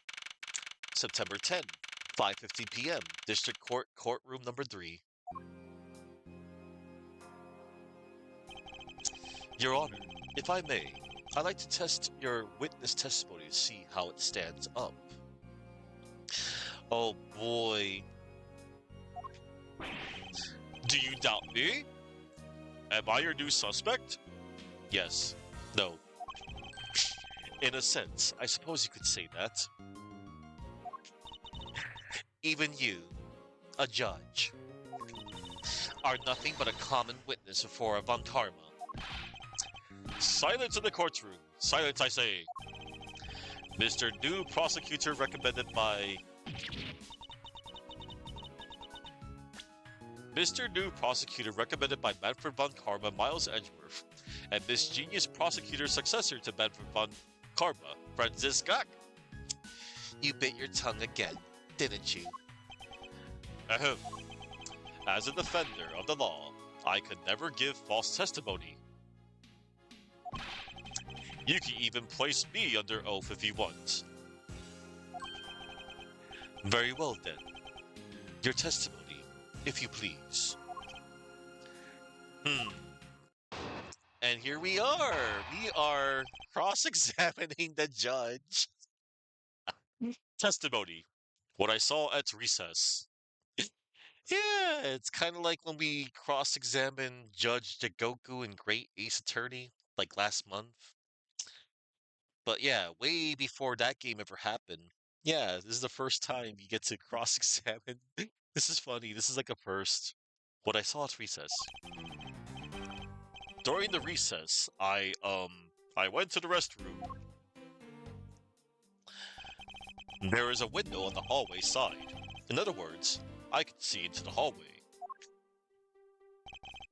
As I entered, I saw that detective buying something for the vending machines. But when I was about to exit the restroom, he had completely disappeared. A detective that goes missing while on duty. That sounds mighty suspicious to me. Your Honor, can you please try to remain calm? Oh, I'm so used to simply listening to testimonies that I got caught up in the excitement. I'm sorry, Your Honor, but I'm afraid I'm going to have to spoil your fun now. Edgeworth, don't be so mean. No, but be mean. I mean, don't be too mean to Judge, but, it's Judge. During the recess, I, went to the restroom. Hold it! Your Honor, why exactly did you pay a visit to the restroom, if I may ask? Oh, well, isn't it obvious? What else do you go to the restroom for? Or maybe, I knew it! You suspect me of some sort of tomfoolery, don't you? Please stay calm, Your Honor. This is going to be much harder than I anticipated. I'm sorry. You're right. I need to think things through with a level head. I'm just nervous because so much has happened today with this trial. Let's see. I announced a recess and a time for us to reconvene. But having done all that, I still wasn't able to go to the restroom right away. And why couldn't you? Mr. Faraday had been accused, so I had paperwork to process regarding a new prosecutor. Once I had finished that, I was finally able to make a mad dash to the restroom. At least he stayed consistent on the going to the restroom part of his testimony. Alright. Let's see. There is a window on the hallway side. In other words, I could see into the hallway. Oh wait, forgot to press that. Hold it! Your Honor, did you really go to the men's restroom? What? What is the meaning of that statement? I simply meant that perhaps you went to a restroom on a different floor. I had to go for such a long time. It was all I could do to dash to the closest one to the courtroom. I suppose that's only natural, given his circumstances. I ran from the courtroom, through this floor's main lobby, and down to the hallway. Once you enter, you can see there's a window just above the urinals. And it was through that window that you witnessed Detective Gumshoe, Your Honor. Yes, exactly! Your Honor, there's no need to yell. I can hear you just fine. Oh, I guess I put a little too much into that last answer. Now then, let's continue with the testimony. As I entered, I saw that the detective buying something from the vending machines. Hold it! Are you sure that the person you witnessed was Detective Gumshoe, Your Honor? Yes, I am absolutely sure. It's hard to miss someone of his stature, even from as far away as the restroom. Besides, I can't think of anyone else with that kind of hairstyle and big beige coat.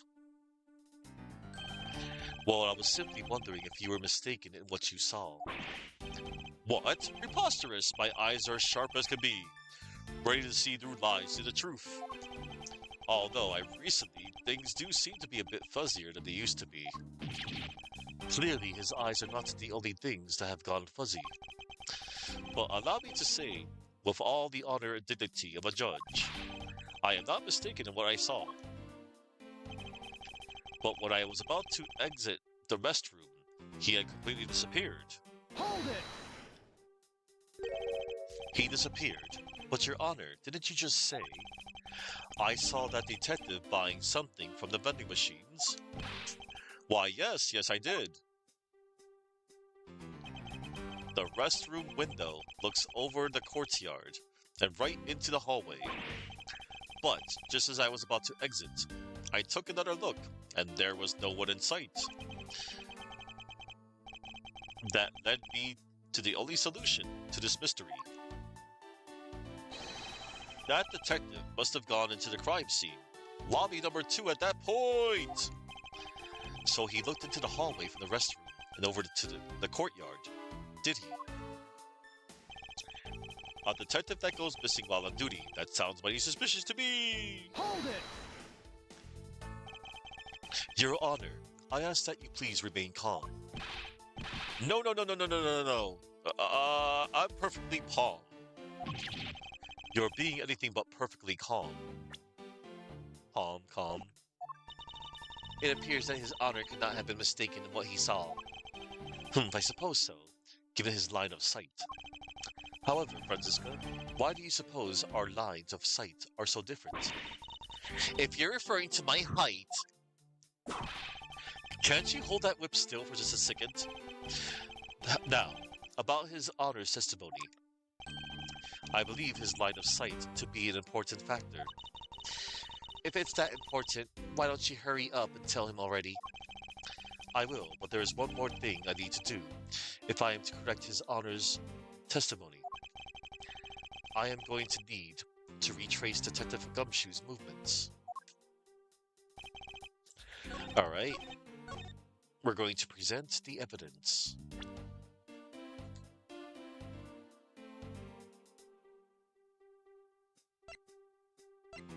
Completely disappeared, you say? Detective Gumshoe apparently sat here as he ate a Swiss roll. Objection! But what was that finger wag for, Mr. Edgeworth? Don't you know it's rude to shout objection while someone is giving testimony? No. Ha! If you truly are a man of the law, then you must always be vigilant. For example, I never let an opportunity to shout, "Objection! Pass me by!" Just like everybody else, you know, on the internet, I guess, and in chat rooms, they like to shout objection because it's fun. Instead of objecting to what we're objecting to. Miles Edgeworth, it's one thing to be passionate about your job, but this is real life. Yeah, sure. This is what some people may say is the pot calling the kettle black. Your Honor, I wonder if you might take a look at this for me. What is that filth? How dare someone dirty the hallway bench like that? Who is the culprit? That party is hereby found guilty of uncleanliness. If you must know, the uncouth bench sullier has already been placed under arrest thanks to your earlier testimony, Your Honor. Oh, well that's good, but who was it? We were able to discover something from the smudge on the bench, namely Detective Gumshoe's fingerprints. Not happy with committing just murder, he had to go and dirty the courthouse too? Guilty! Your Honor, please calm down. While it's true that the detective is the one who made the mess on the bench, we have not yet established that this action is related to the double murder. What do you mean? I believe that the detective brought a pack of Swiss rolls from the vending machine, and then promptly sat down on the bench to eat one.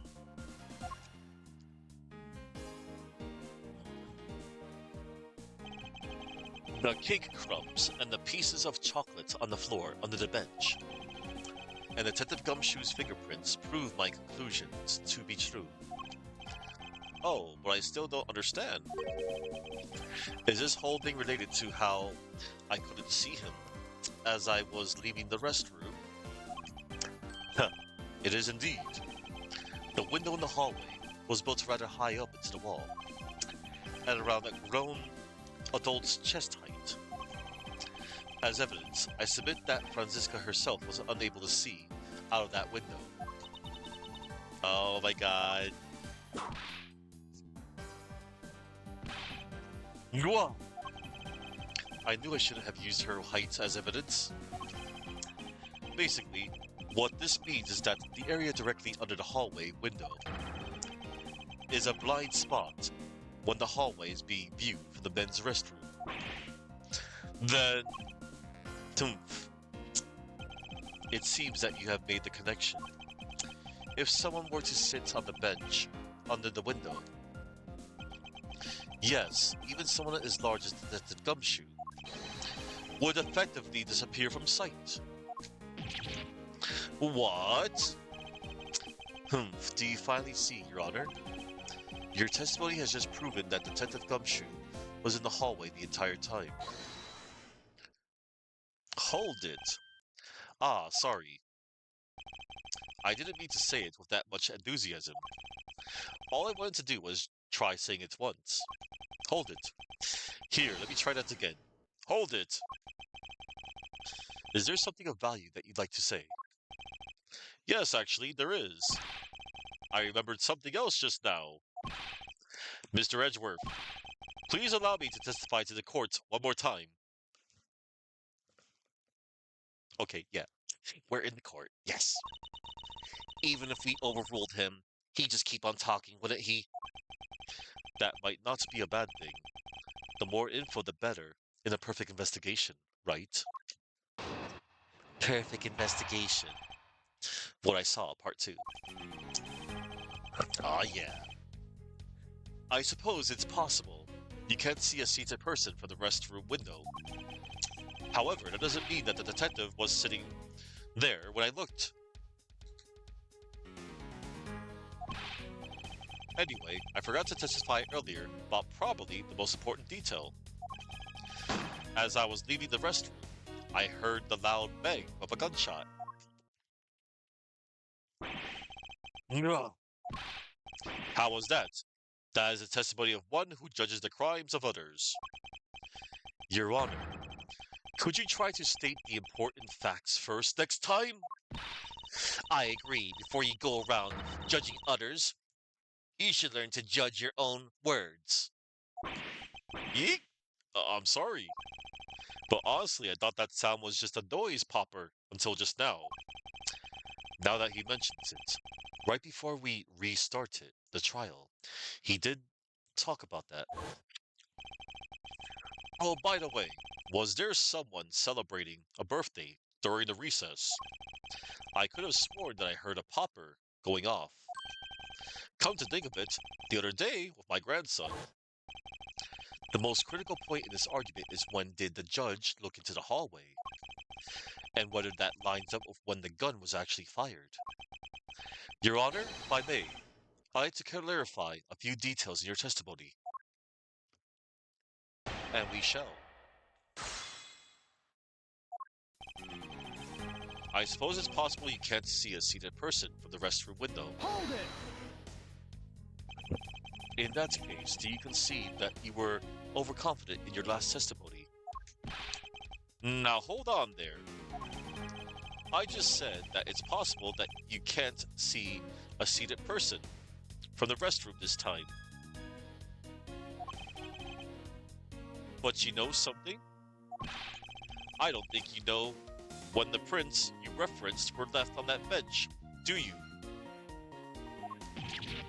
Nyah. While you have proven that it's possible the detective was sitting, I still have a problem with just when those fingerprints were left. He's right, I have yet to prove when the fingerprints were left on that bench. While he feigns ignorance, his honor has seen a lot of life. This judge, I mustn't underestimate him. Yeah. Anyway, I forgot to testify earlier about probably the most important detail. Hold it! If it's something that's forgettable, I don't need to hear it. Eek, but all I did was forget to mention it. That sort of excuse may work on other people, but not on Avant Karma. Oh. But it's such an important piece of testimony. Please give me a chance to present it. I suppose I have no choice in the matter. As I was leaving the restroom, I heard a loud bang of a gunshot. Hold it! Your Honor, about what you just said. I know, I couldn't believe it myself. Oh no, stop old bag ranting. How dare you? Your Honor, about what you just said. I know I couldn't believe it myself, but I heard it. bang went the gunshot. I heard it loud and clear. And then I had a knee-jerk reaction. Ah, and jumped into the air. Like this. Yes, just like this, with a quick ah.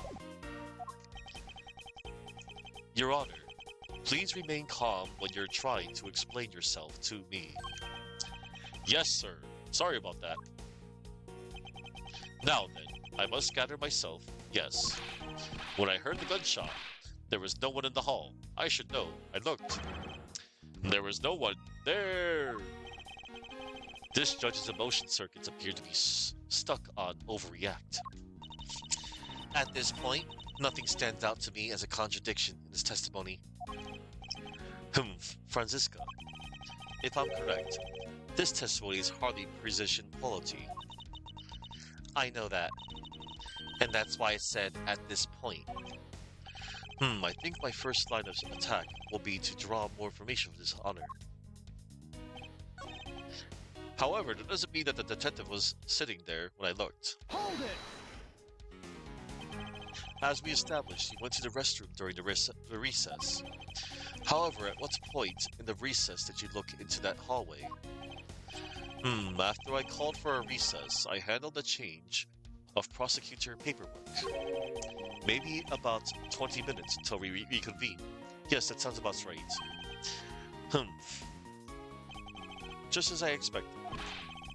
What were you expecting?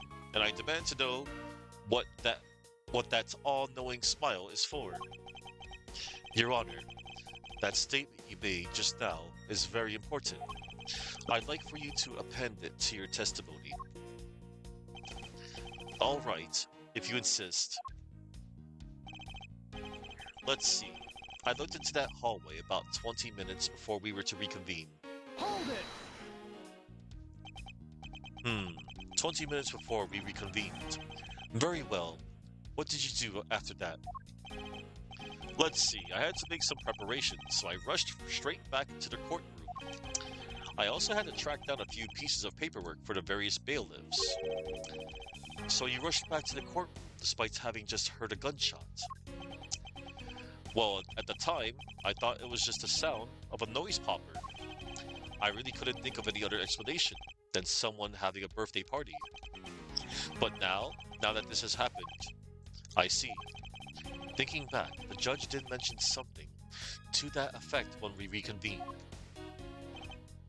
Yep, we have the evidence, and then that testimony.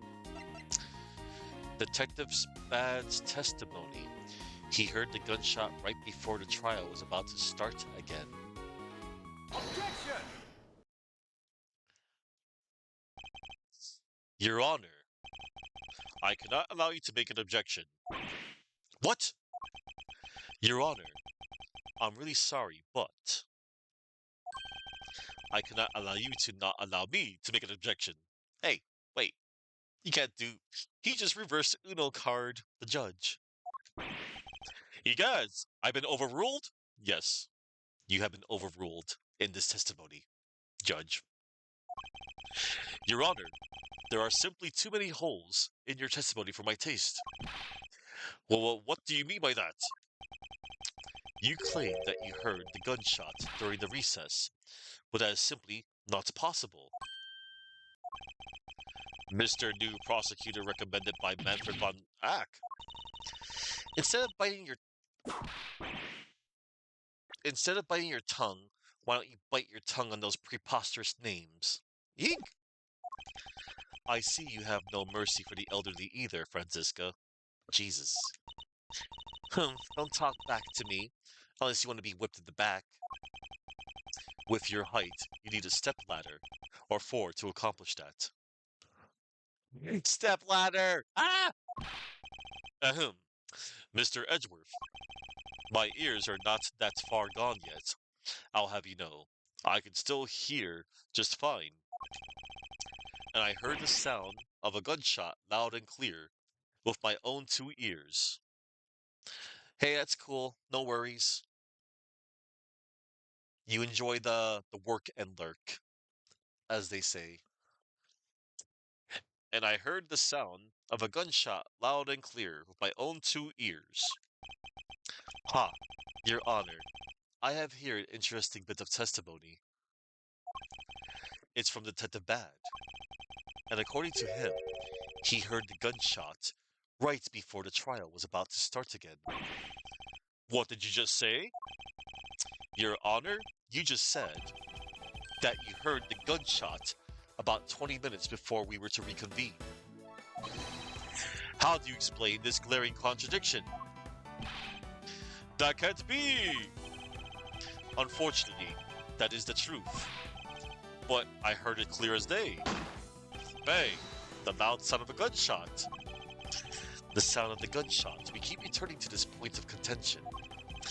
And that piece of evidence, I always did wonder why I found it where I did.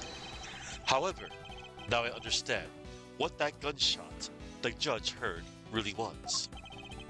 Unfortunately, Your Honor, this is what really produced the gunshot you heard. Pop the balloon. Take that! I found this object in the hallway earlier. What is that pink substance? It may not look it, but this is actually a piece of a balloon. I see. And I suppose you would like me to accept that pink balloon into the court record? Your Honor, I presented this piece of evidence in order to overrule your testimony.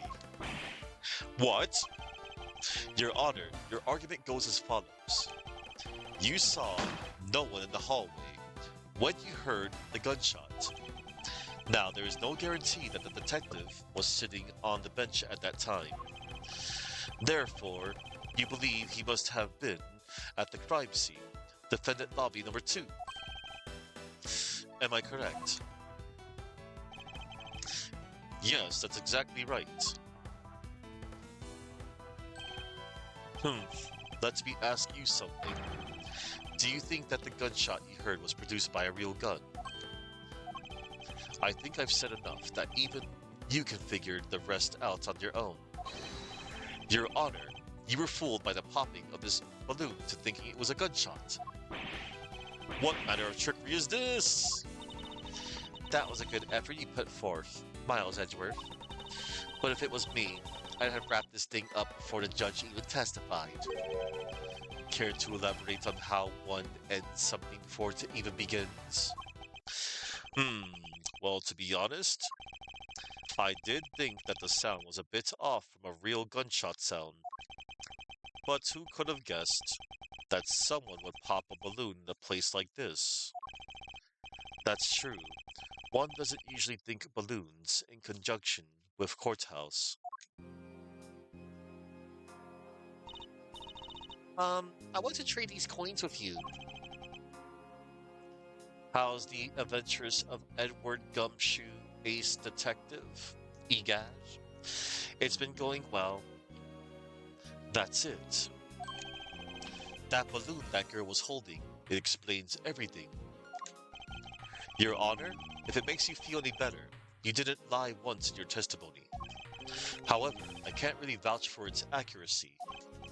Who knew that giving testimony could be such a difficult thing to do? Yeah, Judge, it's hard. What have I done?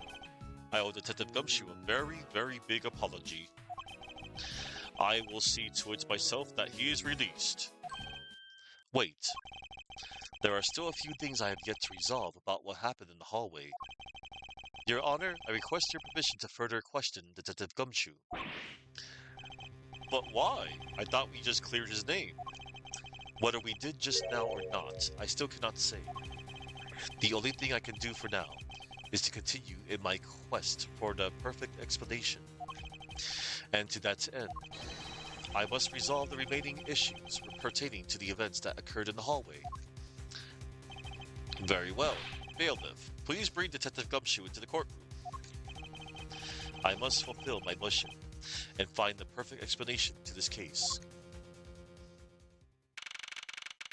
September 10th, District Court, Courtroom number 3.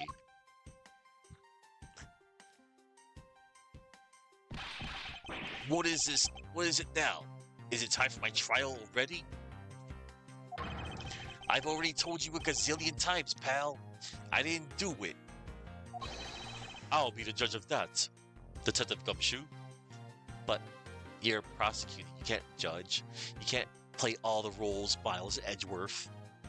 Jeez. No, you won't. I'll be the judge of that. Listen, little missy, you cannot change your little. You can't stop pursuing, you know, that you want to be a prosecutor one day. You can't just drop being a prosecutor, become a judge. Stop. I know it's just a figure of speech. Not a figure of speech, it's just judge, the name judge. No, no, no, no, no. I'm the judge around here, and I'll be the judge of that. Yeah, what he said. Why can't you guys be a little less judgmental? Yes, well, speaking of hasty judgments, Detective Gumshoe, I'm afraid I must apologize for an error in judgment on my part. Your Honor, I don't believe you should apologize just yet. We have yet to prove he is completely innocent of this crime. I guess so. What are you guys talking about? In any case, I would like to testify as to your actions while you were on guard duty. And please remember, you are not on trial. This is all just a part of the investigation. As such, you may still be found to be innocent. However, if you should give false testimony, youch! My whip will object loud and clear. Hey, that's a writing. Actually, that's a writing crop that you're holding. You even said so yourself. If you are found to be lying, you will be held indefinitely. Understood? I gotcha, pal. Thinking back on the state of the crime scene and the judge's testimony, it's obvious that Detective Gumshoe is lying. And if I can't break his lie, then we may never get a break in this case. Oh no. Now we gotta cross-examine Detective Gumshoe. While I was on duty, I came down here to this courthouse on Detective Bad's orders. As soon as I got here, he ordered me to stand guard in front of lobby number 2. From that time on, until I heard the gunshot, I was in that hallway the whole time. On my honor as a detective, I swear it wasn't me, pal. Oh. He's still singing the same tired tune. In that case, I'll just have to change the melody. I know he's lying, and it's time I pull the information I need out of him. While I was on duty, I came down here to this courthouse on Detective Bad's orders. Hold it! So was it really Detective Bad who called you down here? You bet it was, pal. I was left in charge of the precinct while everyone was out, and this call comes in. I want you down here 1 minute flat, he said. Well, I thought this was my big chance, my first case, so I made a mad dash down here. Although I couldn't exactly get here in a minute flat. So how long did it take you? About 10 minutes, I guess. And what was Detective Bad doing when you finally made it? He was waiting for me down the first floor in the entranceway, pal. As soon as I got here, he ordered me to stand guard in front of lobby number 2. Hold it! And by he, you mean Detective Bad, of course. And this being my first time at this courthouse, he also walked with me up to the 3rd floor hallway in front of the defendant lobbies. And did you meet anyone along the way? Well, just as we entered the hallway, we ran into Miss Yu. When he heard from Miss Yu that Mr. Faraday was not to be interrupted, that's when Detective Bad told me to stand guard in the hallway, pal. So far, Detective Gumshoe's testimony is matching up with Detective Bad's.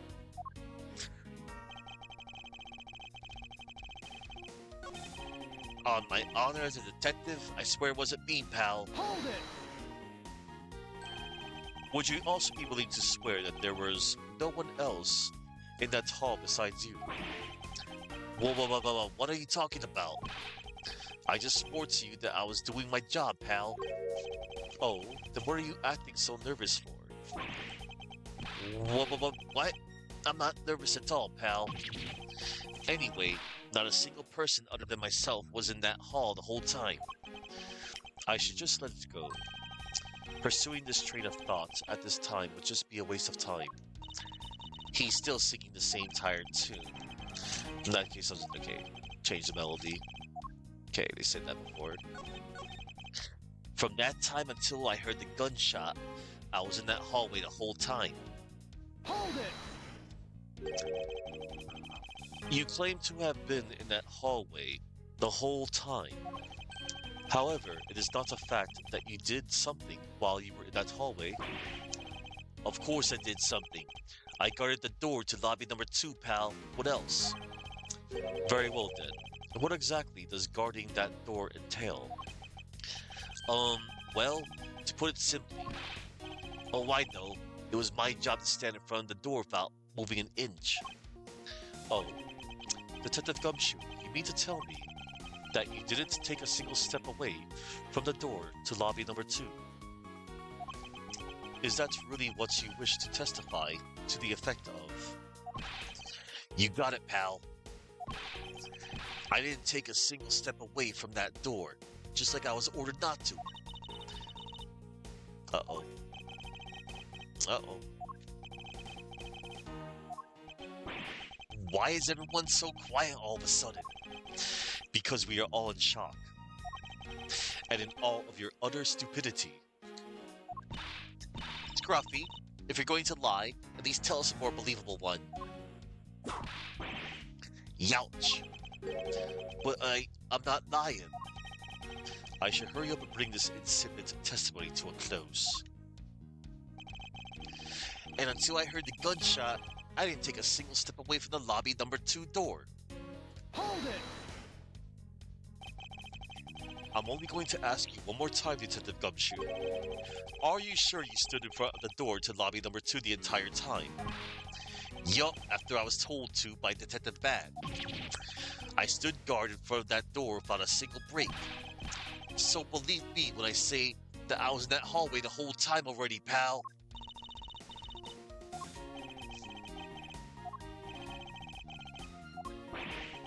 Why did everyone go quiet all of a sudden, again? Apparently someone has a bit of trouble reading between the lines. What's that supposed to mean? I don't... Be quiet.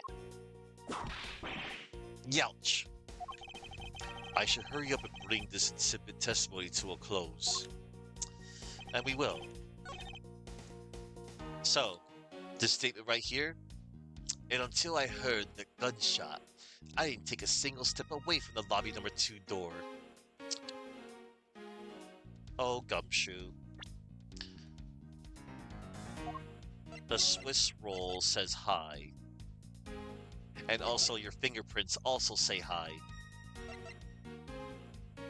Objection! I have an objection. Whoa, what is it, pal? Detective Gumshoe, I wonder if you might recognize this from somewhere. Hey, it's one of those things, the courthouse special Swiss rolls, right, pal? Precisely. In that case, I suppose that you also recall the sullied hallway bench. Hey, you know what? I think it was probably me that did that. Detective Gumshoe, you know you can't go around dirtying up the courthouse like this. You inconsiderate slovenly pig. Yeet! I promise to clean it up later, I swear.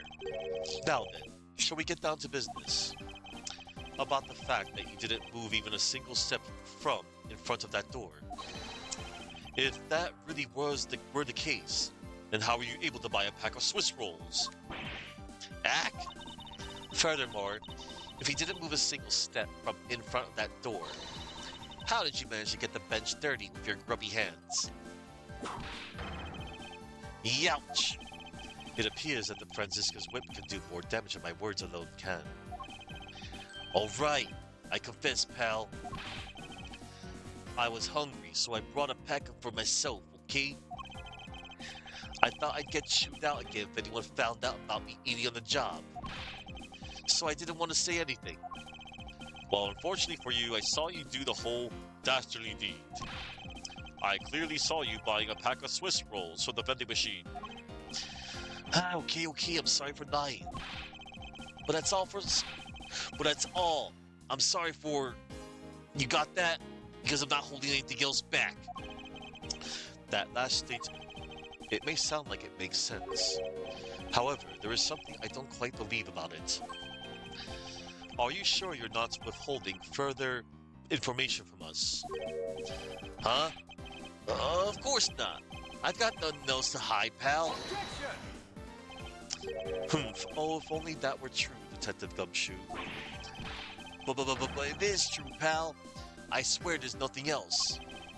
Detective Gumshoe, I'm sure you are aware of the price of a pack of Swiss rolls, correct? Huh? Remind me again, pal.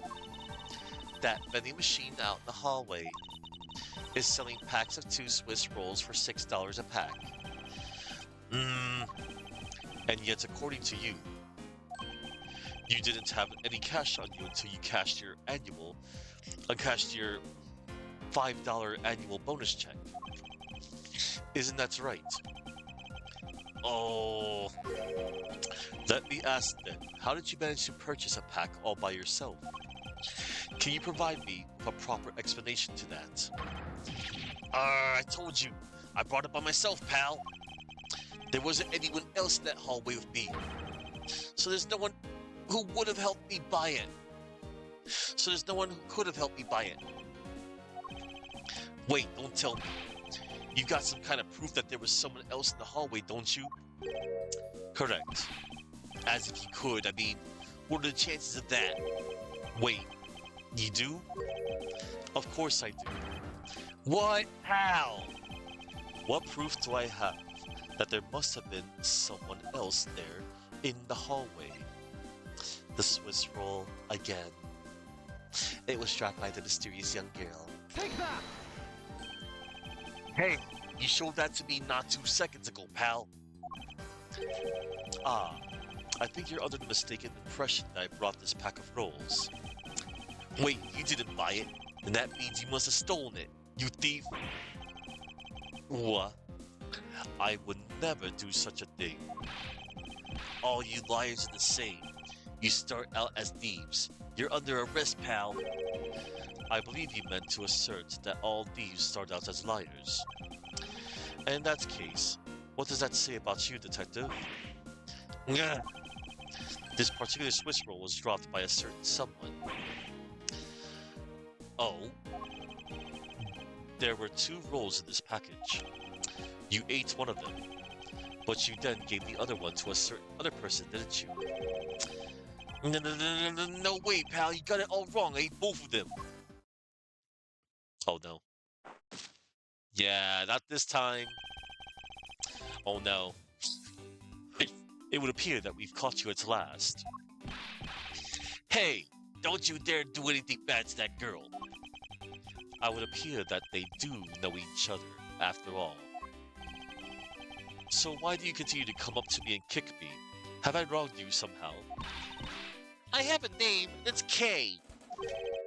K what? K Faraday. K Faraday? Like Burn Faraday? Faraday. Are you perhaps Mr. Faraday's daughter? I'm about a you. I'm not a you. I'm K.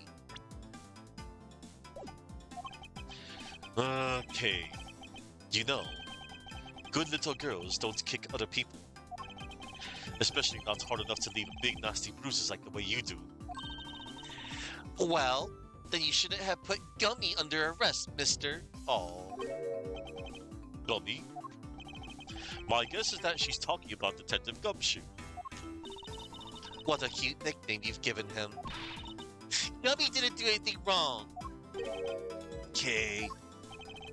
It appears that I will need to speak of her in a bit more detail. Oh my god.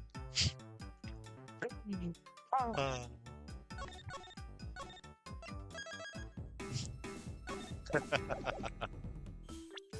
Adorable. Hey, Faraday. Mr. Faraday's daughter. It seems she talked with Detective Gumshoe during the recess. Oh. It appears that we've caught you red-handed, eating a Swiss roll. Ah, look, I'm sorry about lying to you, pal. And do you have nothing else to say? Sure do. It was so fluffy and sweet and big. Ah, it was perfection. Ah, it was perfection, pal. And totally worth every penny of my bonus. I see. Well, good for you, detective. I can't believe it, but it's almost funny when a fool is this unbelievably foolish.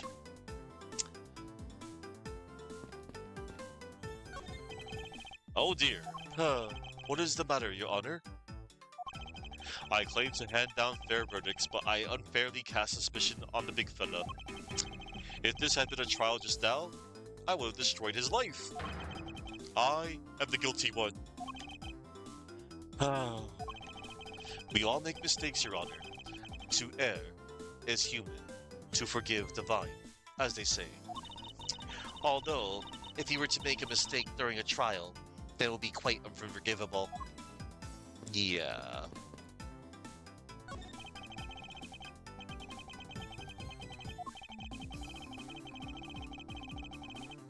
Alright, that's the same text, I think. Yeah. Alright. So, it's time to talk to little K Faraday. Now then, Kay. You've been avoiding these things for fear of spoilers? Okay. Well, Franco Sal, I think you should, you know, Go away and not be spoiled in case you ever want to, play these for yourselves. then unless you have no intention to, I guess you could enjoy the ride.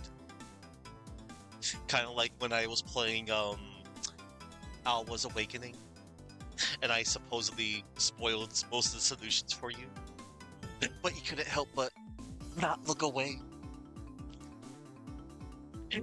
Yes, actually, you totally missing out on a lot, for this is a wonderful series.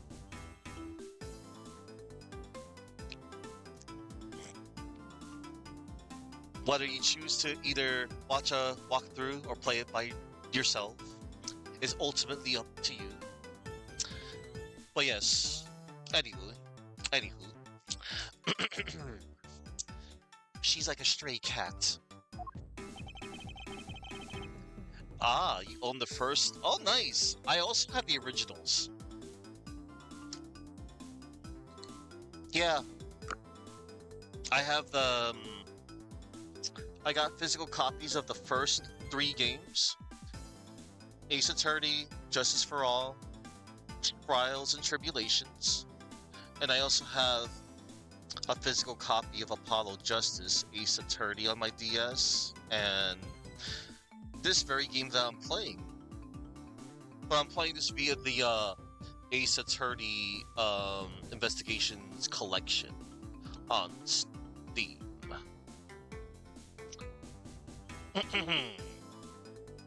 I wonder if I should feed her something. Yes, let us feed her. Not the gun, not the pen, not the knife, not my prosecutor's badge, not this blood, not this piece of balloon. We'll give it a Swiss roll. Take that! Yes, indeed. Um, for the record, this entry I'm currently playing, this takes place in between the third game, Trials and Tribulations, and Apollo Justice, Ace Attorney, the fourth game in the series. But you can totally play this game. Well, that's the thing. Like, if you wanted to play it by release date, like I would play the first three games and then followed by Apollo Justice, and then you can play this one afterwards. This was the fifth game released in the overall series. Because they do reference a lot about the first three games. Lots of context. And they only tease a little bit about Apollo Justice. Ace Attorney. Just a tiny bit. You heard so many bad things about Apollo Justice? Yeah. But ultimately, well, it's something you totally... That's an entry. It's very... Man. It's... Well... It's okay, but man, there is a lot in it. Man, it kind of rubbed a few fans the wrong way. I always felt like this game right here, I almost felt like in my mind that this was Damage Control after Apollo Justice, Ace Attorney had come out.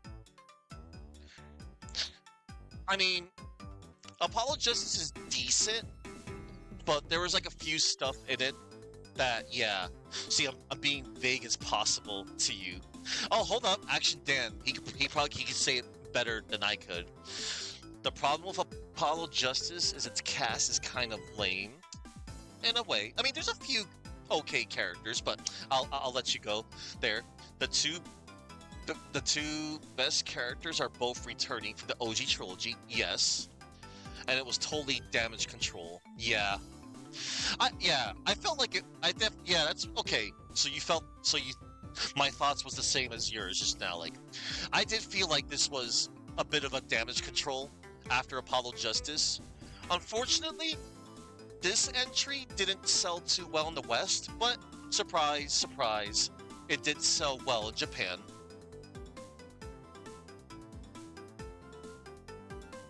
Yeah.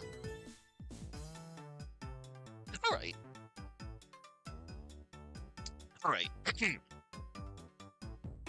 Hey, I promise to give this to you if you calm down.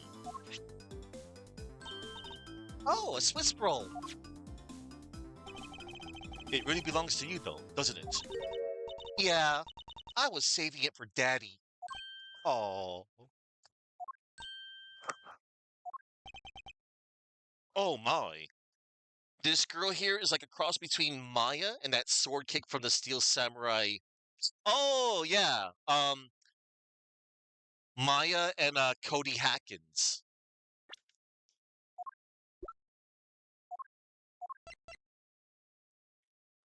That was a good case. I liked it. I know some people are like, but that was an alright case. And Cody was a really good witness. They did a good job on how, you know, to cross-examine a child. Oh my. And yeah, you could definitely tell because of the character designs. Oh my. Your father, he's... Ah, don't you say another word, pal. She doesn't know yet. Thanks for watching out for me, Gummy. I like that nickname for him. But I already know about Daddy. I overheard the guards talking. about how he's not here anymore. I'm sorry. I'm sorry I couldn't protect him. Hey, I'm not gonna cry. I'm not gonna cry. It's all right. Let it all out. Your father just passed away, after all. I myself was also involved in a case at this courthouse when I was a young child. A case in which my father, who was a defense attorney, passed away. All of my dreams of becoming a lawyer were crushed into fine ash on that nightmarish day. From now on, the wound festers deep in the depths. Oh, sorry. Even now, even now, even now, the wound festers deep in the depths of my soul. Ever since that incident, I've dedicated myself to locking away every criminal I can. And now, to have this happen right in front of me. This child, I feel a certain shared fate, a common bond between us. Miles Edgeworth, what sort of gentleman are you? Are you going to just stand there and watch a lady cry? Ah, you're right. Sorry about that. Kay, here. How about we use this handkerchief here and dry your little eyes?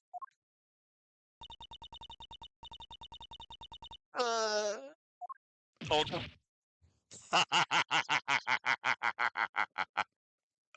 On the creepet. On the creepet. Right on the. That's cute. That's adorable. Aw. Yeah. Mike for that. Don't blow your nose on that. What have you walked into? Um, Edgeworth calming down this poor little girl. Um, hey Mario. Oh man.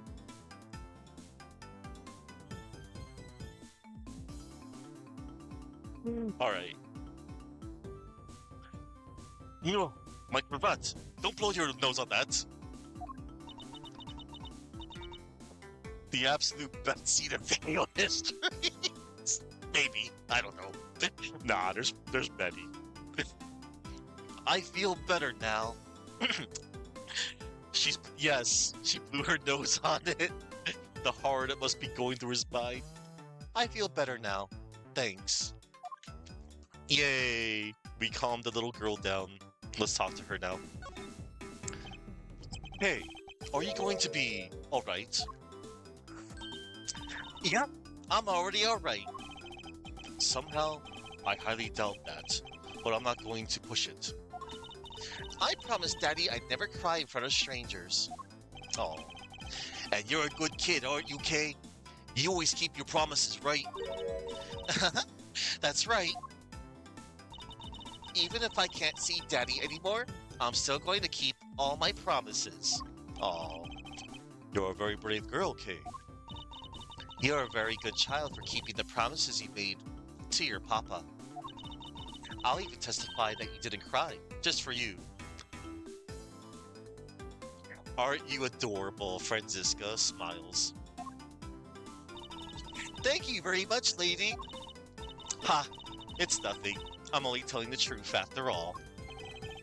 It would appear that because her father was a respected prosecutor, Franziska is sympathetic to Kay's feelings.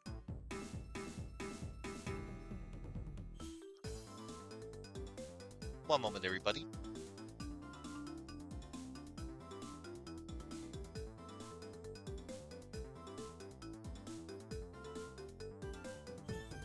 Alright, I shall continue.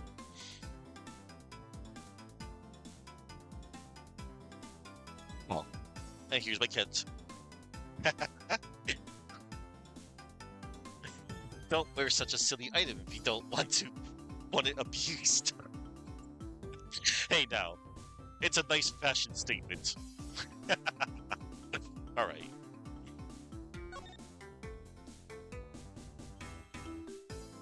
Let's see. Let's get some flavor text, if we can. Oh, Daddy showed this to me before.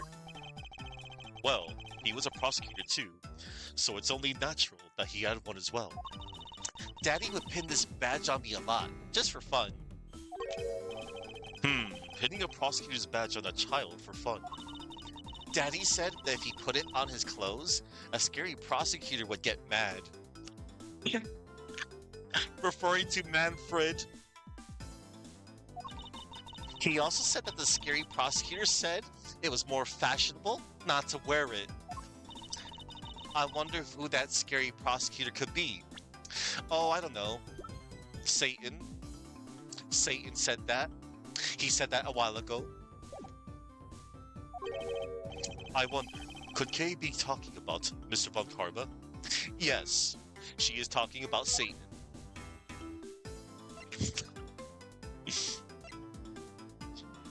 I think this would be messed up if I showed her this.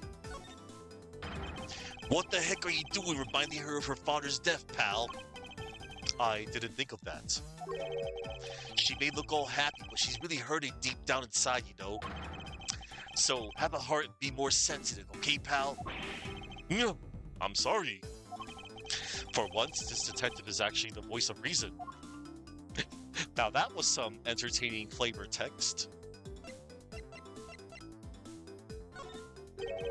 Okay, about this. Huh? Are you giving it to me? But I promised Daddy that I wouldn't take things from strangers. I'm sorry. It's alright. I wasn't intending to give it to you anyway. Okay. Guess I thought wrong. Miles, even if you show that to her, she isn't going to magically know all about it. I suppose you're right. Oh. The piece of your broken balloon.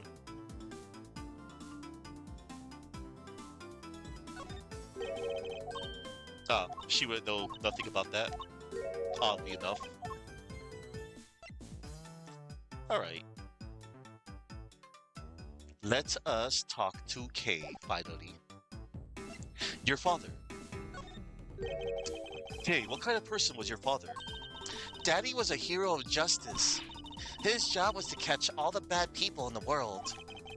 So to you, a prosecutor is a hero of justice, huh? I suppose we are in a sense, as we are the ones who seek guilty verdicts for criminals. Plus, you know what? Whenever I came to the courthouse, Daddy would buy me my absolute favorite treat, Swiss rolls. Oh, I want to be a hero of justice someday, just like Daddy. So I've been working really hard. I see. And what have you been working hard on? I've been working hard to keep all the promises Daddy and I made together. A promise notebook. May I take a look inside, Kay? Sure, okay.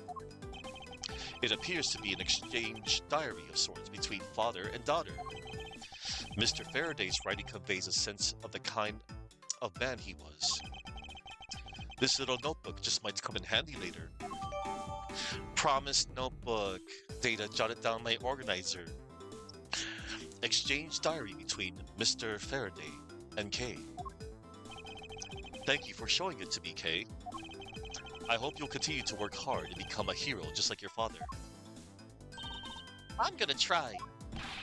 Hey, Kay, so I'm a detective that catches the bad people, right?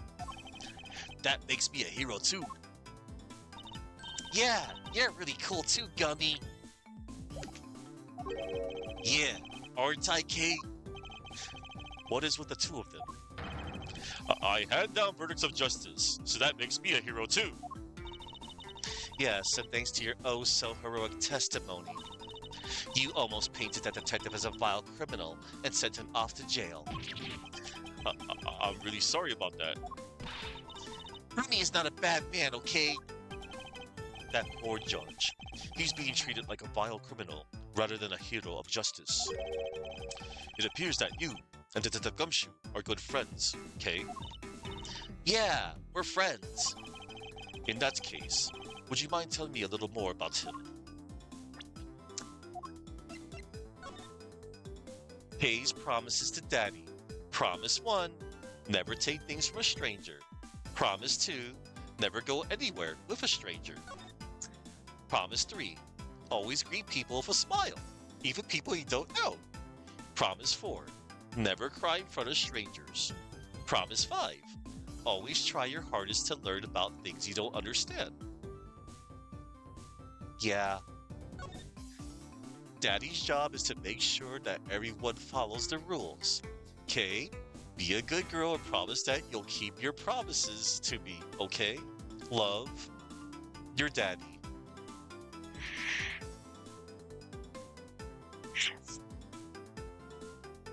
That was nice.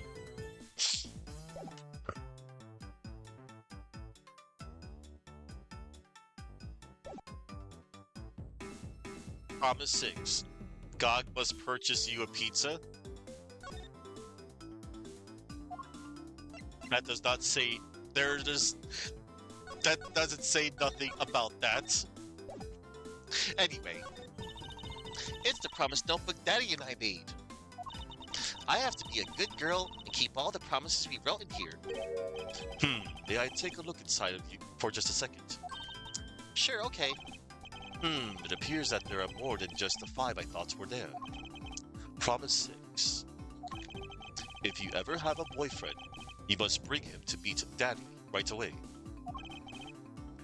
Promise 7. Even when you have a boyfriend, never forget that I love you the most. I certainly don't envy the poor sap she falls in love with. Silly achievement. Promise 7. Kitty must receive scratches daily. Okay. Promise 7. God must pay you 500 human monies. Right. Because I don't want to get cursed. I get it. Anyway. Anywho.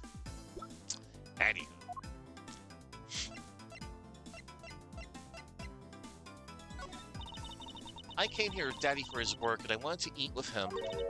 Daddy. She looks so sad and lost. I can't bring myself to make her recall any more about today's events. Oh, so sad.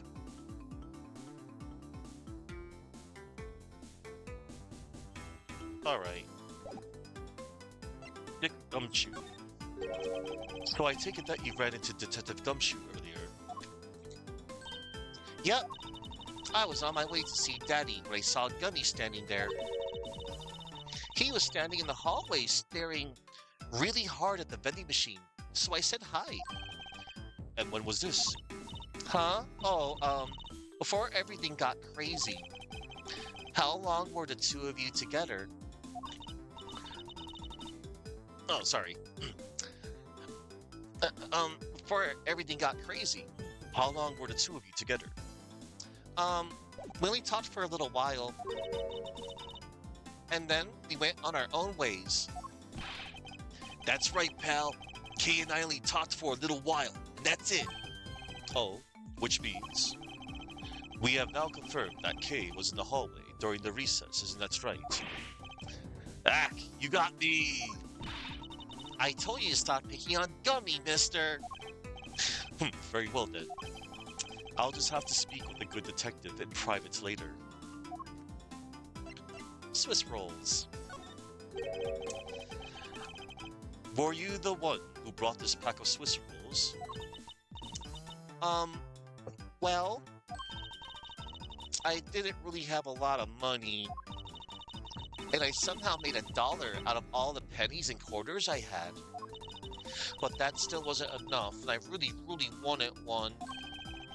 Come to think of it, she did come and ask me to exchange a handful of change for $1. And that's when you came and asked me to change your money, correct? Yes, Swiss rolls. Look, Mario, Here's a Swiss roll. It's a courthouse special. You get 2 of these for $6.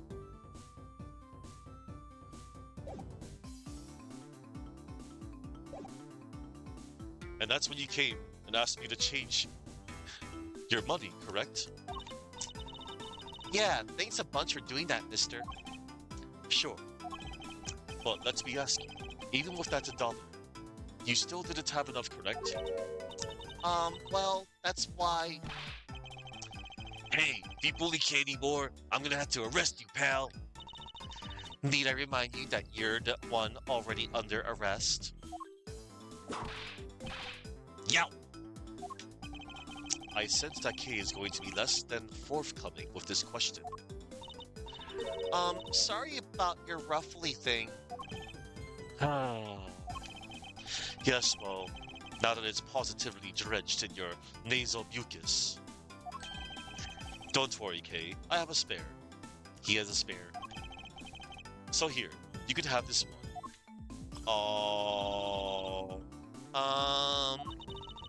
But Daddy said, never take things from a stranger.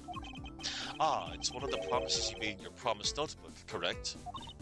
Yeah, look, see? It's right here on this page. Alright then, I'm not giving this to you.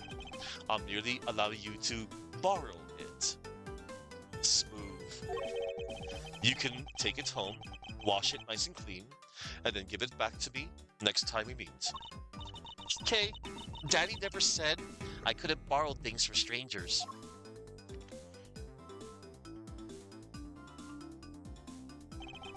Now then, to the gumshoe. Uh-oh. I believe it is now crystal clear that you were with little K in that hallway. Oh.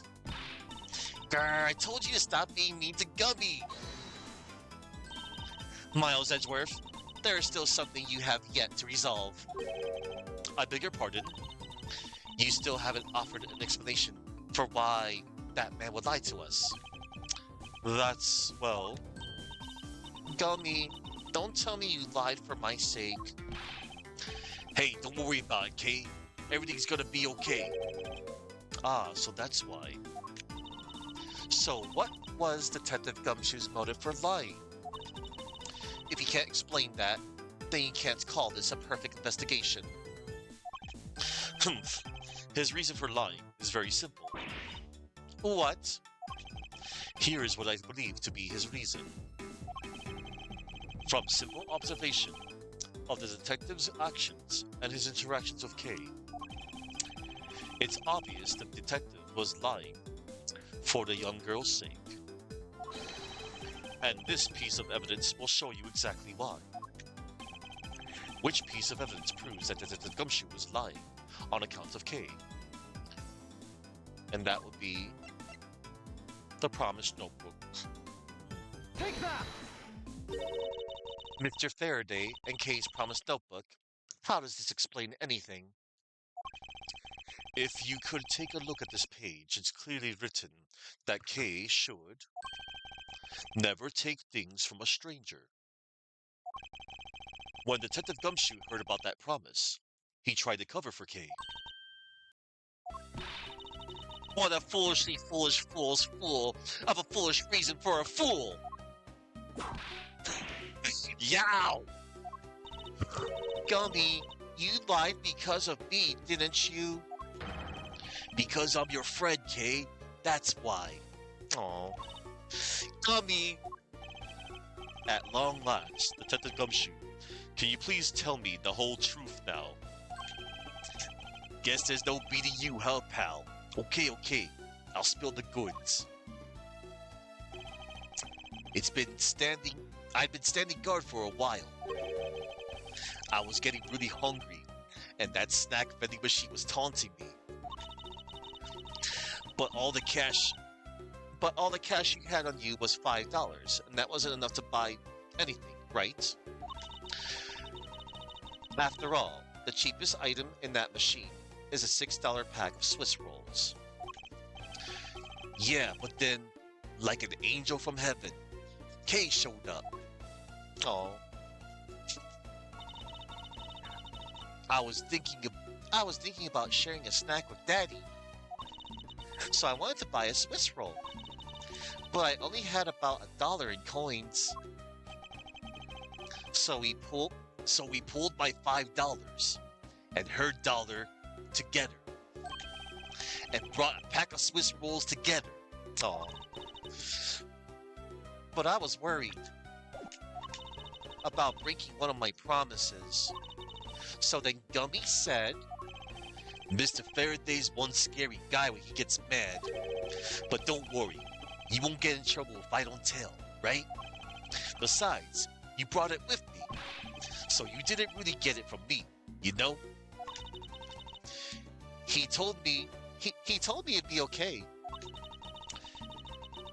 And he gave me a whole roll to save and give to Daddy. Oh. Who knew that Scruffy could be so considerate? Indeed. Detective, I take it that you then sat down on the bench and ate the rolls together? Yeah. We split the other roll and ate it right then. The sweet taste of that cake's chocolate, I'll never forget it as long as I live, pal. Anyway, hey, I believe this also belongs to you. Oh, that's from the balloon I popped. It's bad manners to leave garbage lying around, Kay. I'm sorry. Well, I guess I can't blame you for not throwing this one piece away. It was sitting high up on the windowsill where you couldn't see it. So just this once, I forgive you. But that balloon, I wanted to surprise Gummy a little, so I popped it on purpose. And because of me, Gummy dropped his half of the Swiss roll. Oh. Wow, you really got me there, pal. So I thought maybe I should give Gummy this other roll. And then I saw you picking on Gummy, mister.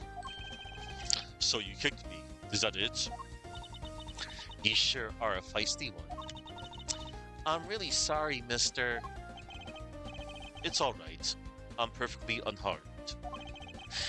But about this Swiss roll, would it be alright with you if I held on to it until Detective Gumshoe is cleared of all charges and free to go? Yeah, sure. Just make sure you give it to Gummy afterwards, okay? Of course. I promise. Now then, I believe we have proven beyond the shadow of a doubt that Detective Gumshoe was in the hallway for the entire duration of his duty, which undeniably proves that Detective Gumshoe could not have committed the double murders. Objection! Oh, great. Actually, it proves just the opposite, Edgeworth. You've just shown that Detective Gumshoe is the only one who could have committed the crime. What do you mean? It's quite rude to eavesdrop, Miss You.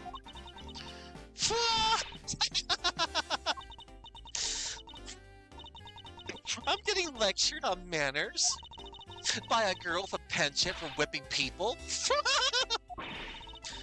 What? How dare you talk back with such insolence? You're wrong, lady. Gummy's not the bad guy. Oh, and what have we here? What is your child doing here in the courthouse?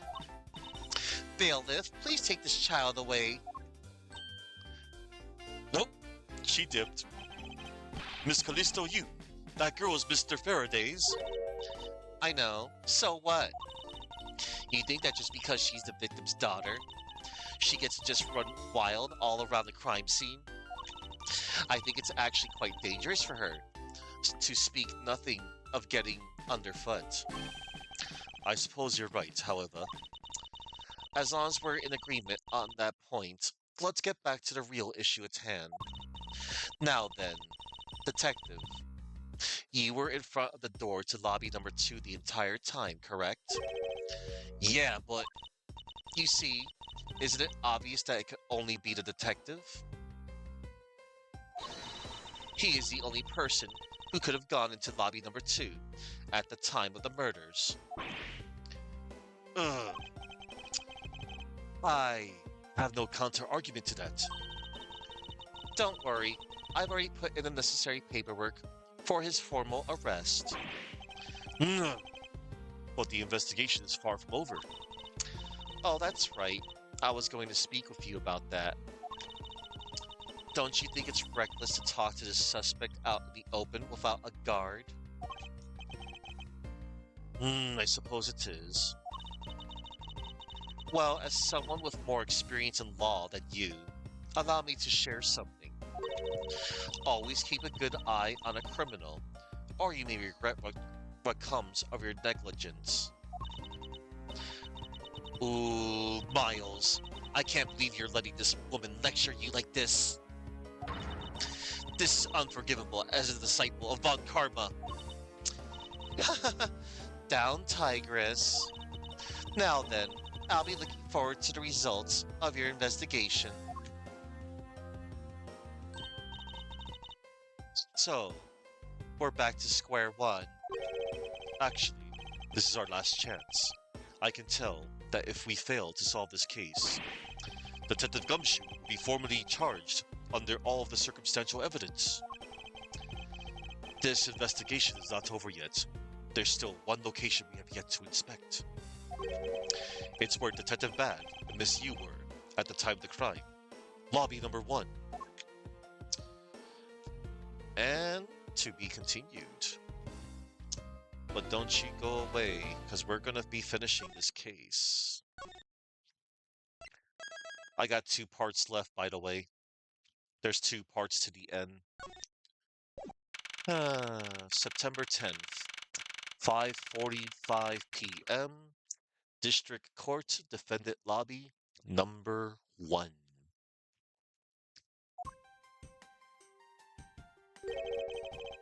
What is this incredibly overpowering sweet scent? It smells like flowers.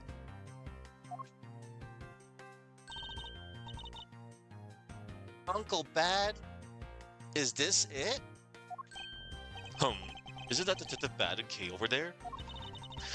It looks like she managed to escape the bailiff.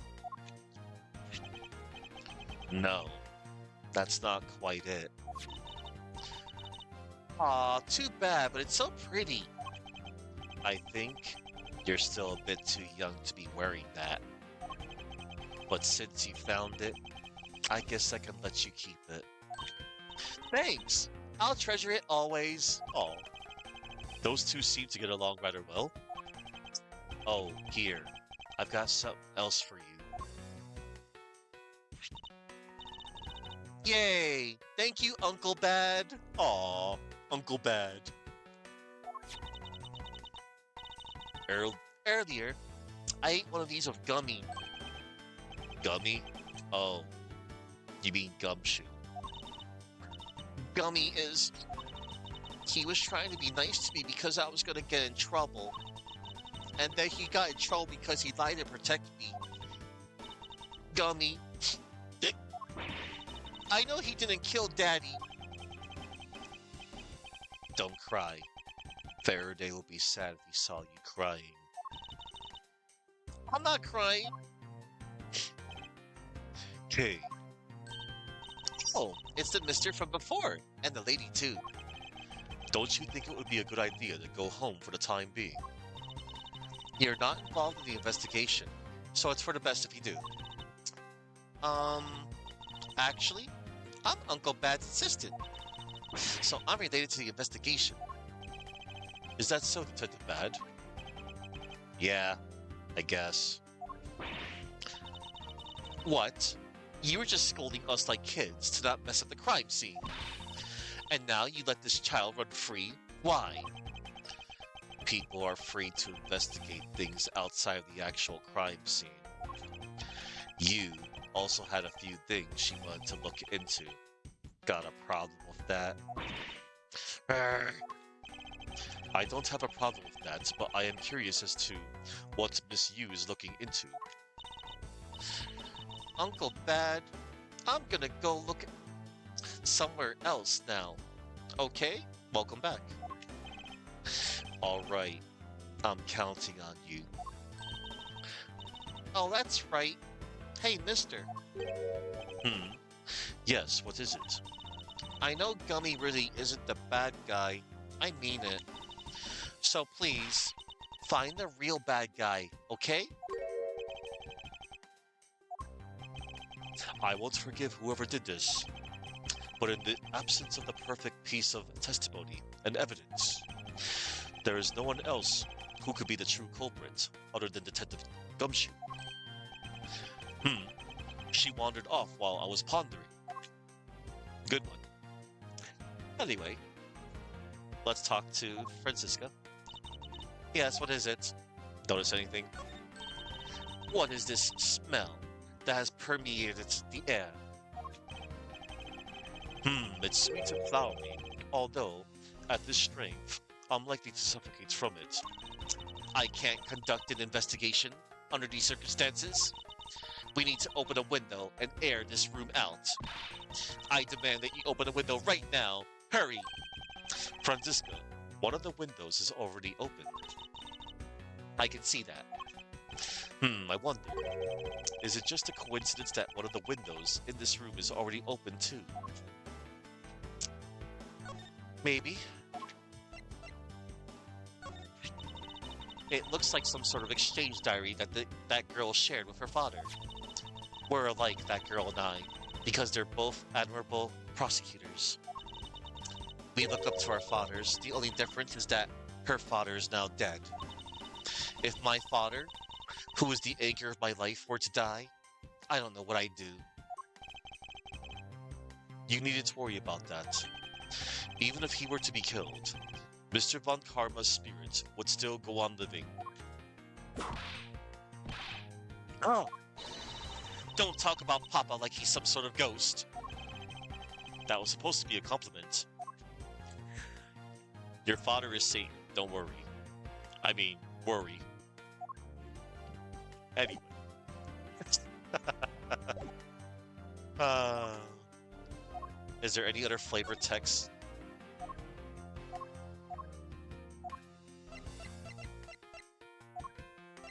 Let's see. Alright.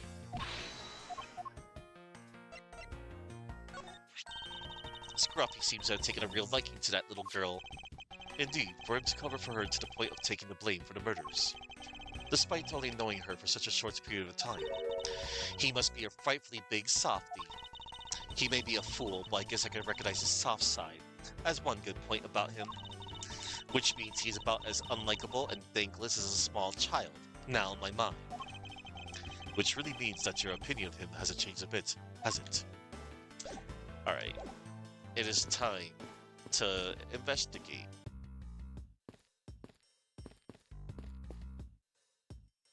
Oh. I can walk her anywhere, it seems? Hello there, Mom's Secret Recipe. Alright.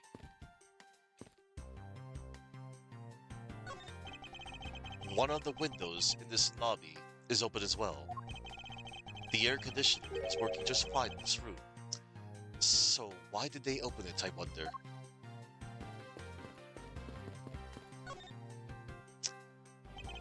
It may not look like much, but I find that ordinary tables like this one are very useful. I think it's time they brought a new one. I wonder if they will replace this table if I hit it enough with my whip. A much too heavy-handed method if I ever saw one. Silly Francisca, you said not too long ago that you were carrying a riding crop. But details. Who needs them, right?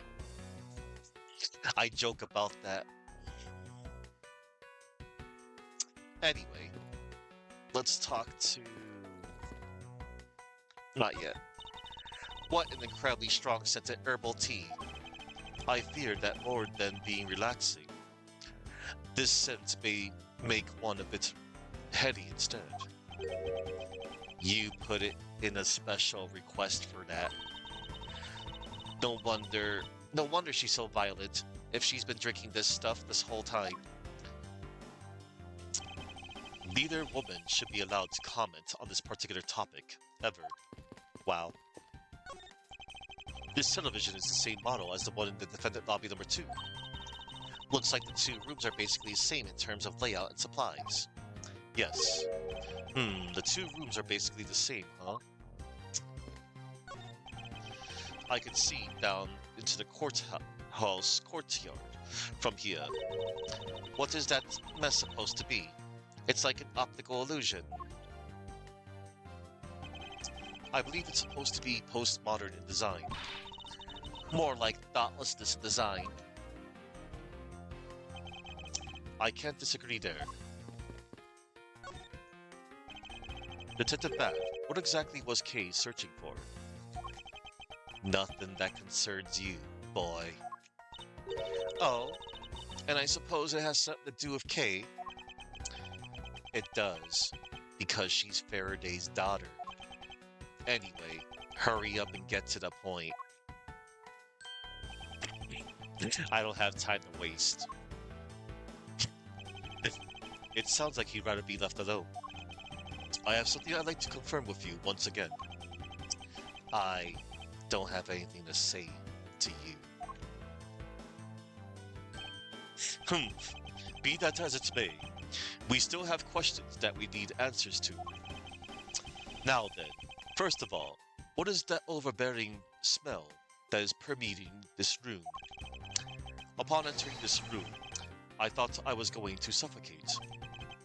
It's that ultra-strong perfume you wears. She spilled some of it. I was having a bad time of it myself. I didn't think twice and opened the window, but that smell's still here. Perfume, huh? So the sweet scent in the air is perfume. Well, it's giving off quite a stench.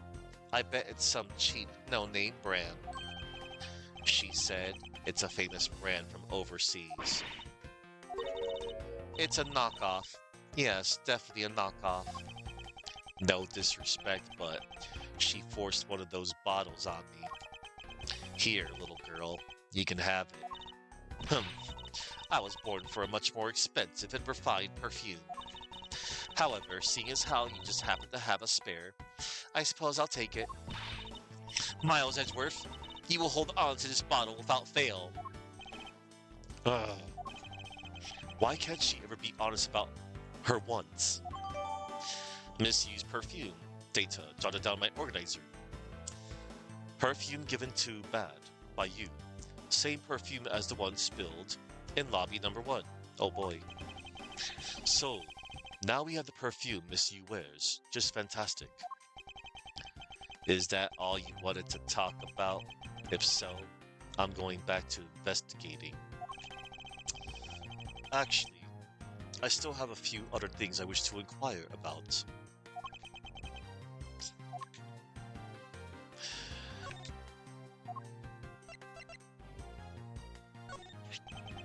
I'm not a big fan of perfume. So exactly what kind of relationship do you have with Miss Yu? Like I told you, we're connected through the victim of the KG8 incident, her younger sister. I was supposed to protect her, but I failed in my duties. Just another pathetic detective. Ah, yes. Yeah, he's feeling bad about that. Miss CCU, the sister of Callisto Yu.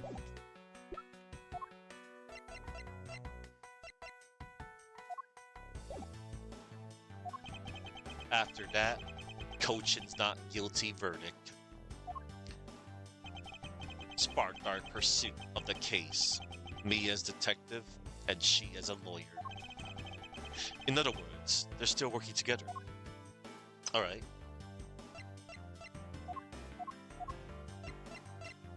Do you like the Swiss roll? That snack has quite a history attached to it for me. I'm not sure I follow. Our recently departed Faraday loved the courthouse special Swiss rolls, and his daughter Kay also seems to have taken a liking to them. The three of us used to sit around eating them together. I guess that's why we wanted to get Detective Gumshoe into them, too. But look at the sticky situation that came out of that. Actually, the biggest reasons for the sticky situation we found ourselves in are the absolute poverty of that scruff face and his unnecessary soft-heartedness. Unforgiving as always, I see. Jeez. It's just as I said. What is a Swiss roll? Well,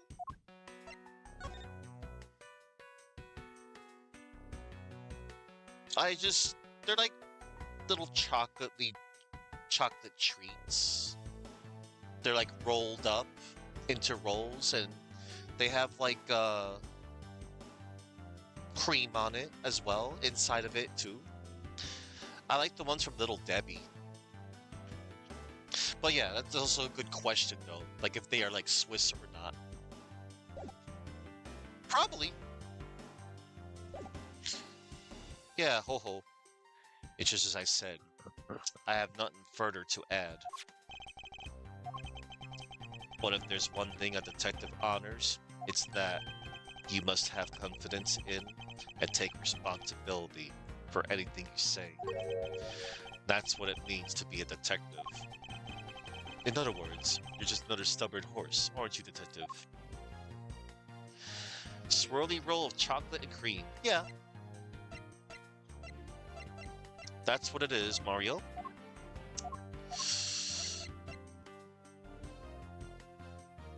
I guess there are many names.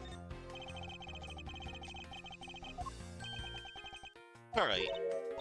I'm going to talk to him about the rest of the topics.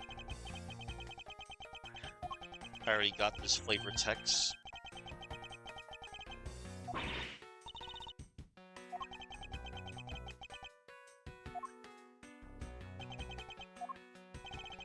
Alright. Yeah, you're right. It is indeed in the shape of like a cinnamon roll. Like the shape of it. That'd be cool if they combined the two.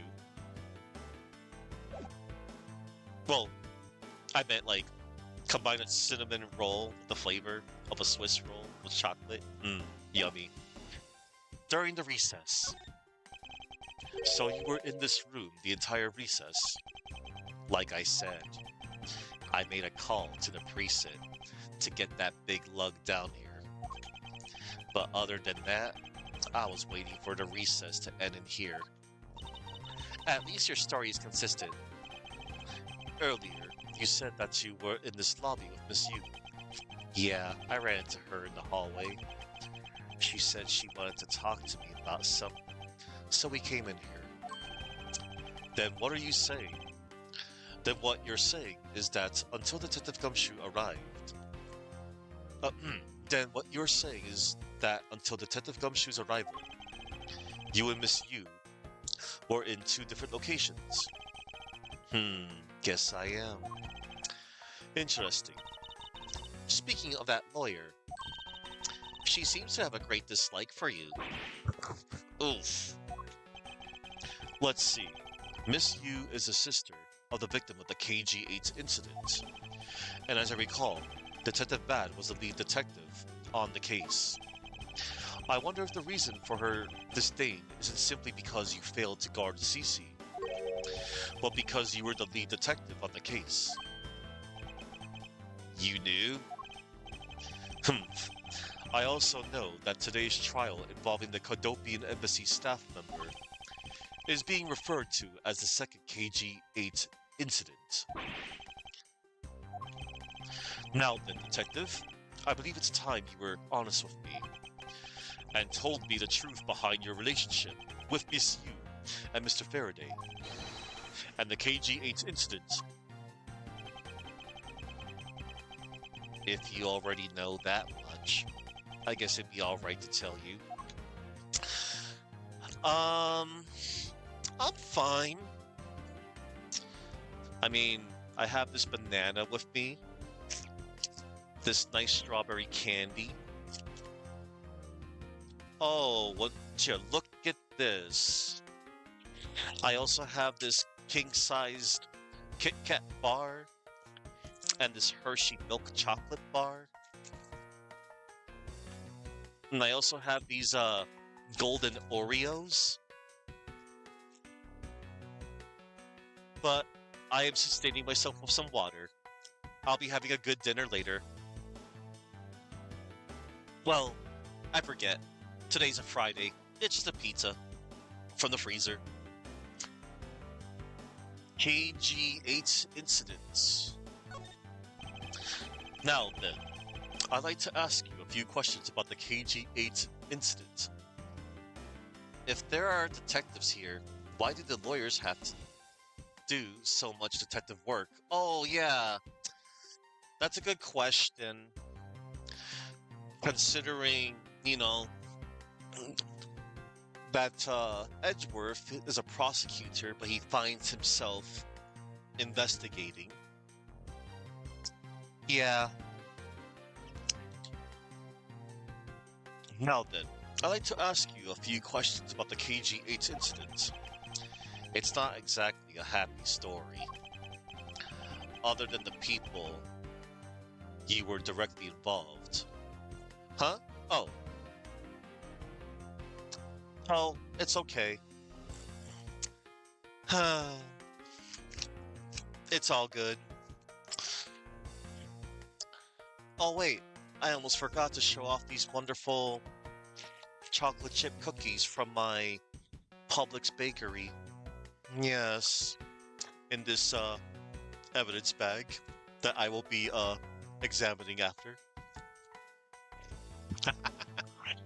Anyway. Anyway, other than the people who are directly involved, you two will be the first to hear what I'm about to tell. Alright, he's gonna tell us the lore, and look! Plot twist! He wasn't smoking a cigarette! He was sucking on a lollipop! The honest truth about the KG8 incident. Faraday, you, and I, as you already know, we three were involved with the KG8 incident. Faraday and I, we were originally on the trail of a smuggling ring. Ah, smuggling ring. That was mentioned in case 2 and 3. You mean the smuggling case involving one of the Amano Group's secretaries? Humph. That trial was just a front. A facade? Yeah, but the case became tainted. All because the witness who was going to testify about the Amano Group's ties to the smuggling ring, CCU, was killed. Then what became of the secretary who was arrested? His name was Colin Devilray, dude from the previous case. To be honest, the guy didn't know a thing about the smuggling ring, but he confessed to knowing about it anyway. Devilray was probably being intimidated by the big boss man, just another scapegoat. The boss man of the Amano Group. He can't seriously mean Mr. Ernest Amano. Yes, that can't be right. It's probably just Detective Bud's. It's probably just Detective Bad's personal hypothesis. Yeah, I mean, they kind of revealed that yesterday. Hey, Saki, what is he trying to do? Suspecting Mr. Amano of being involved with smuggling. I suppose it would have been quite difficult to secure an acquittal after he confessed. But the man who killed CCU, Manny Cochin, was a completely different person. But since he's already been acquitted once of her murder, Mr. Faraday, how could you have let him go? If I remember correctly, I heard that Mr. Faraday had an important piece of evidence stolen from him. That wasn't Faraday's fault. It was mine. I wasn't vigilant enough. Faraday, Cece, I was supposed to protect them both. Miss Yu did mention that as well. Okay. about how Detective Bad was supposed to guard her sister. But even I, who was supposed to protect them, I fell into their trap. What kind of a trap? Humph. The holes in this jacket are a testament to that trap. You mean you were fired upon? You were shot at that many times in one gunfight? No. Only about half of these are from that case. That's a lot of bullet holes. But the reason I continue to wear this jacket is to remind myself of the lessons I learned from the KG8 incident. I see. I couldn't protect CCU, and the suspect was found not guilty. We hit a brick wall as far as the law was concerned. And that's when she came to the courtroom, the victim's sister. And that's when I first met Callisto Yu. Wow.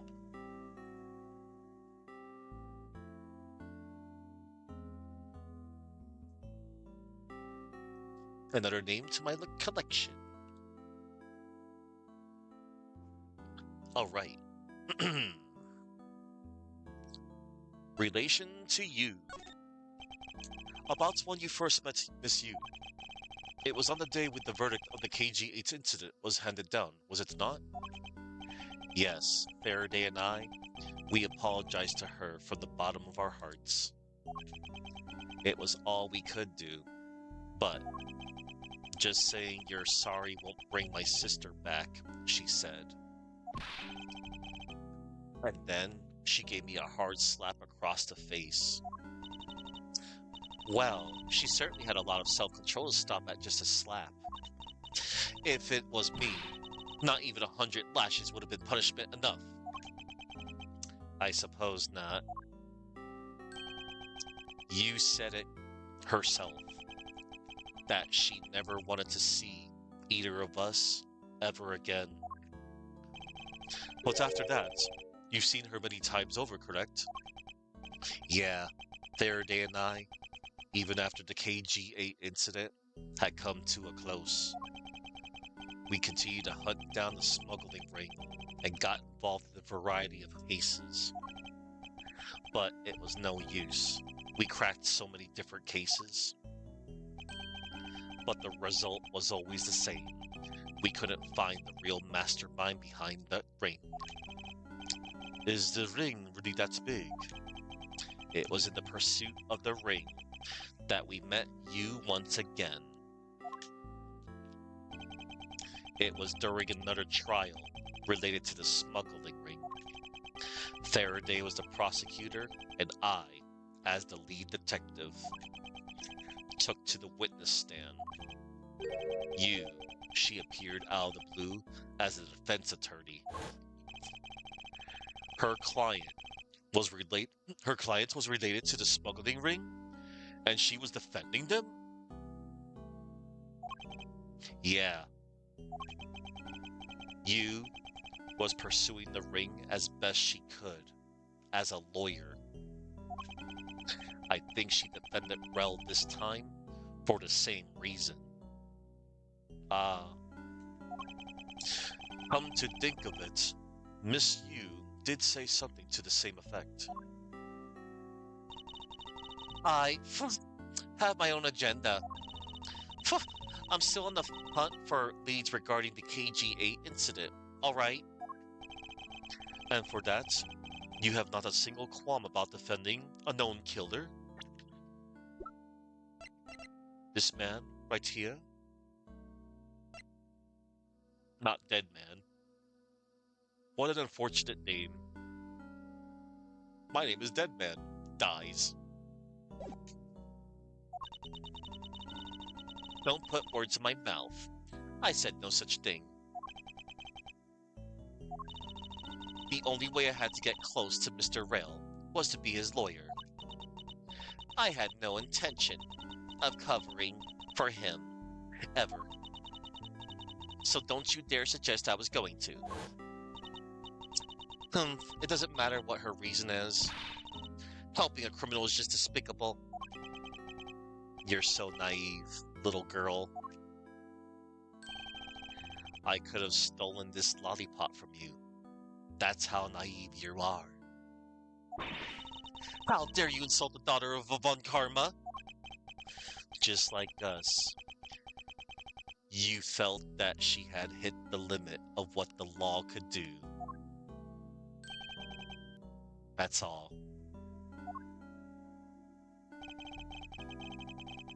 The law is merely a tool. There is no limit to it, only the skill of the craftsman. You two are still too young, but one day you'll know what I mean. But enough sidetracking. What matters is that we met you again in pursuit of the smuggling ring. That's all. Oh wait, did I show the Promise Notebook before? Oh, never mind, he doesn't know nothing about it. He wouldn't know that. Continuing. Relation to Faraday. So what was your relation to Mr. Faraday? You even seem to know Kay fairly well. I met him when he was a rookie prosecutor. Known him ever since. And Kay, I've known her since the day she was born. Faraday and I, we cracked quite a few cases together. But you two seem to have made no progress at all in the Yatagarasu case. You never liked this guilty until proven innocent stuff? Oh. But you two seem to have made no progress at all in the Yatagarasu case. Did we touch a nerve? I only have one thing to say to you. No one knew more about the Yatagarasu than me and Faraday. That's why I was called upon to testify in today's trial. To prove that Rel was not the real Yatagarasu. Which I would have done if he hadn't turned around and accused Faraday. After the accusation, I was asked to testify, but this time to prove or disprove the accusation, but I guess I won't be doing that either. I sense that there's more to that statement than meets the eye. Perhaps a bit more digging into the Yatagarasu is what's necessary. Let us talk about the Yatagarasu. You claim to know much about the Yatagarasu. Would you care to share what you know with me? What you two should be looking for right now is proof of murderous intent towards Faraday and Rel. I agree, which is exactly why I am asking you about the Yatagarasu. What? The KG-8 incident, and this second KG-8 incident. Both of these cases are tied to the smuggling ring. And in both of these cases, the witness who was to testify about the ring was murdered. However, there is one point in which they differ, and that is the presence or absence of the great thief Yatagarasu. Mr. Rel claimed to be the Yatagarasu. However, in the middle of the trial, he suddenly declared Mr. Faraday to be the real Yatagarasu. Then, during the recess, they were both killed. Don't you find that to be the least bit odd? Miles Edgeworth, stop beating around the bush and just spit it out already. I believe that there must be some reason that the two men suspected of being the Yatagarasu were both killed at the same time. A reason, huh? And so, in order to catch Mr. Faraday's and Mr. Rell's cold-blooded killer. I feel that I need to learn as much as I can about the Yatagarasu, if it will help you solve this case. Then I'll tell you. I'll tell you the reason why we've never caught the Yatagarasu. What was that sudden outburst for? You almost made me whip you by accident. Nyah! It's still accidentally whipped me anyway. There are three main reasons why the Yatagarasu will always be one step ahead. First, the Yatagarasu always knows the exact location of the target object. Second, the Yatagarasu always knows exactly how to disarm the security system. Third, the Yatagarasu doesn't have a single shred of the Yatagarasu doesn't leave a single shred of evidence behind, ever. I see. So those are the Yatagarasu's special traits.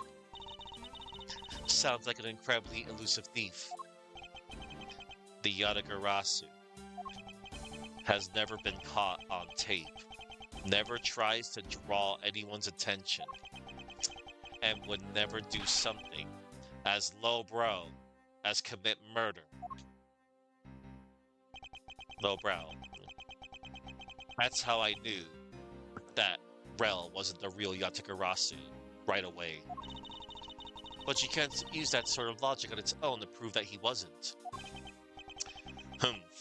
Listen, little girl. I'm not done talking yet. Grr. What's different about this time was that evidence related to the smuggling ring was sent to the police. And the sender was none other than the one who infiltrated the Kodopian embassy. The Yatagarasu. The Yatagarasu sent the evidence. Until now, the Yatagarasu would always publicize any corrupt dealings through the mass media. But not this time. The evidence this time was something only Faraday and I and a select few others knew about. In that case, how can you be so sure that it was the Yatagarasu who sent it? That's easy. A special card that only the Yatagarasu uses was attached. That's how I can be so sure. And just what sort of card is it? Here, take a look at this article. Whenever the Yatagarasu wants to publicize something, a white card is sent along with the stolen information.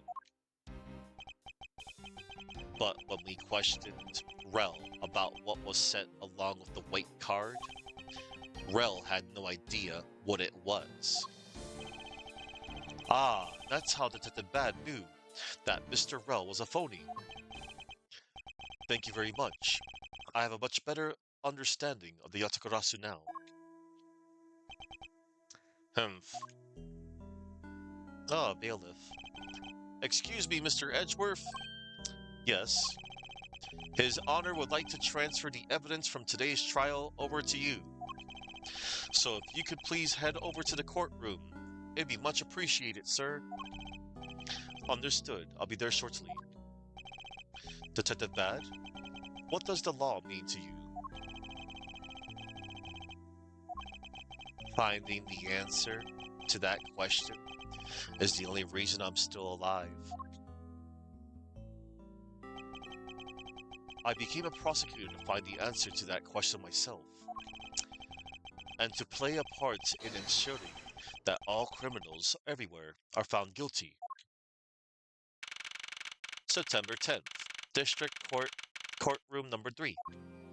Hello, Judge. Oh, it's you, Mr. Edgeworth. It appears that His Honor is still a bit dispirited. For the first time today, I experienced what it's like to stand at the witness stand. I now have a greater appreciation for just how hard it is to give testimony. Well, there's no reason for you to be all depressed about it, Your Honor.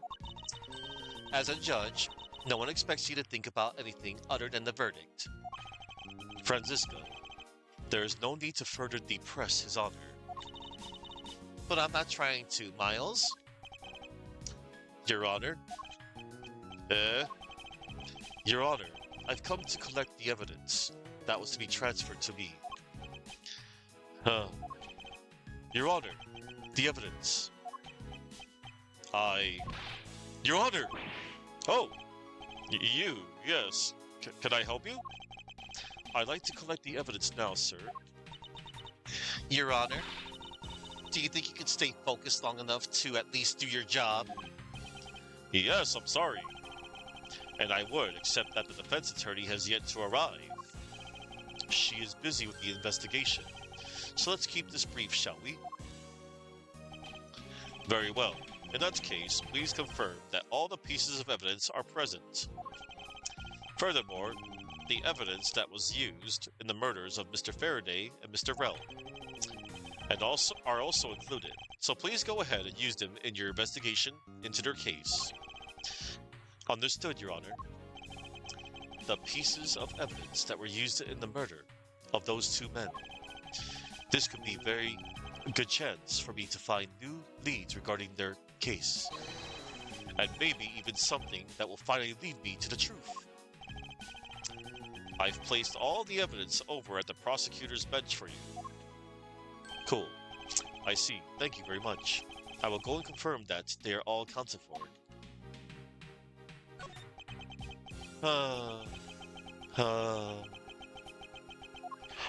It would appear that the judge is still a bit dispirited.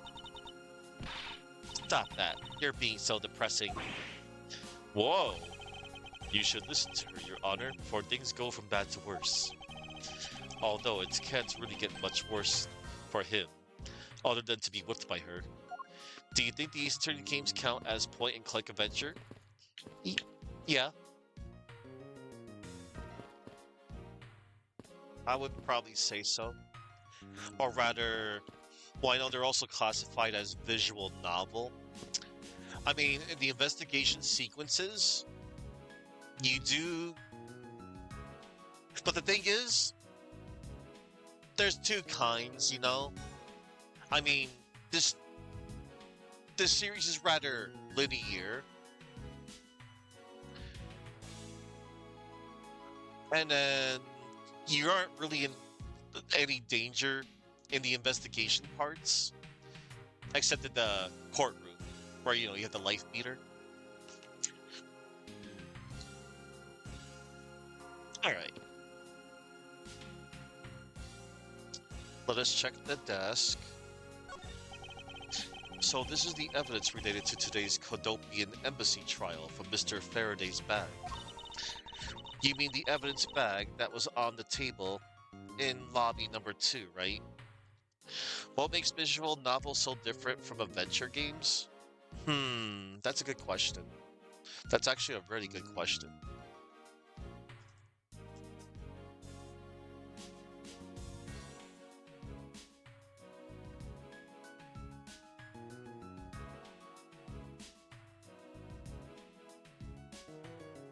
Well, with visual novels, it focuses, you know, entirely on reading text and viewing static character art with minimal interactivity.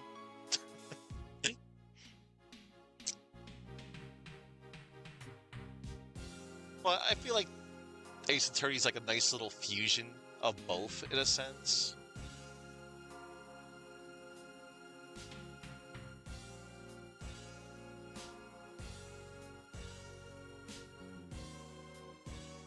That's hard to say for me. It's like with adventure, you know, a lot of environments to navigate in. The investigations, I feel, are like the adventurous part that leads into the courtroom. And then it's all about making like the right choices, you know, from the investigation, from the evidence that you've gathered. That kind of stuff.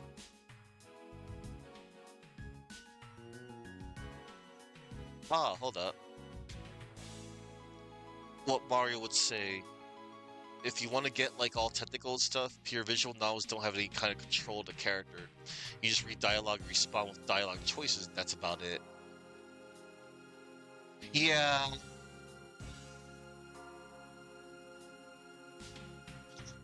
You mean the evidence bag that was on the table in lobby number 2, right? Yes, finally, we can now take a look at the evidence itself, and not just data about them. Let's be sure to thoroughly examine them while we have the time. Agreed. I want to take a good look at all the evidence from the embassy murder too. And why is that? Because I still don't fully understand what today's trial was about. Gwa! Don't point your crop at me just because you don't know something. Except she's not pointing at me. And don't you try to order me around just because Papa chose you today. I see someone is still sore about not being picked by Mr. Von Karma. It's all so real to see the knife up close. So, we have the knife, the gun, and envelope. And what's this organizer doing here?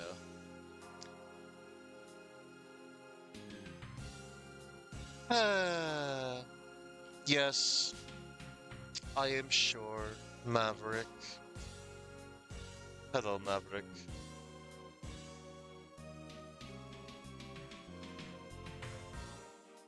So, we have the knife, the gun, and envelope. And what's this organizer doing here? Oh, that's right. I completely forgot to tell you. About what, Your Honor? They found Mr. Faraday's personal organizer inside that evidence bag of his. Detective Bag. Detective Bag requested it be passed along to you. He said it would help the investigation. Detective Badge said that? What a strange stroke of luck. We'll never look a gift horse in the mouth. We might as well flip through it, too. I won't rest until I've inspected every suspicious-looking nook and cranny. Gun. This gun, it was originally used to kill the Cadopian embassy staff member. When the crime was reported, the responding police found Mr. Rell still holding it, which led to his immediate arrest. And then, this gun took the original shooter's life. How ironic. Indeed. There doesn't seem to be anything else we can learn from this piece of evidence.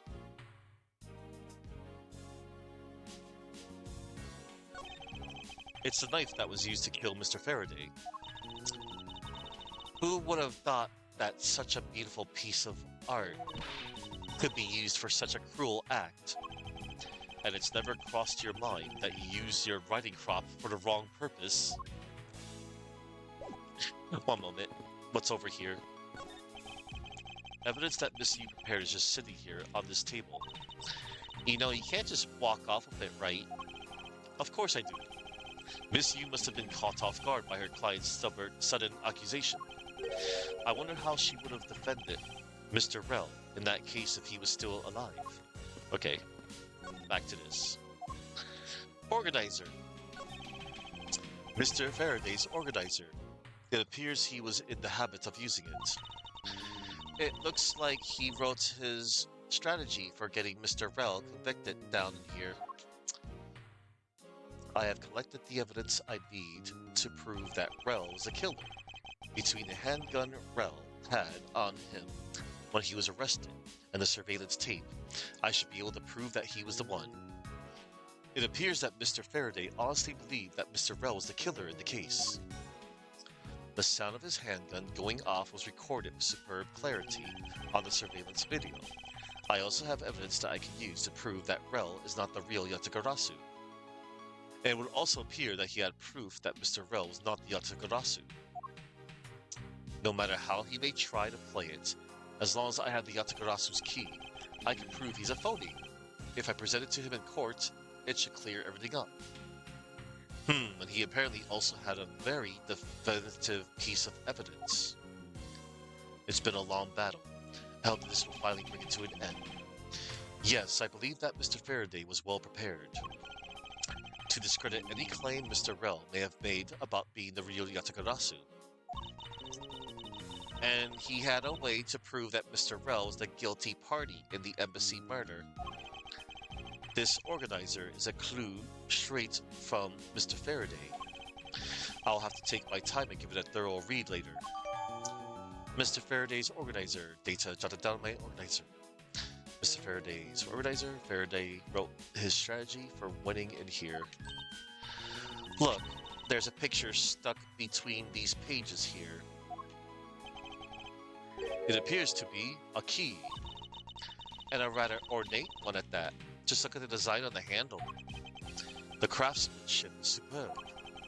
Could this be the Yatakarasu's key Mr. Faraday mentioned in his organizer? The Yatakarasu's key?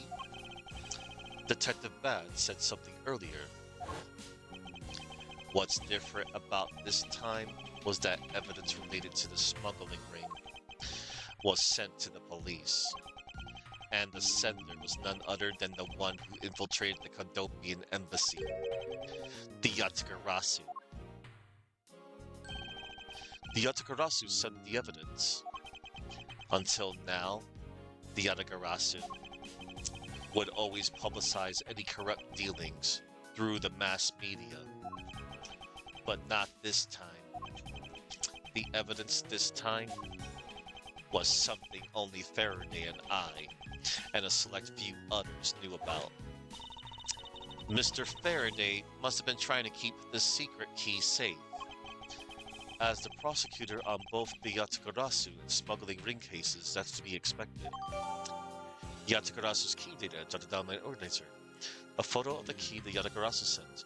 It has a rather unusual shape. That's odd. What is it? Mr. Faraday didn't mention anything about a knife in his organizer. That certainly is odd. The weapon that was used to kill the Kondopian embassy staff member was a gun. But if that's the case, then where did the knife that was used to murder Mr. Faraday come from? Isn't it obvious it was brought into the courthouse by Mr. Rel? That's the only logical conclusion, right? No, because it's not that easy to smuggle a weapon like that in here. Every person who enters the courthouse doors is checked thoroughly for contraband. Furthermore, the suspect was handcuffed.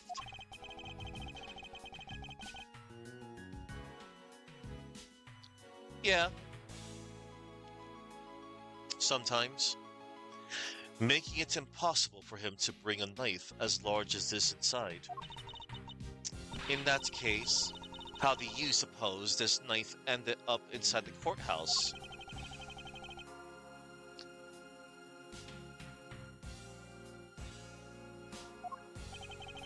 I need to think carefully here. There is nothing related to the knife written anywhere in Mr. Faraday's organizer. However, it is a fact that this knife came from Mr. Faraday's evidence bag. Conversely, there is one item listed in Mr. Faraday's organizer that no one has claimed to have seen today.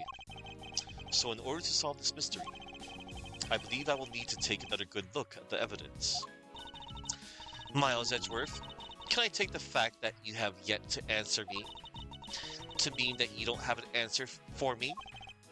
Actually, I do know the answer, Franziska. What? Then what is it? One of the pieces of evidence we've been holding has been hiding a secret on its own. And it was through this piece of evidence that the knife was brought into the courthouse. And that would be...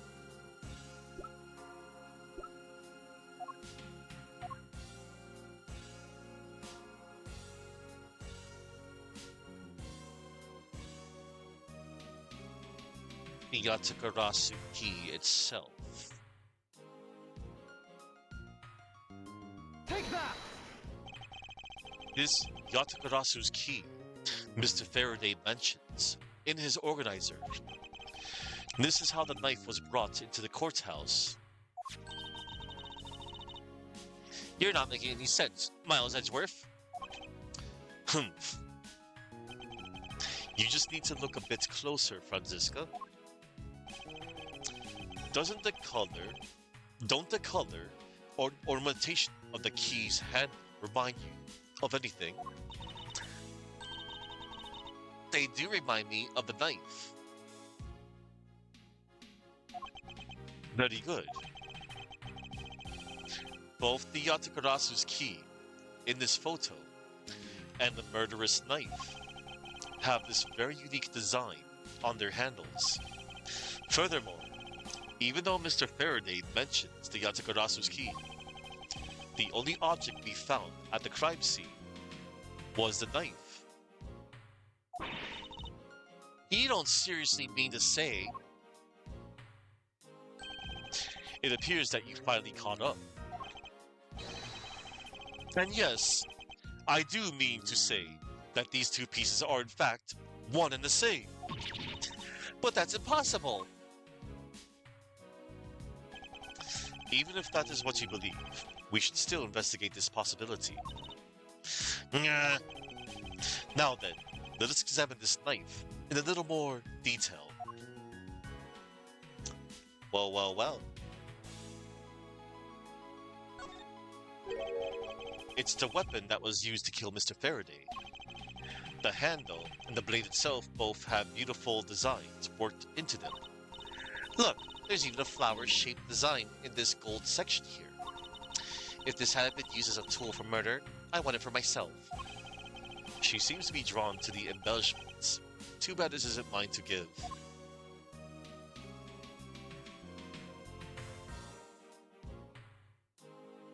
Take that.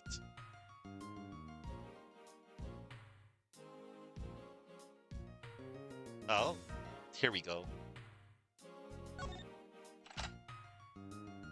Sick. I can't believe it turned into a key. To think there was such a trick to this thing. So the weapon used to kill Mr. Faraday is actually the key the Yatakarasu stole. This piece of information is more critical than anything we've learned up until now. The Yatakarasu key data updated in my organizer. A photo of key the Yatakarasu sent. It turns into a knife. Yep. Yes, Franco, you were right. I was waiting until the reveal. Frankly, I'm shocked.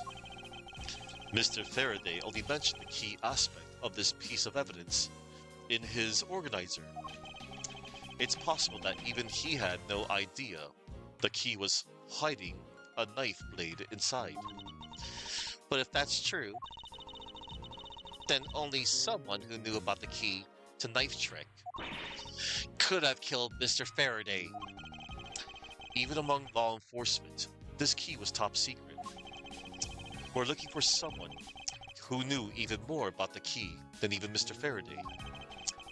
Meaning that the only person it could be is the one who sent the key in the first place, the great thief Yatakarasu. Then maybe Mr. Rel really was the Yatakarasu, and he was the one who killed Mr. Faraday. Isn't that one possible scenario? No, not really, especially since Mr. Faraday was absolutely convinced that Mr. Rel was not the Yatakarasu. Besides, as Detective Bad said earlier, but when we questioned Rel about what was sent along with the white card, Rel had no idea what it was. I see. Alright then. I guess the person who knows the trick behind this key is someone else, and that person is the real Yatakarasu. It seems that this key is truly the key to solving this case. Knife data updated in my organizer. Weapon used to kill Faraday has secret ability to change into the key. Has the secret ability to change into key the Yatakarasu sent. I took a quick look through these documents before the trial started. Well, I wasn't even afforded the opportunity to skim it. I suppose I should explain it to you then. Yes, you should. Perfectly, and in its entirety, if you please. On the night of September 8th, an embassy staff member was killed in front of the embassy. The staff member died of shock due to being shot in the heart. Mackrell was brought in that night as a suspect and thoroughly questioned because the murder weapon was found on him, for which he was arrested on the spot. A simpleton of a man, that's what he was.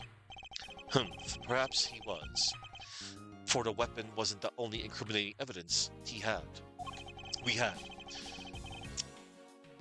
Mr. Rell was caught in the act on film by a security camera. He was an even bigger simpleton than I thought. I can't believe he didn't notice a security camera. The Kodopian embassy's security system is supposedly very well designed. He may have simply not been aware that there was a camera in the area. So, have you seen the contents of the video for yourself? Yes, the surveillance video the security camera took was played during the trial by Mr. Faraday. You can clearly identify Mr. Rell in it. Even the sound of the gunshot was crystal clear. So the footage included sound, huh? I don't think I'd ever want to see the moment of someone's death in real life. Me neither. That's odd. We're short one piece of evidence. And the piece that's missing is the surveillance video that was played in court. The surveillance video? How could a piece of evidence just disappear? Where did it go? The video showing the moment in which Mr. Rell committed the murder. Where could it have been gone? Where could it have gone indeed? Are you done with your inspection of the evidence? Yes, I'm finished. However, Your Honor, I am missing a single piece of prosecutorial evidence. Your Honor, were you derelict in your duties? What? No, I dare not neglect my duties. What do you take me for? Judge never heard that word before. No, Your Honor, the most important piece of evidence in today's trial. The surveillance video is not amongst the evidence you laid out for me. But I brought Mr. Faraday's whole bag with me from the crime scene. Maybe the tape is still somewhere at the crime scene. There's something wrong here. Something about this missing piece of evidence. It would appear that for me to find the answers I seek, I will have to pay another visit to the scene of the crime. Defendant lobby number 2. Oh, snap! September 10, 6 p.m. District Court Defendant Lobby number 2. Look, it's a very young Shilong Lang. Here, a judge, you're supposed to be educated, yeah. That's Detective Bad. But who is he with? I've never seen that officer before. So, did you find it? No, not yet. And I've looked everywhere. I see. Well then, please continue with the search. Understood. I'll continue the search. So you're the one running the show. Prosecutors like you shouldn't even be allowed at crime scenes. How dare you? Just who do you think you are? Future Interpol agent Shilong Lang. What was that all about? And who was that man just now? Whoever he was, I've never seen a more impudent officer in my life.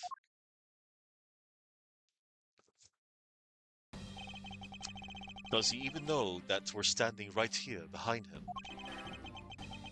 I know you're standing right behind me. What do you want, kids? I mean, the dude's holding up a mirror. It looks like you were paying attention after all. Of course I was. I have eyes in the back of my head. Ah, so that mirror isn't for vanity's sake. Nope. It's for him to keep an eye out on who or what is behind him at all times.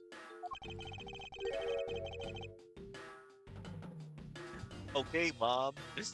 So tell me, Detective Bad, who was that rude man just now?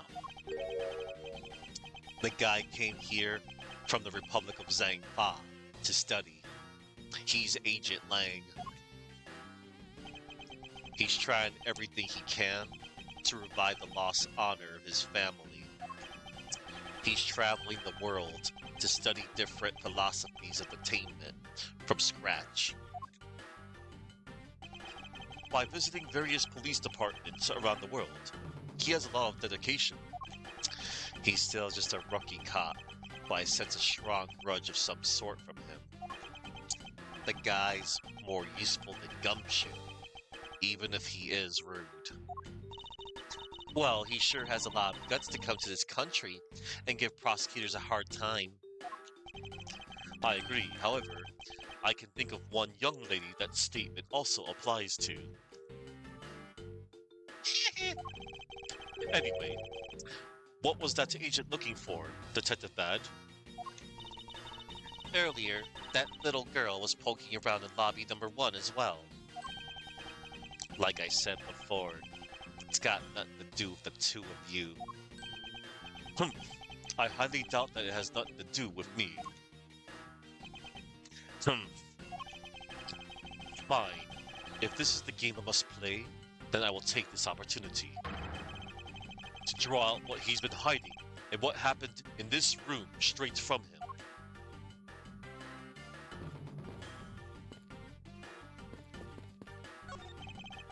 The curtains are shut tight.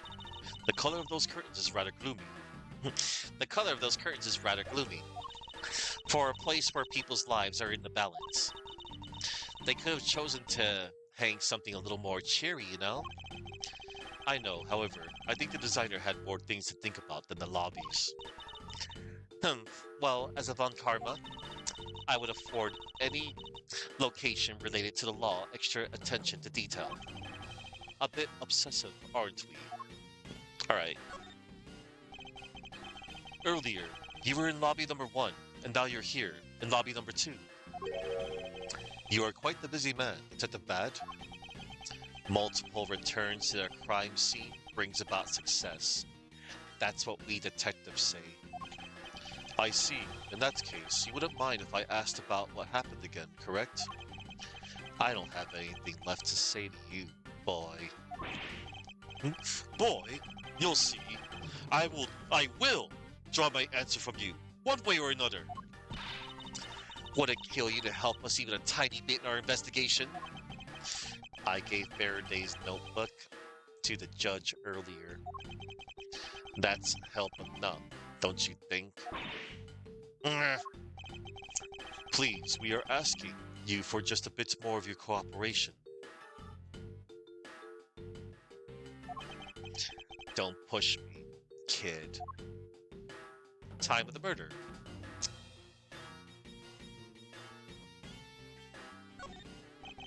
I'd like to ask once again about what happened around here at the time of the crime.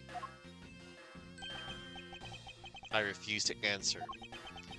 Any more investigating you do would be a waste of time.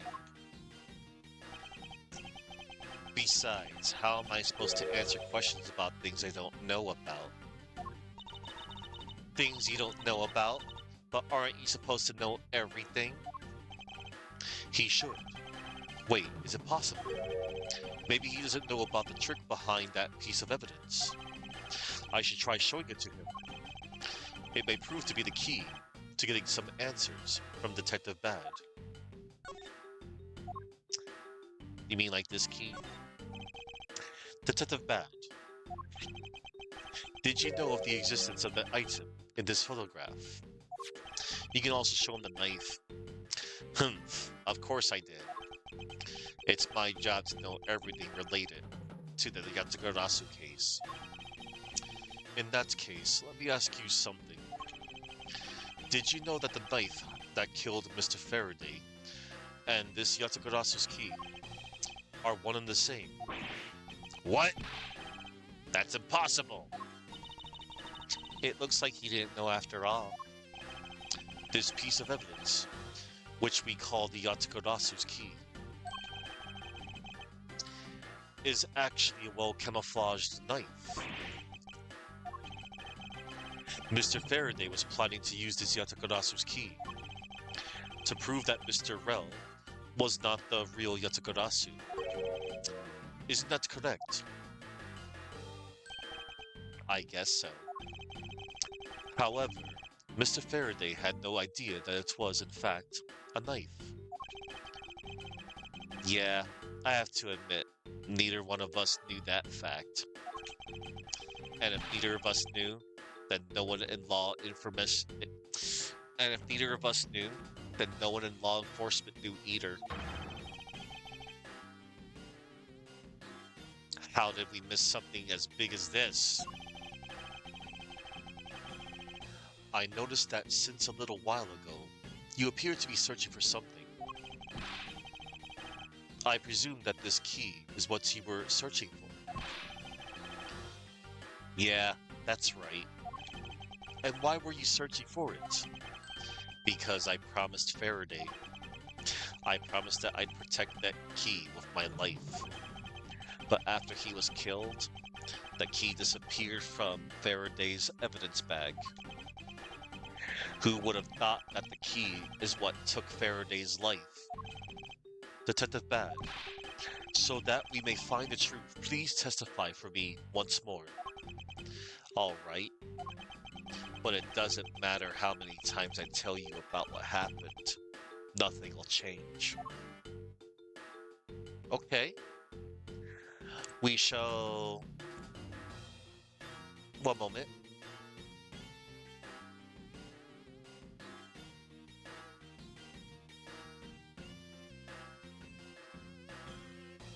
Alright, cool. Let's talk to Bad about the time of the murder. Detective Bad, I ask that you please testify once more about what happened in lobby number 2 and what you experienced in lobby number 1. Ah, interesting thought, Ranko. My answer is still the same.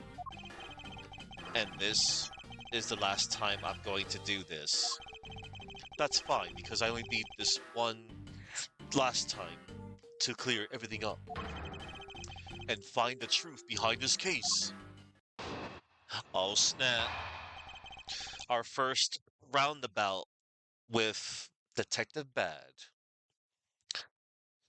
Detective Bad's movements. I was in lobby number 1, talking with you. We were talking about some trivial things. I heard the gunshot right before the trial was about to reconvene. When we heard it, you and I immediately dashed out into the hallway together. I saw Gumshoe goofing around there, and then we all ran into lobby number 2. It sounds like the exact same story he told us before. Indeed, however, I feel that we have yet to draw out all the information that we can. Detective Bad's movements. Yeah, Mario, you definitely would. I was in lobby number 1, talking with you. Hold it! Why did Miss Yu chose lobby number 1? Answer me! Who knows? She just said that she had something she wanted to talk to me about. And we walked into lobby number 1 together. That's all. So his answer remains the same as before, I see. We were talking about some trivial things. Hold it! I was hoping you could expand on what exactly you were discussing with Miss Yu. Trivial stuff. It was nothing important. That's for me to decide. All right, I suppose that's for him to decide. Moving on then. I heard the gunshot right before the trial was about to reconvene. Hold it!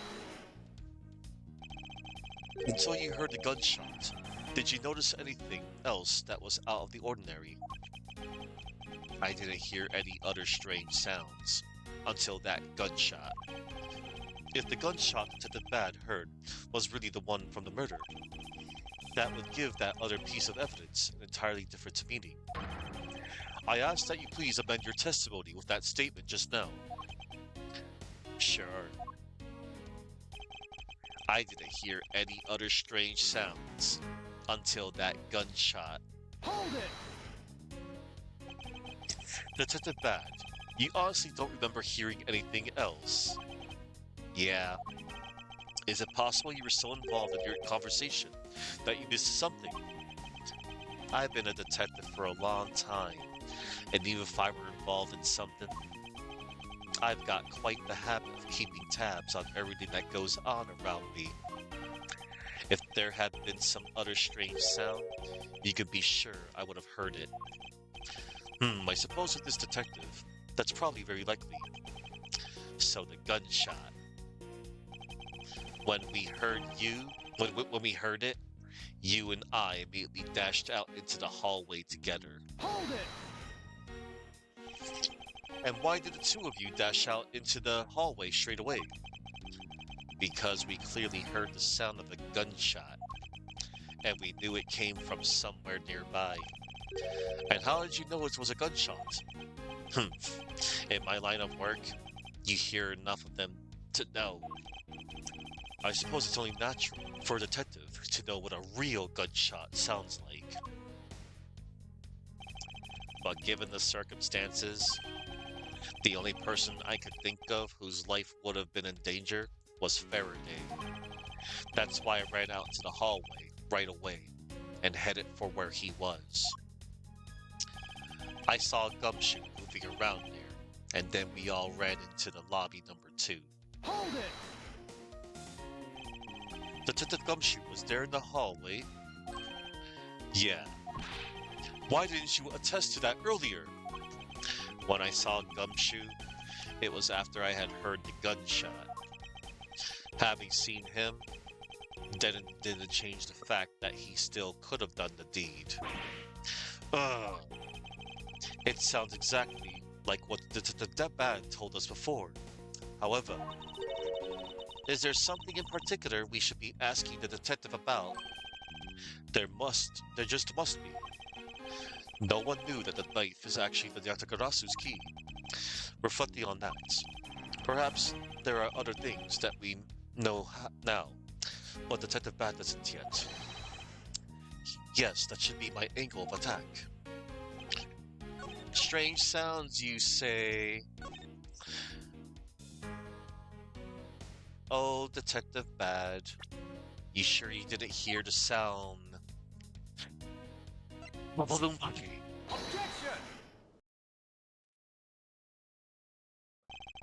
Detective Bad, does this balloon fragment remind you of anything?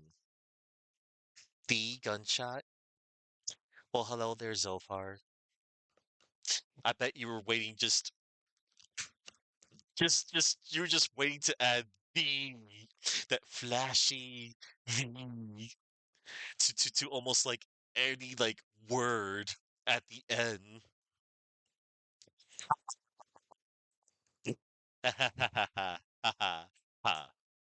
Hi, hello, Zophar.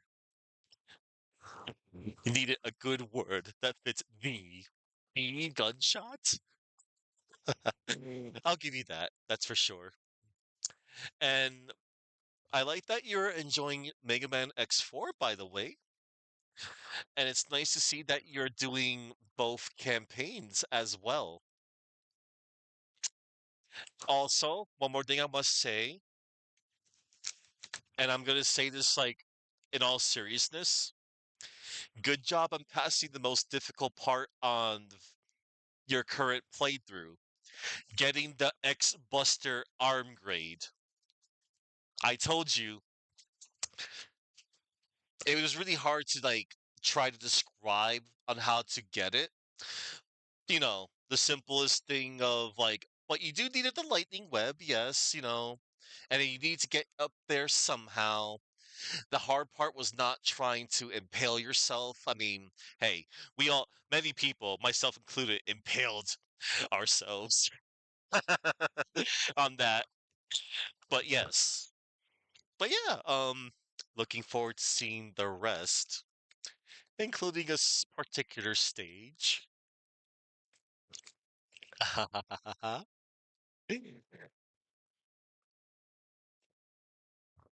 Anyway, Detective Bad, does this balloon fragment remind you of anything? It's the same color as the one Kay was holding. You just assume when people say the by now, it's the meme. Ah. Oh, so you knew about that girl's balloon? Yeah, I was sitting with her up in the gallery during the recess. Just before we split up, I filled that balloon up for her. Well, as you may have already surmised, this piece did indeed come from Kay's balloon. So, what about the balloon? Oh, nice. I wonder if you might remember hearing this balloon pop at some point. What are you getting at? Humph. This fragment was found in the hallway right in front of lobby number 2. Furthermore, it was the sound of this balloon popping that the judge mistook as a gunshot. Oh, so the sound that the judge heard was not actually a gunshot, huh? On top of that, His Honor said that he heard the balloon pop. About 20 minutes before the trial was to reconvene. Yes, which means that His Honor heard the balloon pop in the hallway. When you were in lobby number 1, Detective Bad, and if you were in lobby number 1 at that time, you were close enough that you should have heard the balloon popping as well. So? Don't give me a so! We just proved that there is a flaw in your testimony. The crackling of the truth is louder than the sound of your sweet naivete. Cracking. And since you kids don't seem to know, let me fill you in on something. Did you ever stop to think why the doors and walls of this place seem so rugged? That's because they were designed to keep secrets from being leaked. Hold it. What is that supposed to mean? The doors and walls are super thick. The window panes are double layered.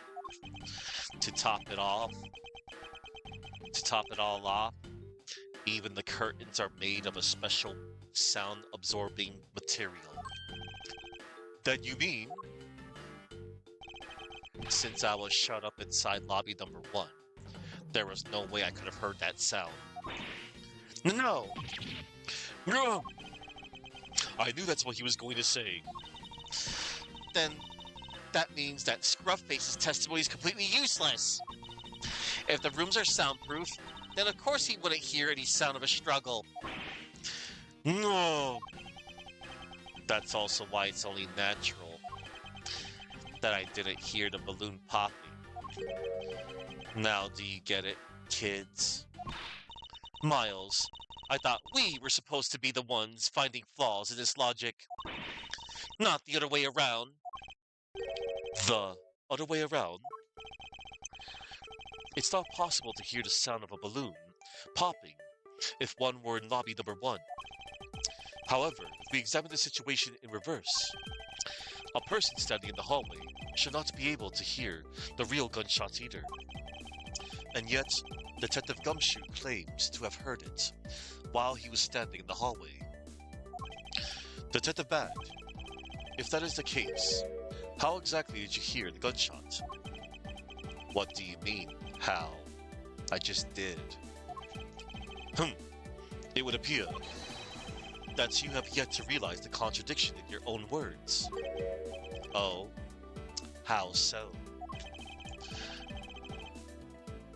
If the rooms are as soundproof as you say they are, then how did the sound of the gunshot enter your ears? I see what you mean. I guess I'm more out of it from Faraday's murder than I had thought. Which means what exactly, Miles? In the end, what does it all boil down to? It boils down to this. There must be a reason. As to how Detective Bad and Gumshoe heard a a gunshot they theoretically couldn't have. Theoretically. It looks like we need to examine the state of the crime scene again, huh? The state of the crime scene? Wait, can it be?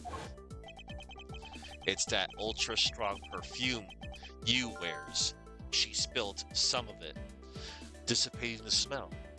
A window in lobby number 1 was open to allow the perfume Miss Yu spilled to dissipate. Wow! And way too noisy. Very loud television. Lobby number 2's television. It looks like it was set to an incredibly high volume. The surveillance video? How could a piece of evidence just disappear? Where did it go? Missing evidence. Where did the surveillance tape from Mr. Faraday's bag disappear off to? It's logic time, everybody!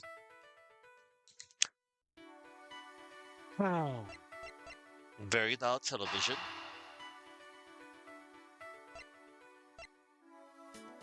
No, wait. Not yet. Let's back out for now. Or... No, wait. No, wait, we can't back out. I have to connect something. That's fine. It's all good.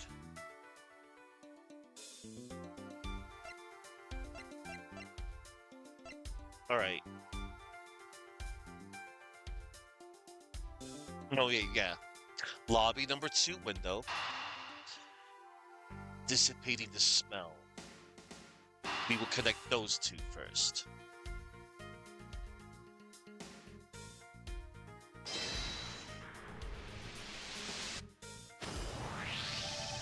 It's simply not possible for the killer to have escaped through barred windows.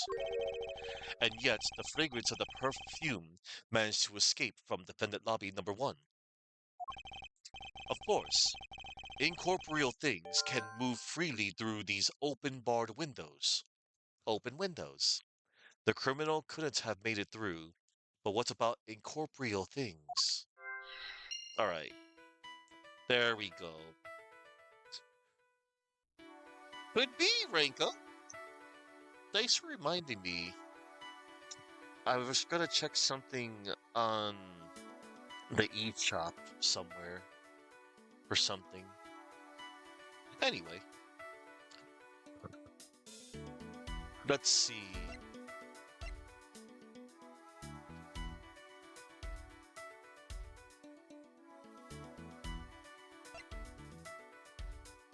Open windows. Very loud television.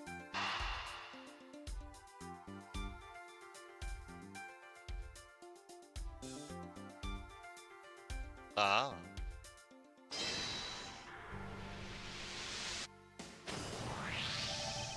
Now then, what else besides a spell can go both in and out of an open barred window? Sound. The answer is sound. So no matter how careful the killer was, if the windows were open, the jig would be up.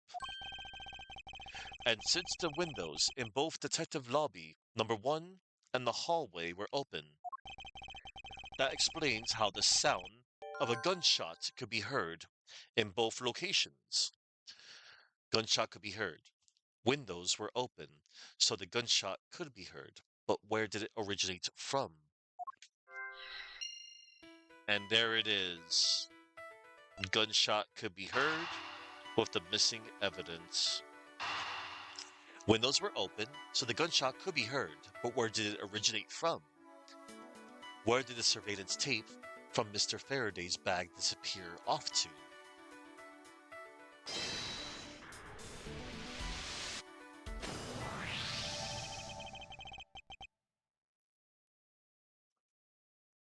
The missing piece of evidence is a video that shows the moment in which Mr. Rell killed the embassy staff member. The sound of the gunshot left quite an impression on me when it was played during the trial. The video should have been returned to Mr. Faraday's evidence bag for the recess and brought back here. If it disappeared after that time, then it's possible that the tape is still here, in this room. Eureka! The evidence that the missing evidence created for me is the gunshot sound that no one should have been able to hear in the first place. Miles, what have you been thinking? Stop wasting time thinking and let's start looking again. It's not a waste of time to think, for I have figured out where we should look. And where would that be? I believe we should examine the television. The TV. Well, you kids have fun. Go ahead and examine whatever you like. Begin investigation.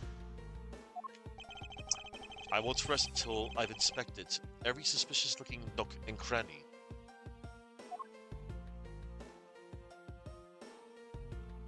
Alright, we'll check the TV first. Earlier, when Detective Gumshoe touched this, it made a most terrible racket. You mean when Scruffy turned the television on, right? Actually, come to think of it, I don't think Detective Gumshoe actually touched the television at all. Furthermore, it seemed more like when the video feed suddenly stops. At least it did to me. I wonder why that is. It's a video player, and there seems to be a videotape inside. It looks like it. The tape must have stopped on its own when it reached the end. This tape, could it not be the missing surveillance tape? I suppose, but... Detective Bat, would it be alright with you if I verified the contents of this video? Sure. Knock yourself out. Alright, then let's rewind this and see what we have. If I remember correctly, the footage of Rell killing the embassy staff member should be at about the 30-minute mark from the start of the tape. Understood. This should be about right. Now then, let's see. Nah, this is the footage of Mr. Rell shooting the embassy staff member. I knew it. The missing piece of evidence, the surveillance video, was here all along. Surveillance video data jotted down my organizer. Video of the embassy staff member's murder. The gunshot is especially memorable. This sound. What's the meaning of this? It appears that Detective Bad has figured out the true source of the gunshots he heard. With this, I think we can figure out the trick behind this double murder. Do you think that you've figured it all out then? Yes. All I have to do now is show what the gunshot detectives Bad and Gumshoe heard was, and through where they heard it from. Fine, in that case, show me what you've deduced. Now to show what the gunshot detectives Bad and Gumshoe heard was, and through where they heard it from. Alright, hang on, let me look at the window. Just as with the spilled perfume in lobby number 1. If the windows were open, that piece of evidence sound would also dissipate out. Now to show what the gunshot detectives Bad and Gumshoe heard was, and through where they heard it from. So someone left this video on play the whole time, huh? I suppose so. Other than the killing, that's hardly a sound on the rest of the tape. There's hardly a sound on the rest of the tape. Then they did the television.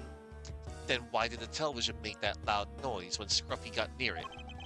That's probably because the tape had run out and stopped its playback. It's not just bad luck. That detective has the worst timing in the world, too.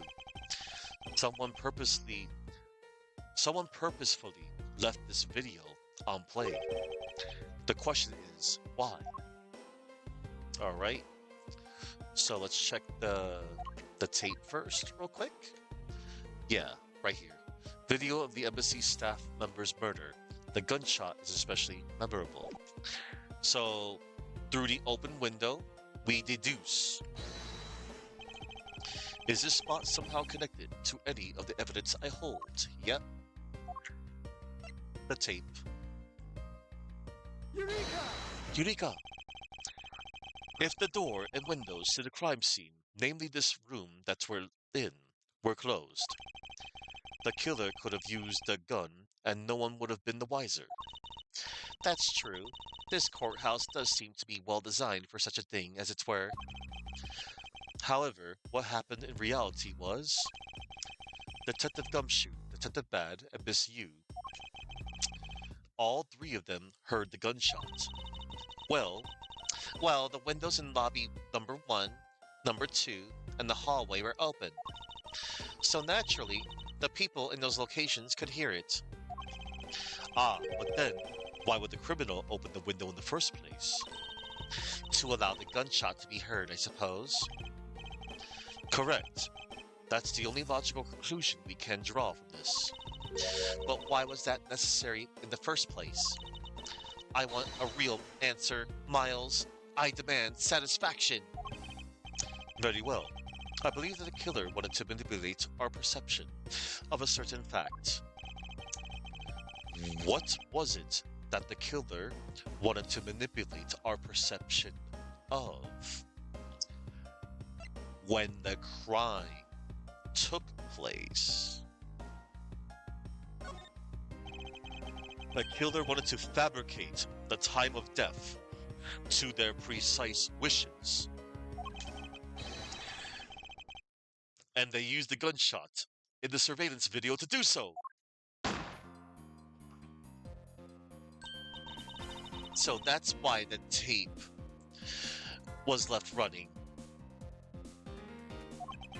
You mean the gunshot I heard was from this video? Yes, which means that the murderers really occurred at an earlier time when we fought. Which means that the murders really occurred at an earlier time than we thought. Yeah.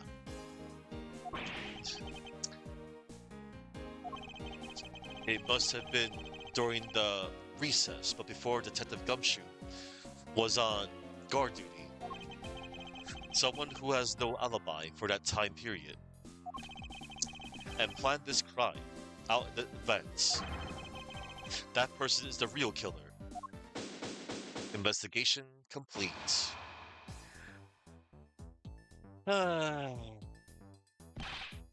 Mr. Edgeworth!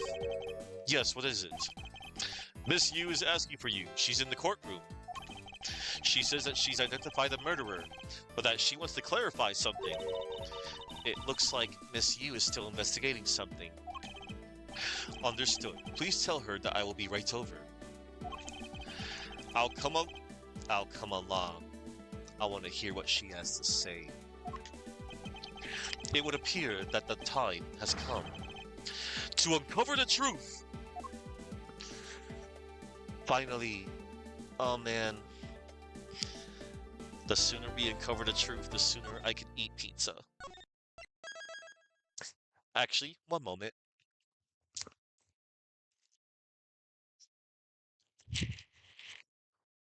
One little golden Oreo.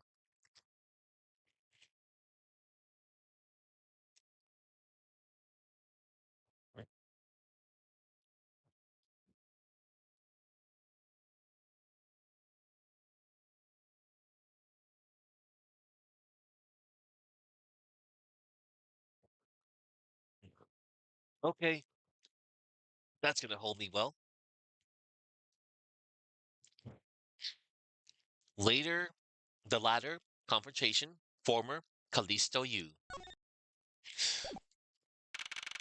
September 10th, 6:15 p.m. District Court, courtroom number 3.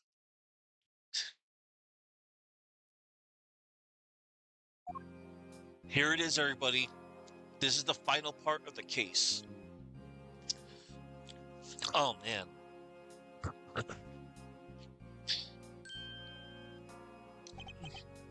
Hey, what are you doing here? Oh, hello, mister. I'm still investigating. But the object you're looking for has already... Hold, hold it. Kay, don't mind him. Please continue with your investigation. Okay, you got it. Aw, how cute. Detective Bad, haven't we already found what you were looking for?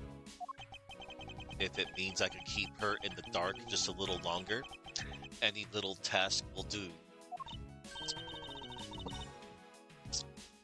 Oh, you're more sympathetic than I thought. Hmm. Oh, that's cute. Oh, I see. I see your thoughts, Franco. I've been waiting. I've been waiting. I've been waiting for you, Edgeworth. No, you're fine.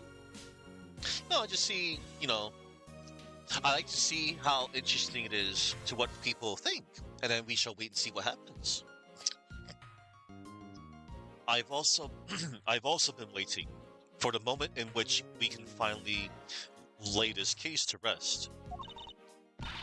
Oh, the moment in which we can finally lay this case to rest? Wasn't that when we placed Detective Gumshoe under arrest? Blah! Oh, don't worry. Oh, cool.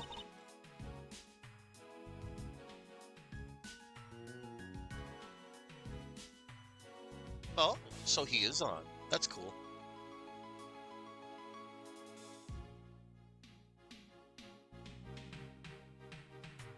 All right. Oh, he's continuing that. Interesting.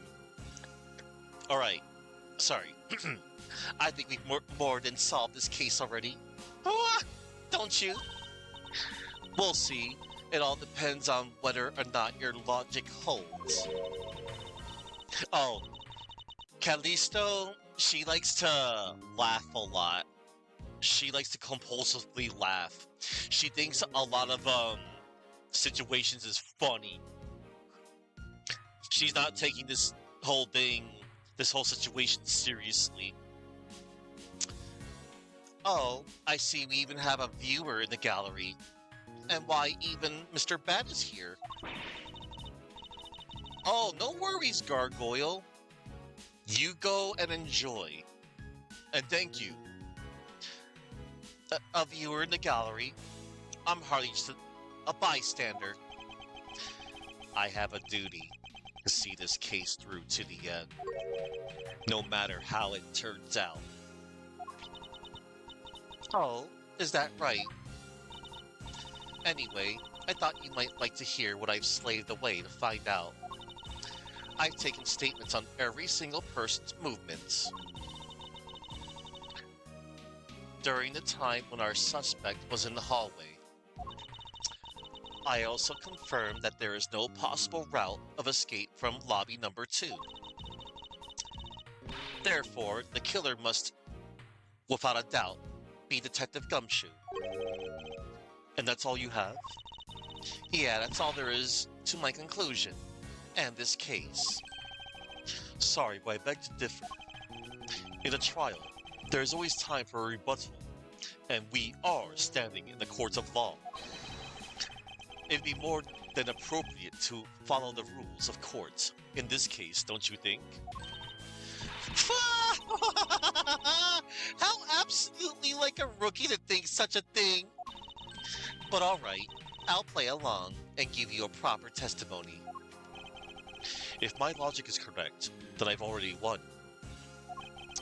All I have to do now is to prove it by showing who the real killer is. Misuse argument. Everyone says the suspect has an alibi for when the gun went off.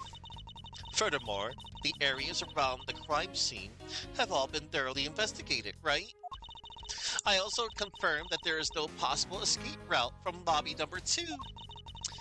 Which leaves us with one unshakable conclusion, that Detective Gumshoe is the killer! Wah! Now that you have your testimony, I expect a good rebuttal, Edgeworth. Humph, but of course. There is no need to confront her logic head-on right now. I should instead focus on drawing out any trump cards she has up her sleeve. Yeah.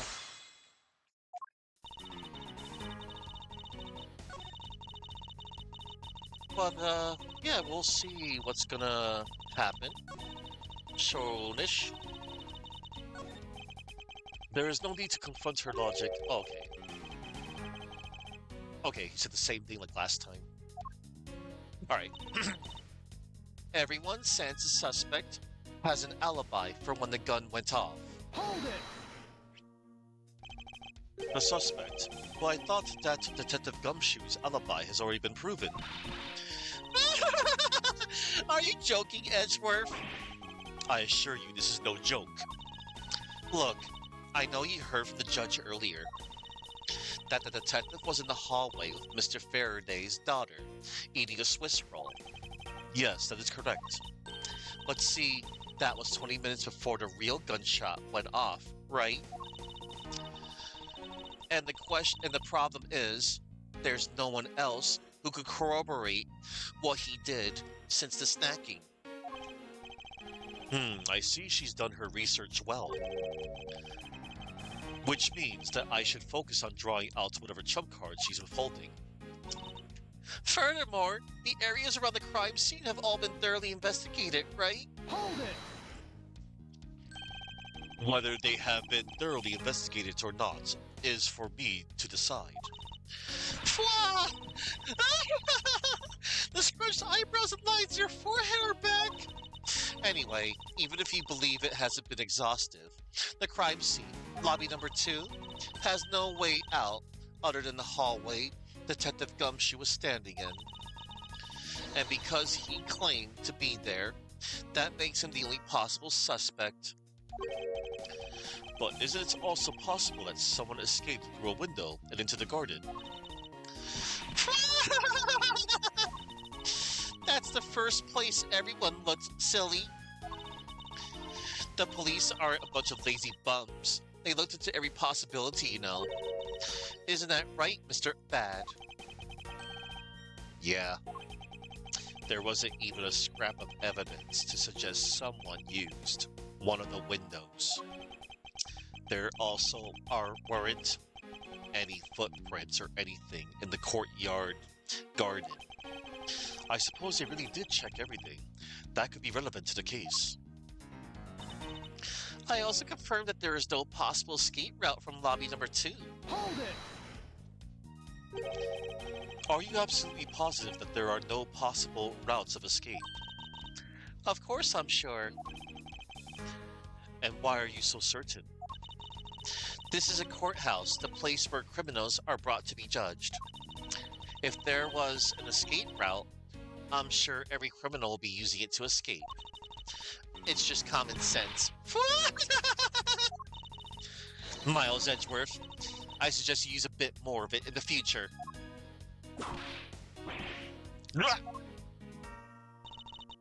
Which leaves us with one unshakable conclusion, that Detective Gumshoe is the killer. Hold it!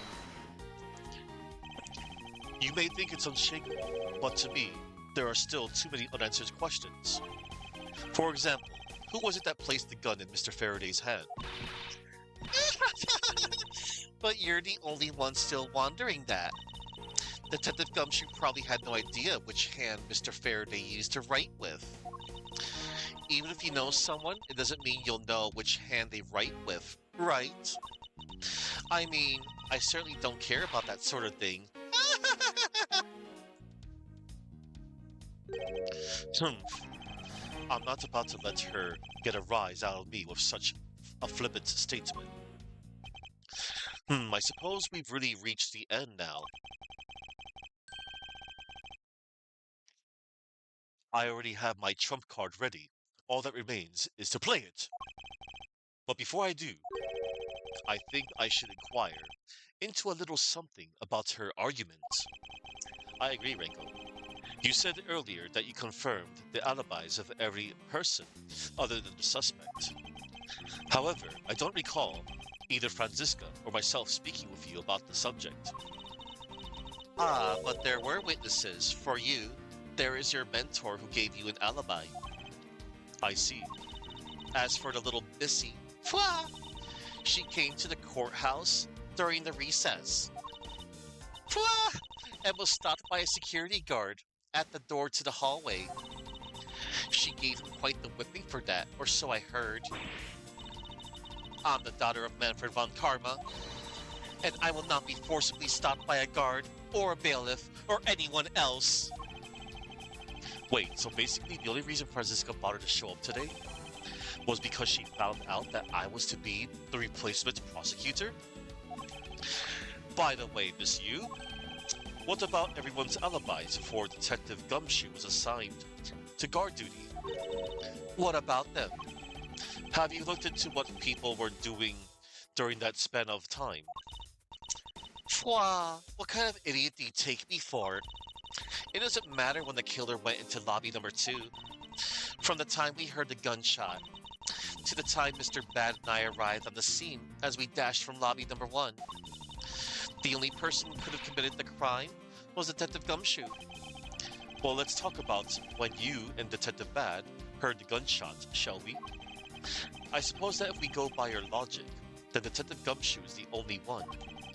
However, what if the crime had occurred at an entirely different time than when that gunshot you heard went off? When then? That gunshot was a trap meant to manipulate our perception. That gunshot was a trap meant to manipulate our perception of when the crime took place. Sadly, your explanation is very lacking, Edgeworth. The gunshot we heard in lobby number 1. Care to explain how that could have been fabricated? Why, that will be the surveillance video, little Missy. Take that! That tape? Yes, it's exactly what you think it is. This is the surveillance tape of Mr. Rell, the prosecution presented in today's trial. This was found loaded in the video player in lobby number 2. That was connected to the large television that had its volume turned all the way up. You can't also mean that the sound we heard was the gunshot in the video. Ah, but I do, which leads me to my next point. The murders occurred much earlier than when anyone heard the gunshot. That's the only thing I can think of too. After committing double homicide, the killer took the surveillance video out from Mr. Faraday's evidence bag, turned the television's volume all the way up, and left the video to play. If played from the beginning, it would take 30 minutes for the gunshot sound to come on. And since we now know that this method of time manipulation is possible, it opens up the possibility that the killer is someone other than Detective Gumshoe. Objection! Sounds from a television doesn't amount to much here. But of course, Mr. Prosecutor Edgeworth and little Miss Von Karma already knew that much from the very beginning, right? Of course we knew. Didn't we, Miles? Yes, of course. We know about the soundproof quality of this courthouse's rooms. Of course, I'm not about to admit we had no idea until only a little while ago. That's right.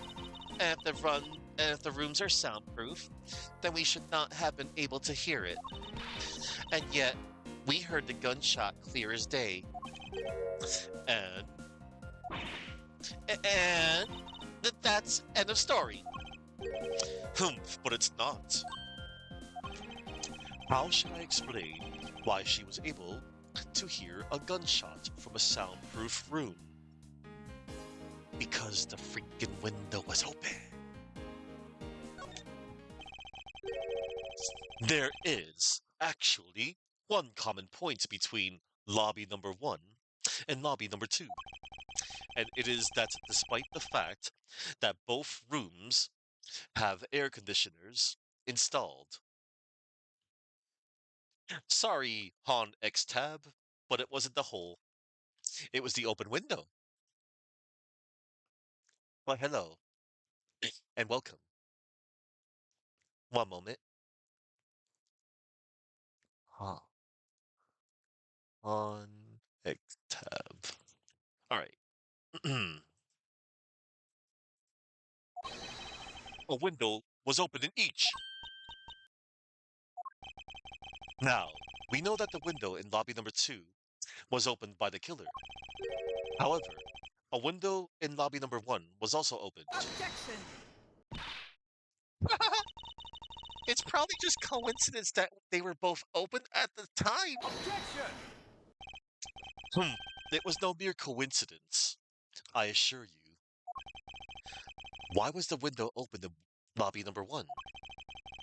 The answer is that a certain person did something to cause the window to be opened.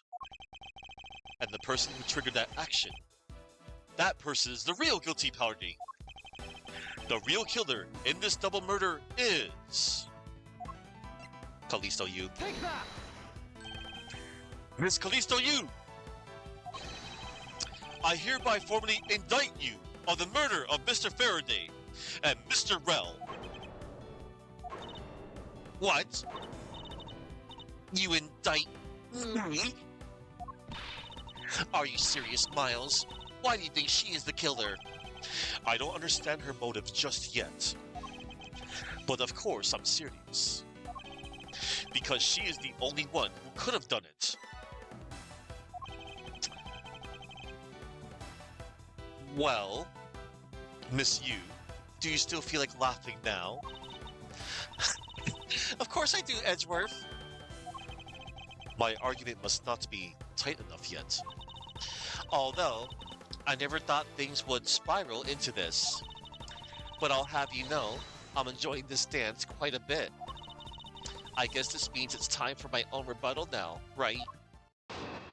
Yeah. Miss Yu's rebuttal. You argue that the window was open. However, do you have proof it was I who did that?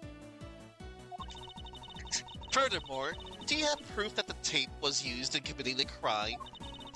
Frankly, I'm shocked at you for going around accusing people of murder like this. Especially if logic is full of holes as yours. This is where it really starts. I mustn't let my guard down for even a second, or the truth will blow away. Now is the time to put the patented Von Karma perfect proof to the test. Oh boy. Does that involve forged evidence? You argue that the window was open. However, do you have proof it was I who did that? Hold Yes. Evidence. All I need to do is have some prints analyzed and we know straight away. Be my guest. She sounds as though she has the room to maneuver, which means, even if we were able to lift prints, they'd only show that it was someone else, but why that someone else was forced to open the window? That's simple logic. Why don't I try presenting that piece of evidence? I have nothing to lose. What's wrong? The scrunched eyebrows, lines on your forehead, they're all back. More importantly, are you going to be okay not running a fingerprint analysis? Yes, I'll be fine. Oh, well, in that case, I'll just continue with my testimony, alright? Furthermore, do you have proof that the tape was used in committing the crime? Hold it! I thought I just proved that it was. Sure, you proved that the tape was there at the scene of the crime. However, that doesn't prove that it was actually used in said crime. Unfortunately for you, Miss Yu, the fact that the tape was there at the crime scene is itself very important. How so? By the very existence of that tape at the crime scene. It proves the possibility that the when of the crime could have been fabricated. And that possibility alone renders all alibis and witness reports irrelevant. Basically, it means that we will need to re-examine every person's movements again. Whether the tape was used in the crime or not, that we can re-evaluate afterwards. So in conclusion, you're admitting that you can't prove that it was at that it was at this point. Ah, interesting thoughts. Frankly, I'm shocked at you for going around accusing people of murder like that. Not like this. Hold it! Even if you're shocked, that is of no concern to me. I do things my own way. Oh, I see that you're not laughing for a change. Because I'm shocked. Again, you being shocked is no concern to me. Let us continue with the testimony. Alright, well, let me say just one thing. You shouldn't go around accusing people. Especially with logic as full of holes as yours. Hold it! Full of holes? Well, I suppose it might be. Oh, admitting to your faults now, are we? At this point in time, is what I meant to say. Should I take that to mean that you're just a sore loser? No matter how full of holes my logic may be right now, if I plug them one at a time, I will ultimately make my way to the truth. What a paradox. Take care to not fall into one of those holes before you fill it up. Miles, you remember, don't you? About why a window in lobby number 1 was open? Yes, of course I do. And that's how I'll attack. I'll present the reason why the window had to be open. And it's the first statement right here. And you got that right. You argued that the window was open. However, do you have proof it was I who did it? Yes.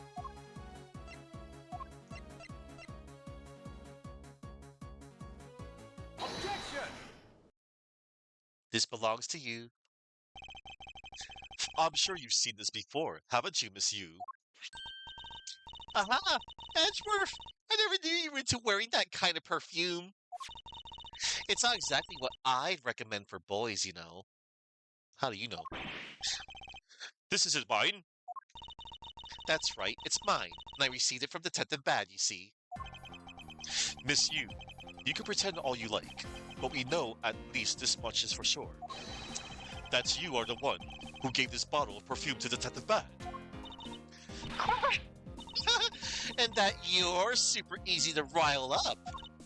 So, what about the perfume?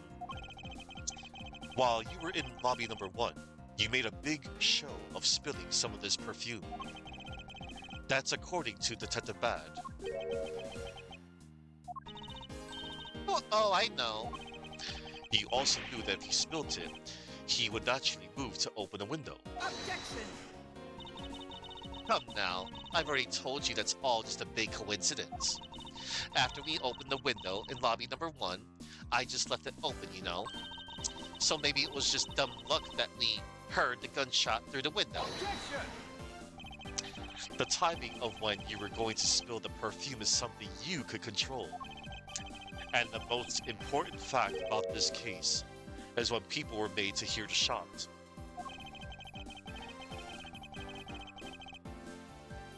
Furthermore, it would have been pointless if you didn't have an alibi for yourself at the time. You mean? Miss Yu, you were the one who killed Detective Bad into lobby... Miss Yu, you were the one who called Detective Bad into lobby number 1. When you saw him bring Detective Gumshoe into the hallway. Is that correct? All of today's premeditated events could only have been thought up by you, Miss You.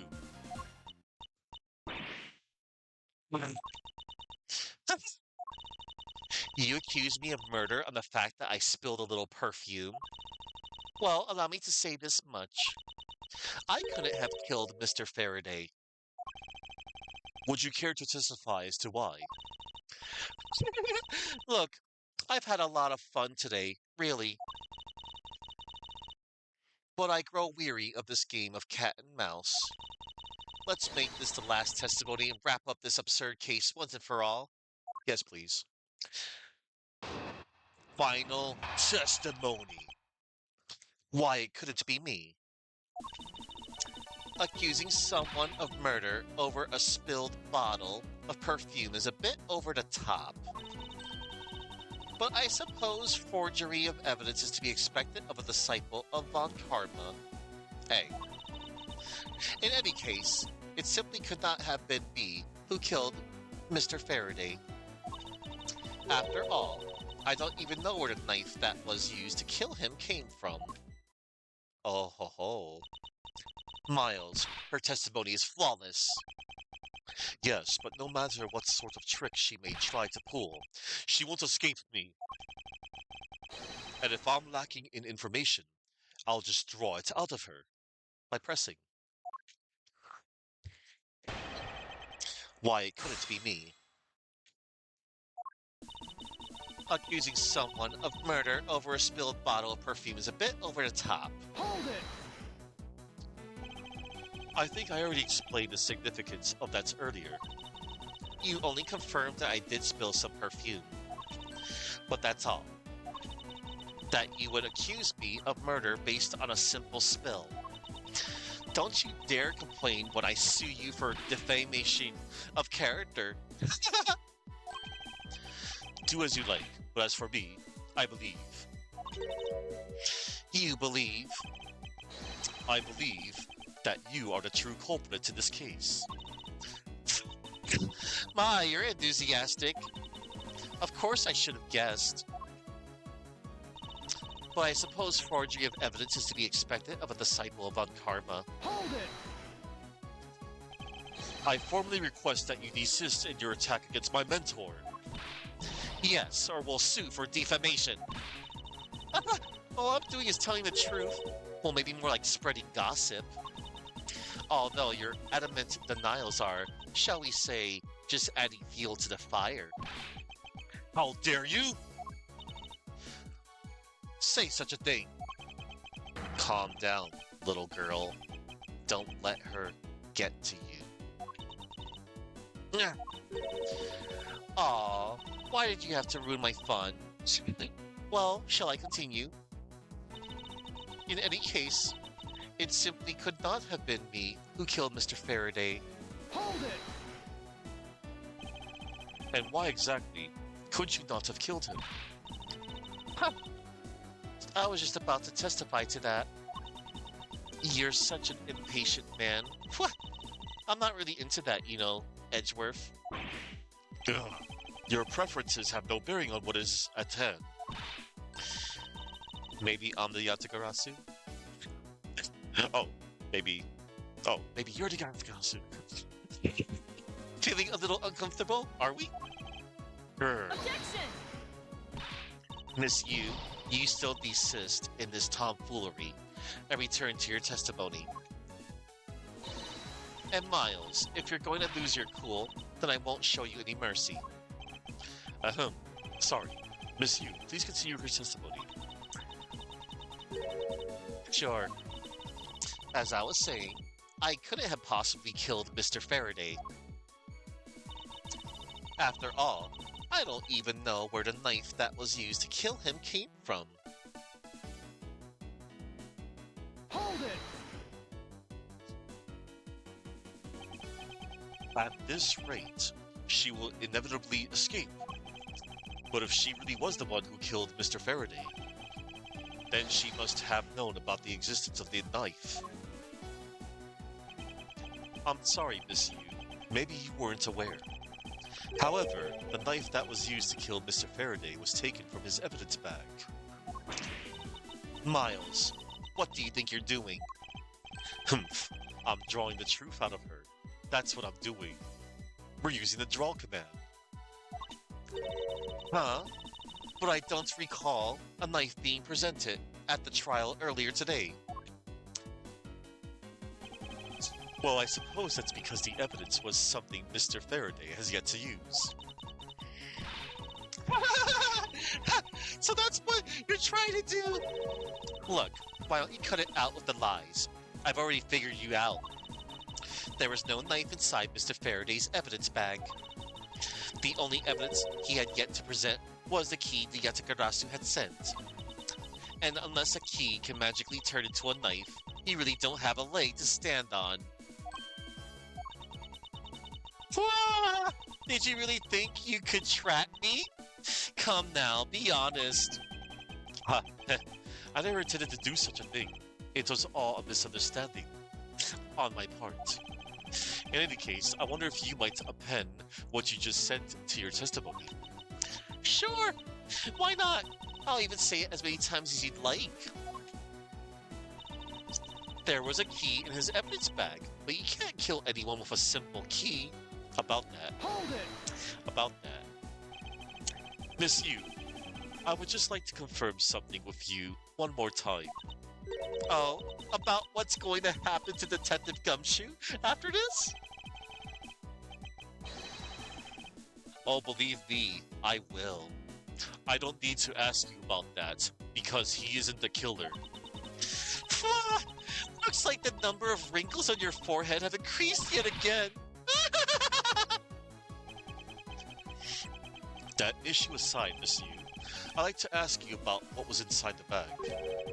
You are sure it was the Yatakarasu's key, correct? Yes, I'm sure. Which is why I'm completely baffled as to where that knife could have come from. I think I've just spotted the road to a perfect victory. Finally, it would appear that you have revealed your true identity, Miss Yu. Miles, her final statement. Yes, I know. All I have to do now is to present the evidence. But what is this ominous feeling that I can't shake? Ominous feeling, huh? And I like that the game does hint, on this statement. One moment, everybody. Alright.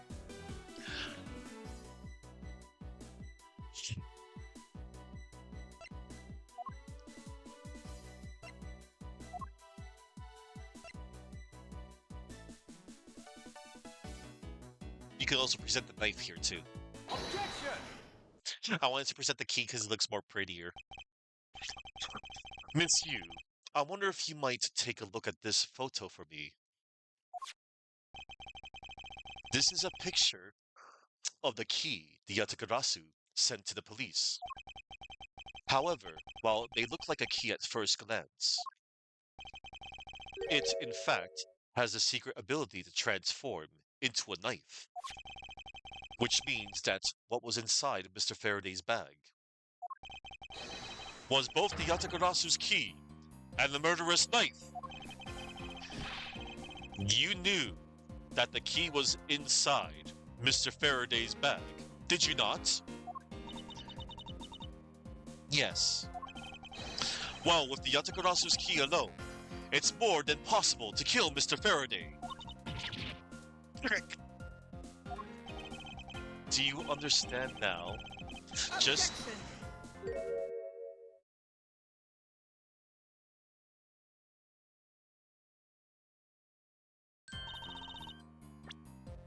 Do you understand now, just knowing of the existence of the Yatakarasu's key? I still haven't had a good look at it. Showing it to me from that far away, you could be lying for all I know. You would, even though still feign ignorance? Feigning anything? But we can't have you accusing me of a crime of false evidence, now can we? I mean, Mr. Von Karma, I've heard some very interesting rumors about him. Satan. Er, are you mocking my papa? Don't you dare sully the good name of my mentor. If they only knew. Now take a good look. This piece of evidence is more than real. Wow! Who knew there was such a trick to this thing? Are you satisfied now? Satan, are you satisfied now? But of course, you knew from the very beginning, didn't you? You knew that the knife and the Yatsugarazu's key are one and the same. Otherwise, someone like you, who isn't a member of law enforcement, and who would never have been privy to this trick, would have never known about it to begin with. Furthermore, the something that the Yatakarasu sent to the police. How did you have knowledge as to what it was? Actually, I heard it from Mr. Faraday. Just before he dragged Mr. Rel off, he told me. Oh, that's right, I almost forgot. He also told me about the key turning into a knife at that time. But he didn't tell me about how the key actually transforms. Objection! What are you saying is simply not possible? Oh, and why not? Because Mr. Faraday himself didn't know about the hidden knife within the key. For within these pages, he mentions nothing about a knife. Objection! I'm not sure he would have written everything in his organizer, you know. Wouldn't something of this important be better left to oral communication? Objection! Unfortunately, that is also impossible. Because Detective Bad didn't know about the knife aspect either. What would have been highly classified information, even within the police force, and is something that even the lead detective on the case didn't know. Why would Mr. Faraday have felt the need to share such information with the opposition? Yeah, I guess he wouldn't have much of a reason to. Looks like I gave a pretty lame excuse, huh? How can you laugh at a time like this? She probably just realized a flaw in her logic and is actually in panic over it. But that's not something we need to concern ourselves with. I suppose you're right. Miss Yu, I'd like to state that I also know how you know the real nature of the knife. Do you now? Well, why don't you put your money where your mouth is and show me? Oh, I will. And I'll wipe that smile off your face by the time we're through. This is it. The moment of truth. The secret behind the Yatagarasu's key. Only one person would have had knowledge of it from the get-go. Who would know from the start that the Yatagarasu's key could change into a knife? Not Satan. Not Dead Man, because, well, he's dead.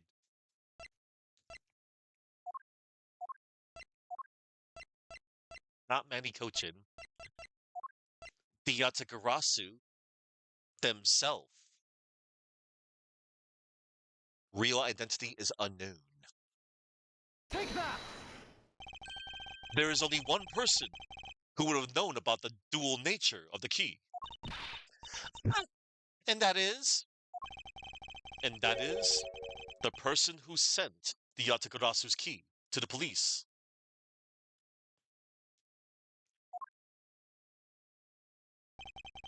That is to say, the Yatagarasu herself.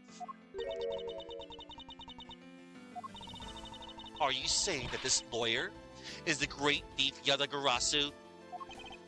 Miss Yu, you used Mr. Rel to lure Mr. Faraday into a trap, didn't you? You, who professed to bear a grudge against criminals. Why? Why do something like this?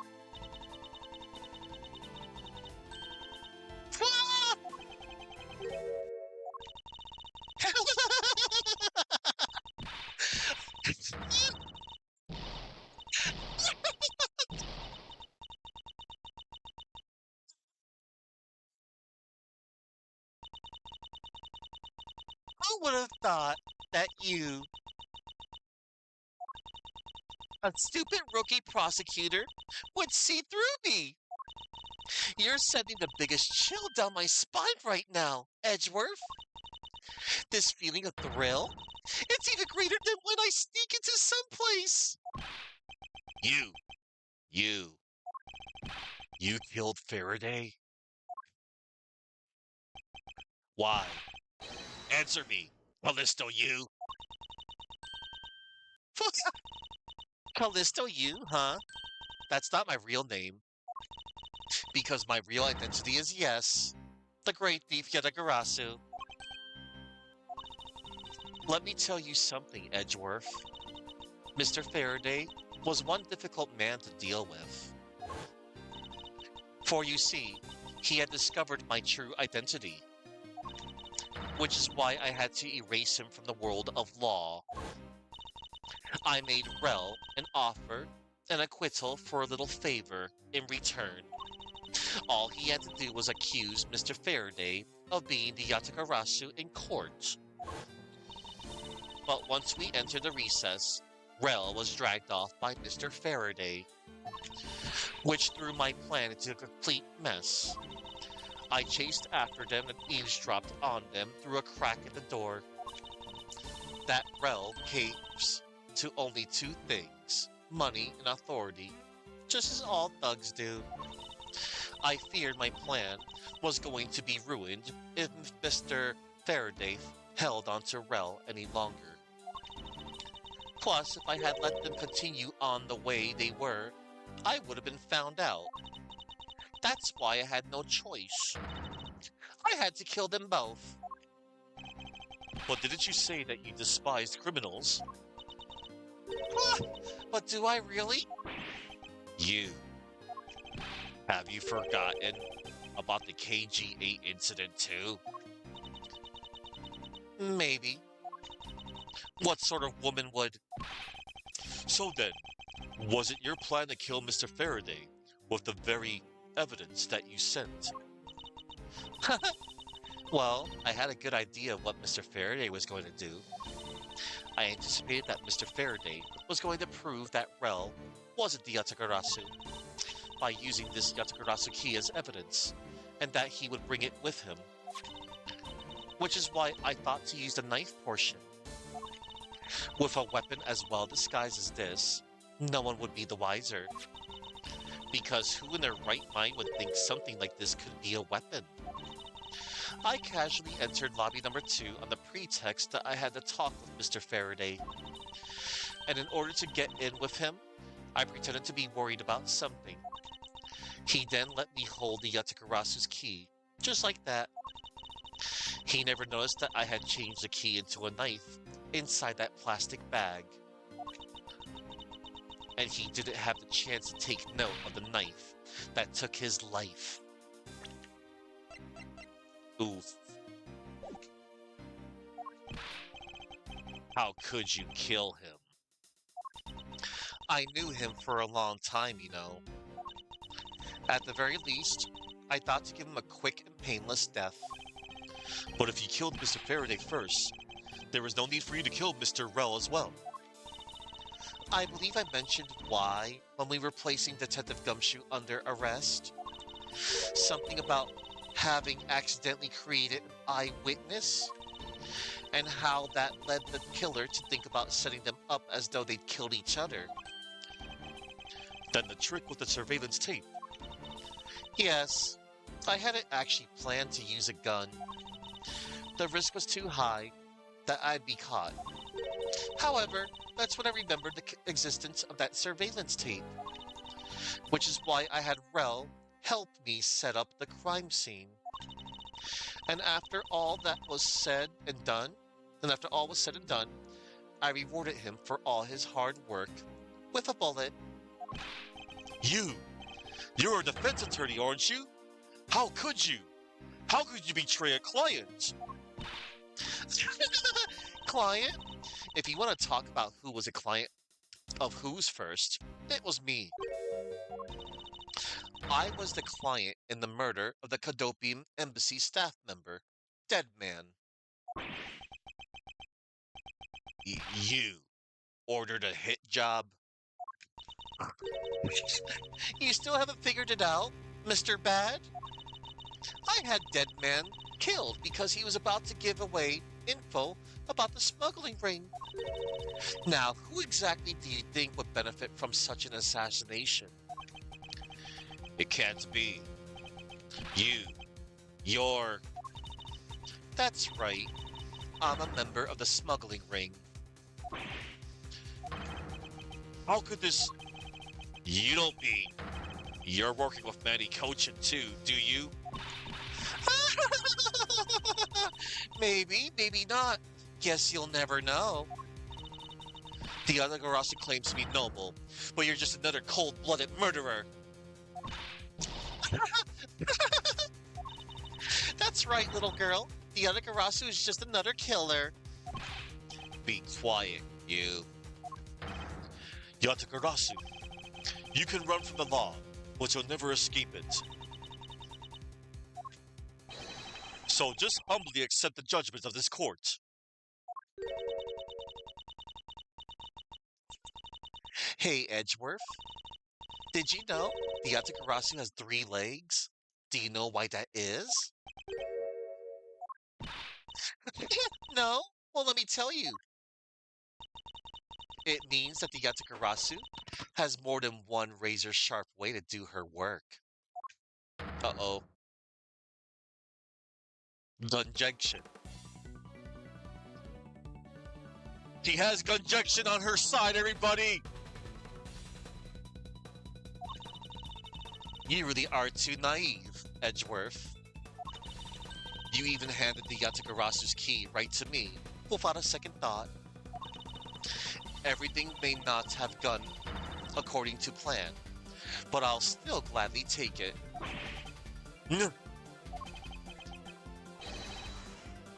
But enough bullets. For herself.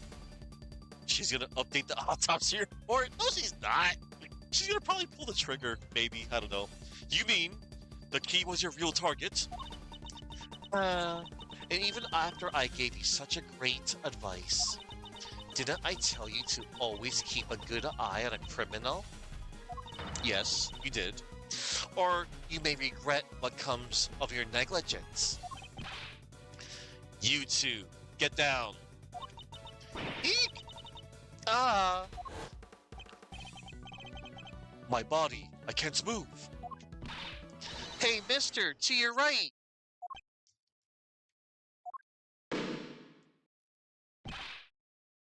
You. Oh, she's making a run. She dipped. Get her. Are you all right, Francisca? I'm perfectly fine, Miles. Hey, Francisca. I'm sorry to say this, but in the future, you're gonna get shot in the shoulder soon, just like your father. Teehee, teehee, teehee. Her voice is shaking, but it looks like she's unharmed. Where did Kay go? That's a gunshot.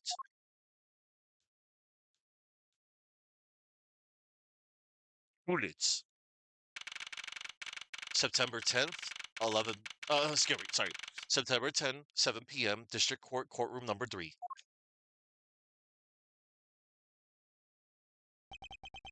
Sorry, but it looks like she got away. Damn it. I called the precinct. They should have a perimeter set up soon.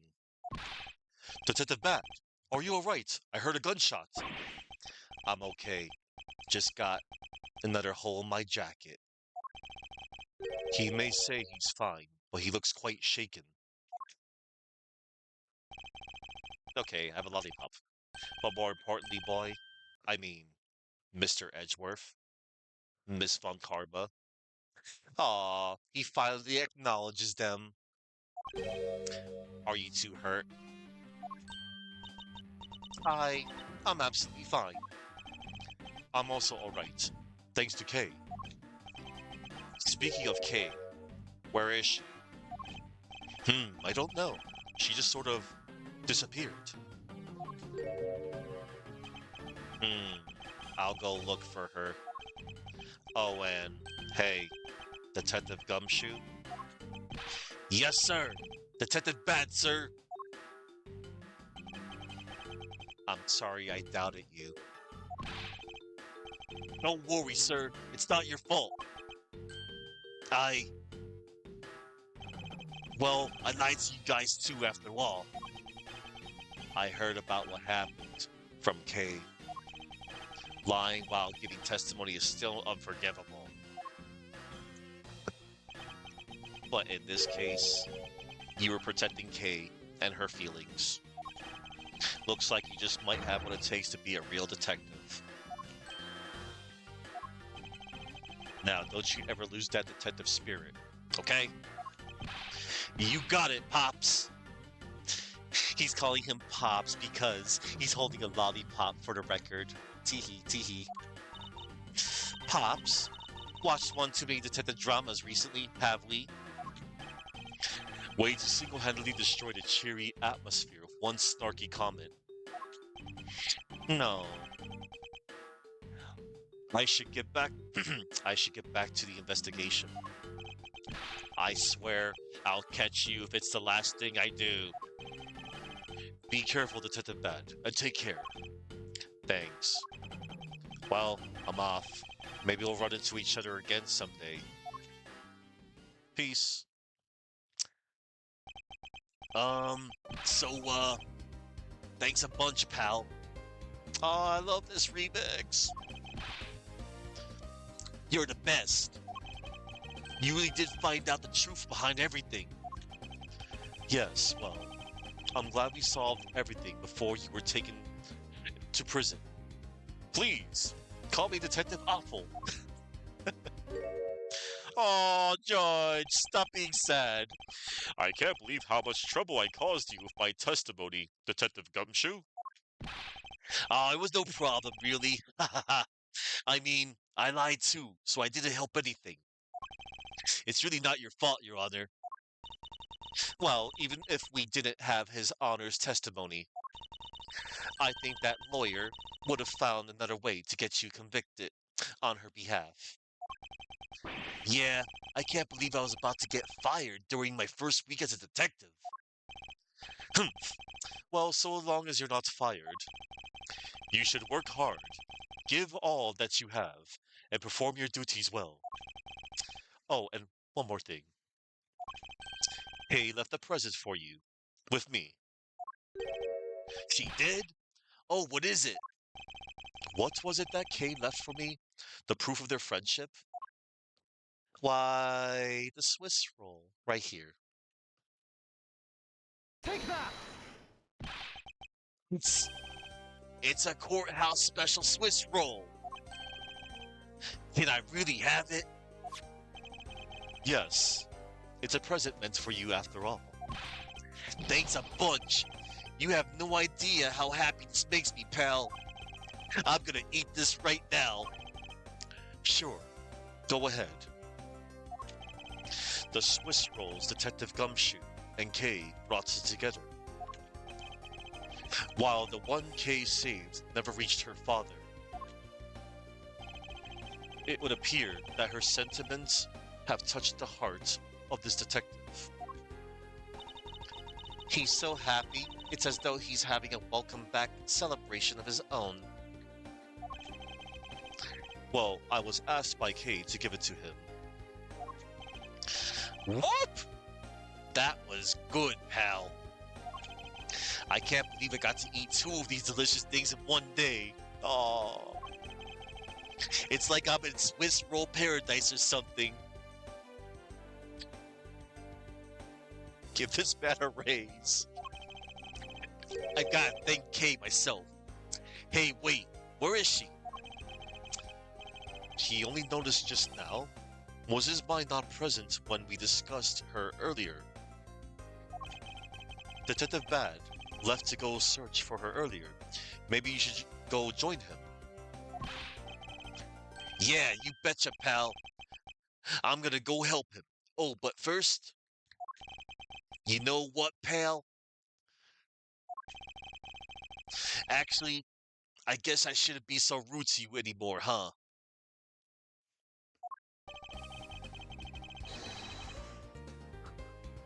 A beautiful friendship. I'm gonna stick right by your side from now on, Mr. Edgeworth, sir.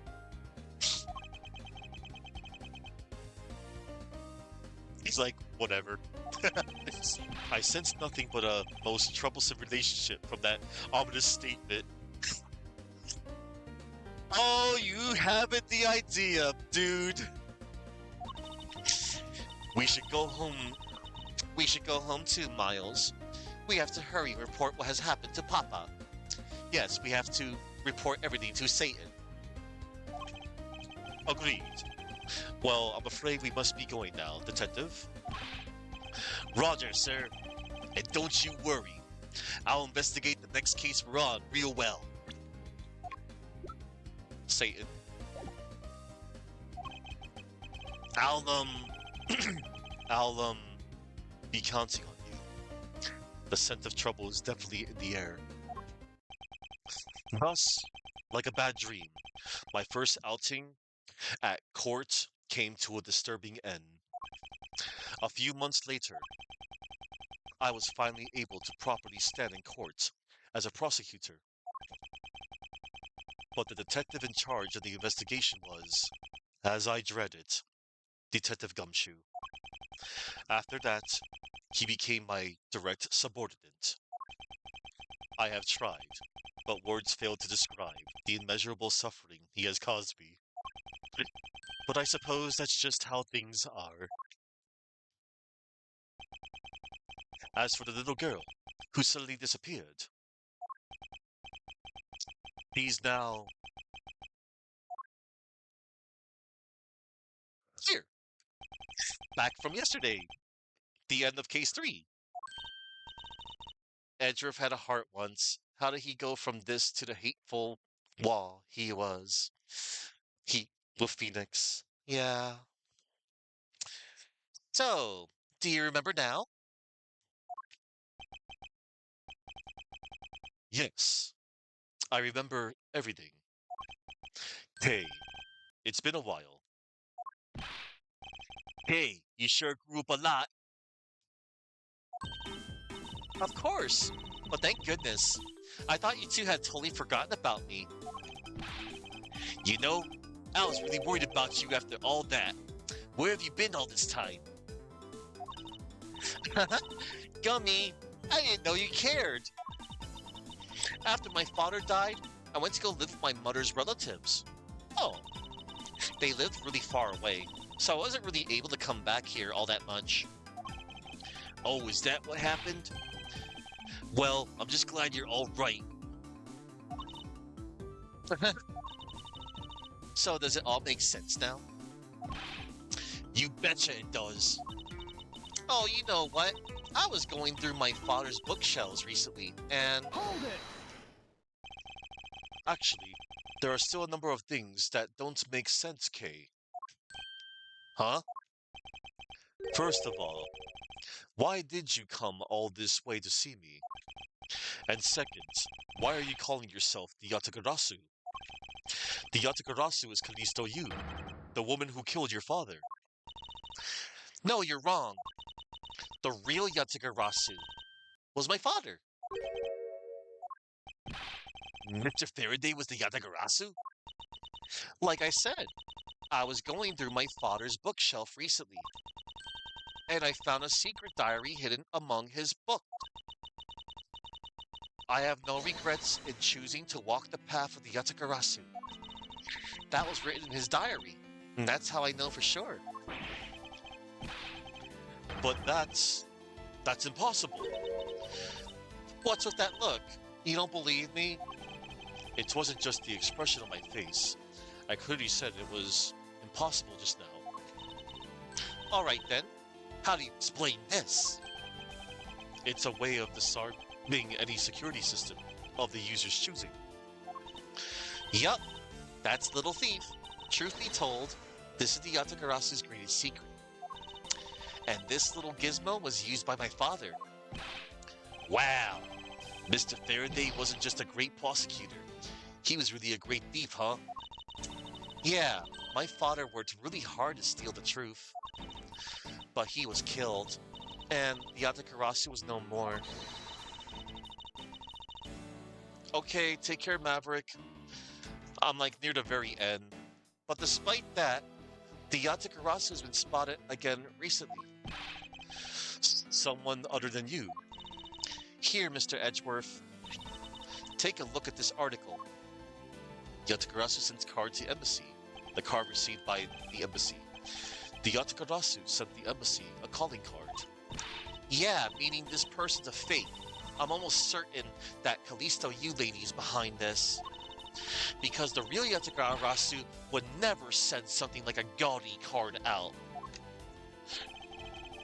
But the Yatakarasu did send a white card along with anything to be publicized. That's what Detective Bad told me 7 years ago, if memory serves. Well, as soon as I heard the news, I got all wound up, and I knew I couldn't just let it go. So I searched you out, so that I could obtain the truth behind the Yatakarasu. Because if anyone can help me find it, I figured it's you, Mr. Edgeworth. So you're saying that I have your father's and Miss Yu's identities backwards? Yes, because the real Yatakarasu is noble to the end. And I want to revive the real noble Yatakarasu. If I don't, my father will never be able to rest in peace. Kay, Jay, you're so honorable.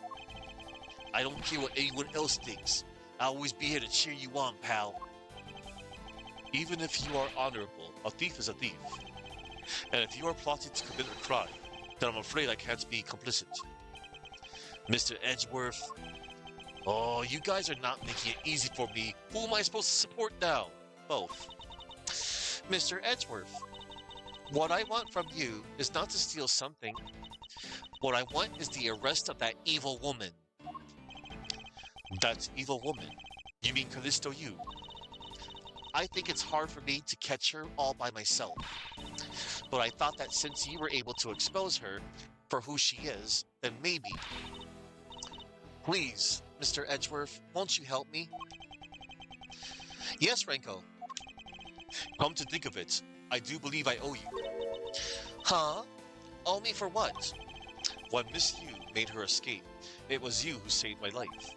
Furthermore, you helped me with the investigation today.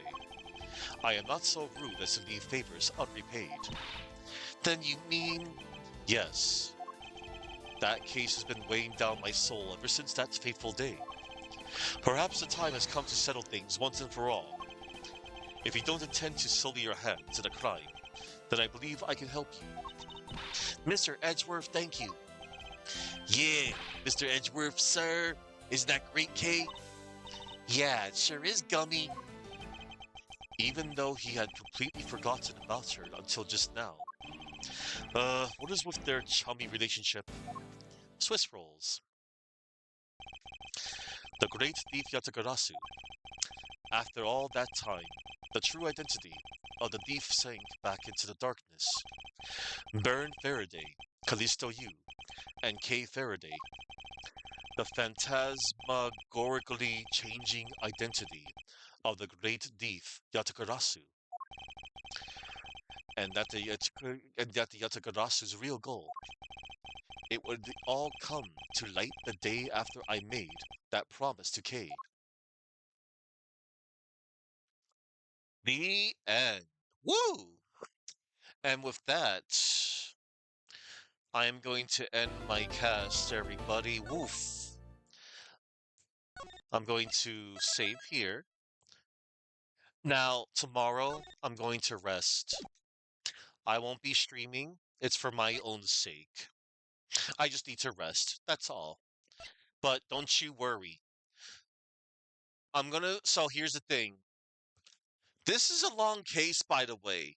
This case right here, case 5, I'm going to have to separate this in 2 days.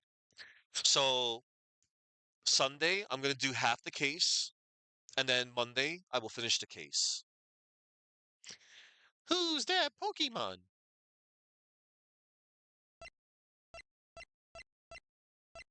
It's okay if he did. Hey, listen, I don't mind if anybody goes anywhere if they want to go to watch a particular person. It's all good. Now, before I go, we're also going to be rating out to him, by the way.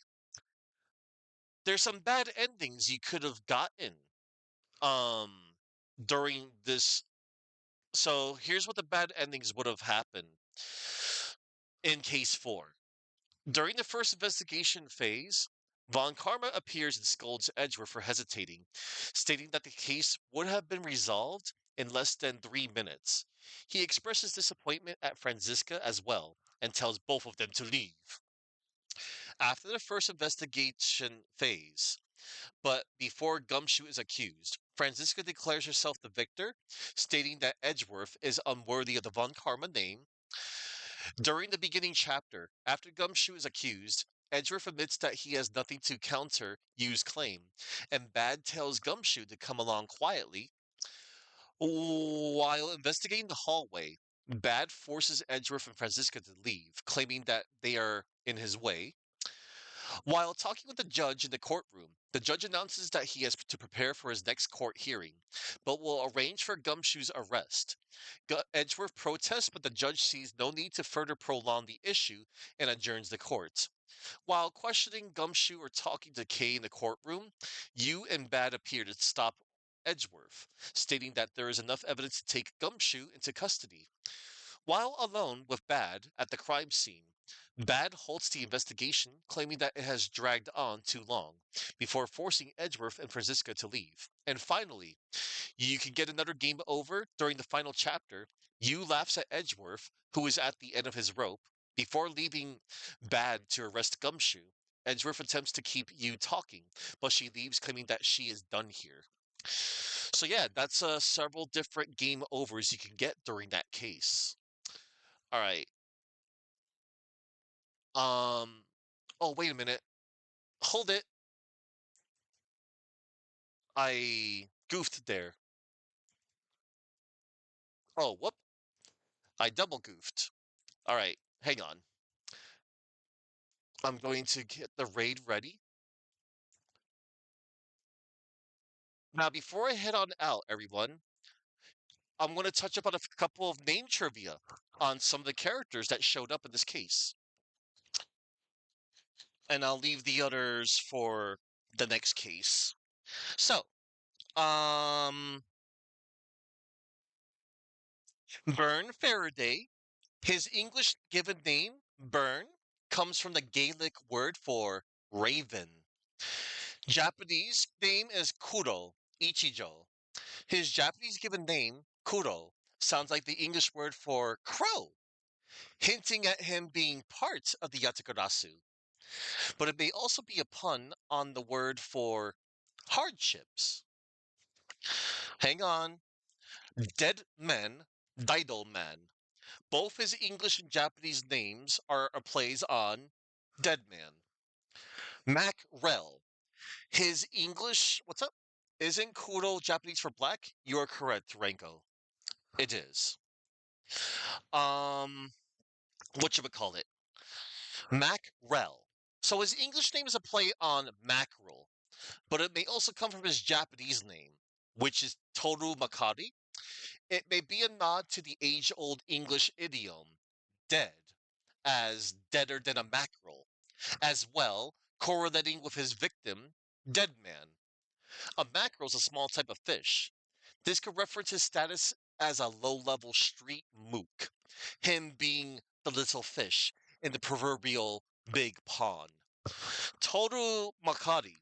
His full name comes from Makari Toru, which means to let slide, or to get away with in Japanese.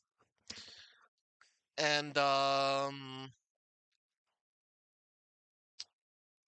Yeah, that's about it. Okay. All right, everybody. We're gonna raid on into Zophar 1. Excuse me. Let me rephrase that. We're gonna raid on out to the Zophar, the one behind the number one. And he is surprisingly continuing Mega Man X4. Wow. Cause man, he really hinted at how much he really liked it yesterday. And yes, it is indeed time for a raidy raid. Now, before I head on out, everybody, I'll be back on Sunday. I'm going to be resting tomorrow. Um, I have to thank everybody. I always thank everybody that shows up. Now, I would like to thank the following in order of appearance. Oh wait, there's one more thing I forgot to do, and that was, hang on, let me shout out Grotto. Thank you, Grotto. Yeah, Grotto, skim my VOD if you want. The interaction with the judge was just great. And oh, wait a minute. Hang on. My copy and paste, it broke. Anyway, hang on. You're gonna go soon. My other cat, Tuxedo Mask, he wants to leave. I would like to thank the following. I would like to thank Master Remastered, Famous Adventure, Gargoyle, Chuckman, Ranko Sal, The Action Dan, Tamario, Mom's Secret Recipe, Saki, Maverick, Zophar, who we're about to raid, Han X Tab, and the Grotto. All right, I'm going to get the raid ready. I should have gotten it ready for a while ago. And we should go out to this wonderful track. Thank you all for watching. And remember to go in peace. And I'll see you this Sunday, everybody. But it's going to take me a few more days to complete the game. Because, yeah, I'm not kidding when I say the last case is a long one. The culprit doesn't even know when to quit. Yeah, if you know, you know. For anybody else that, played this. But yeah, I'm just letting y'all know. Oh, Boosh. Want to say goodbye to everybody? Boosh is sort of saying goodbye, not really. He just wants me to pet him. So pet him I shall.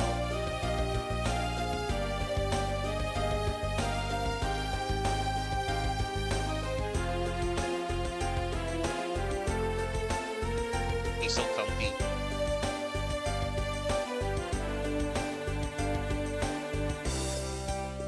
Yeah.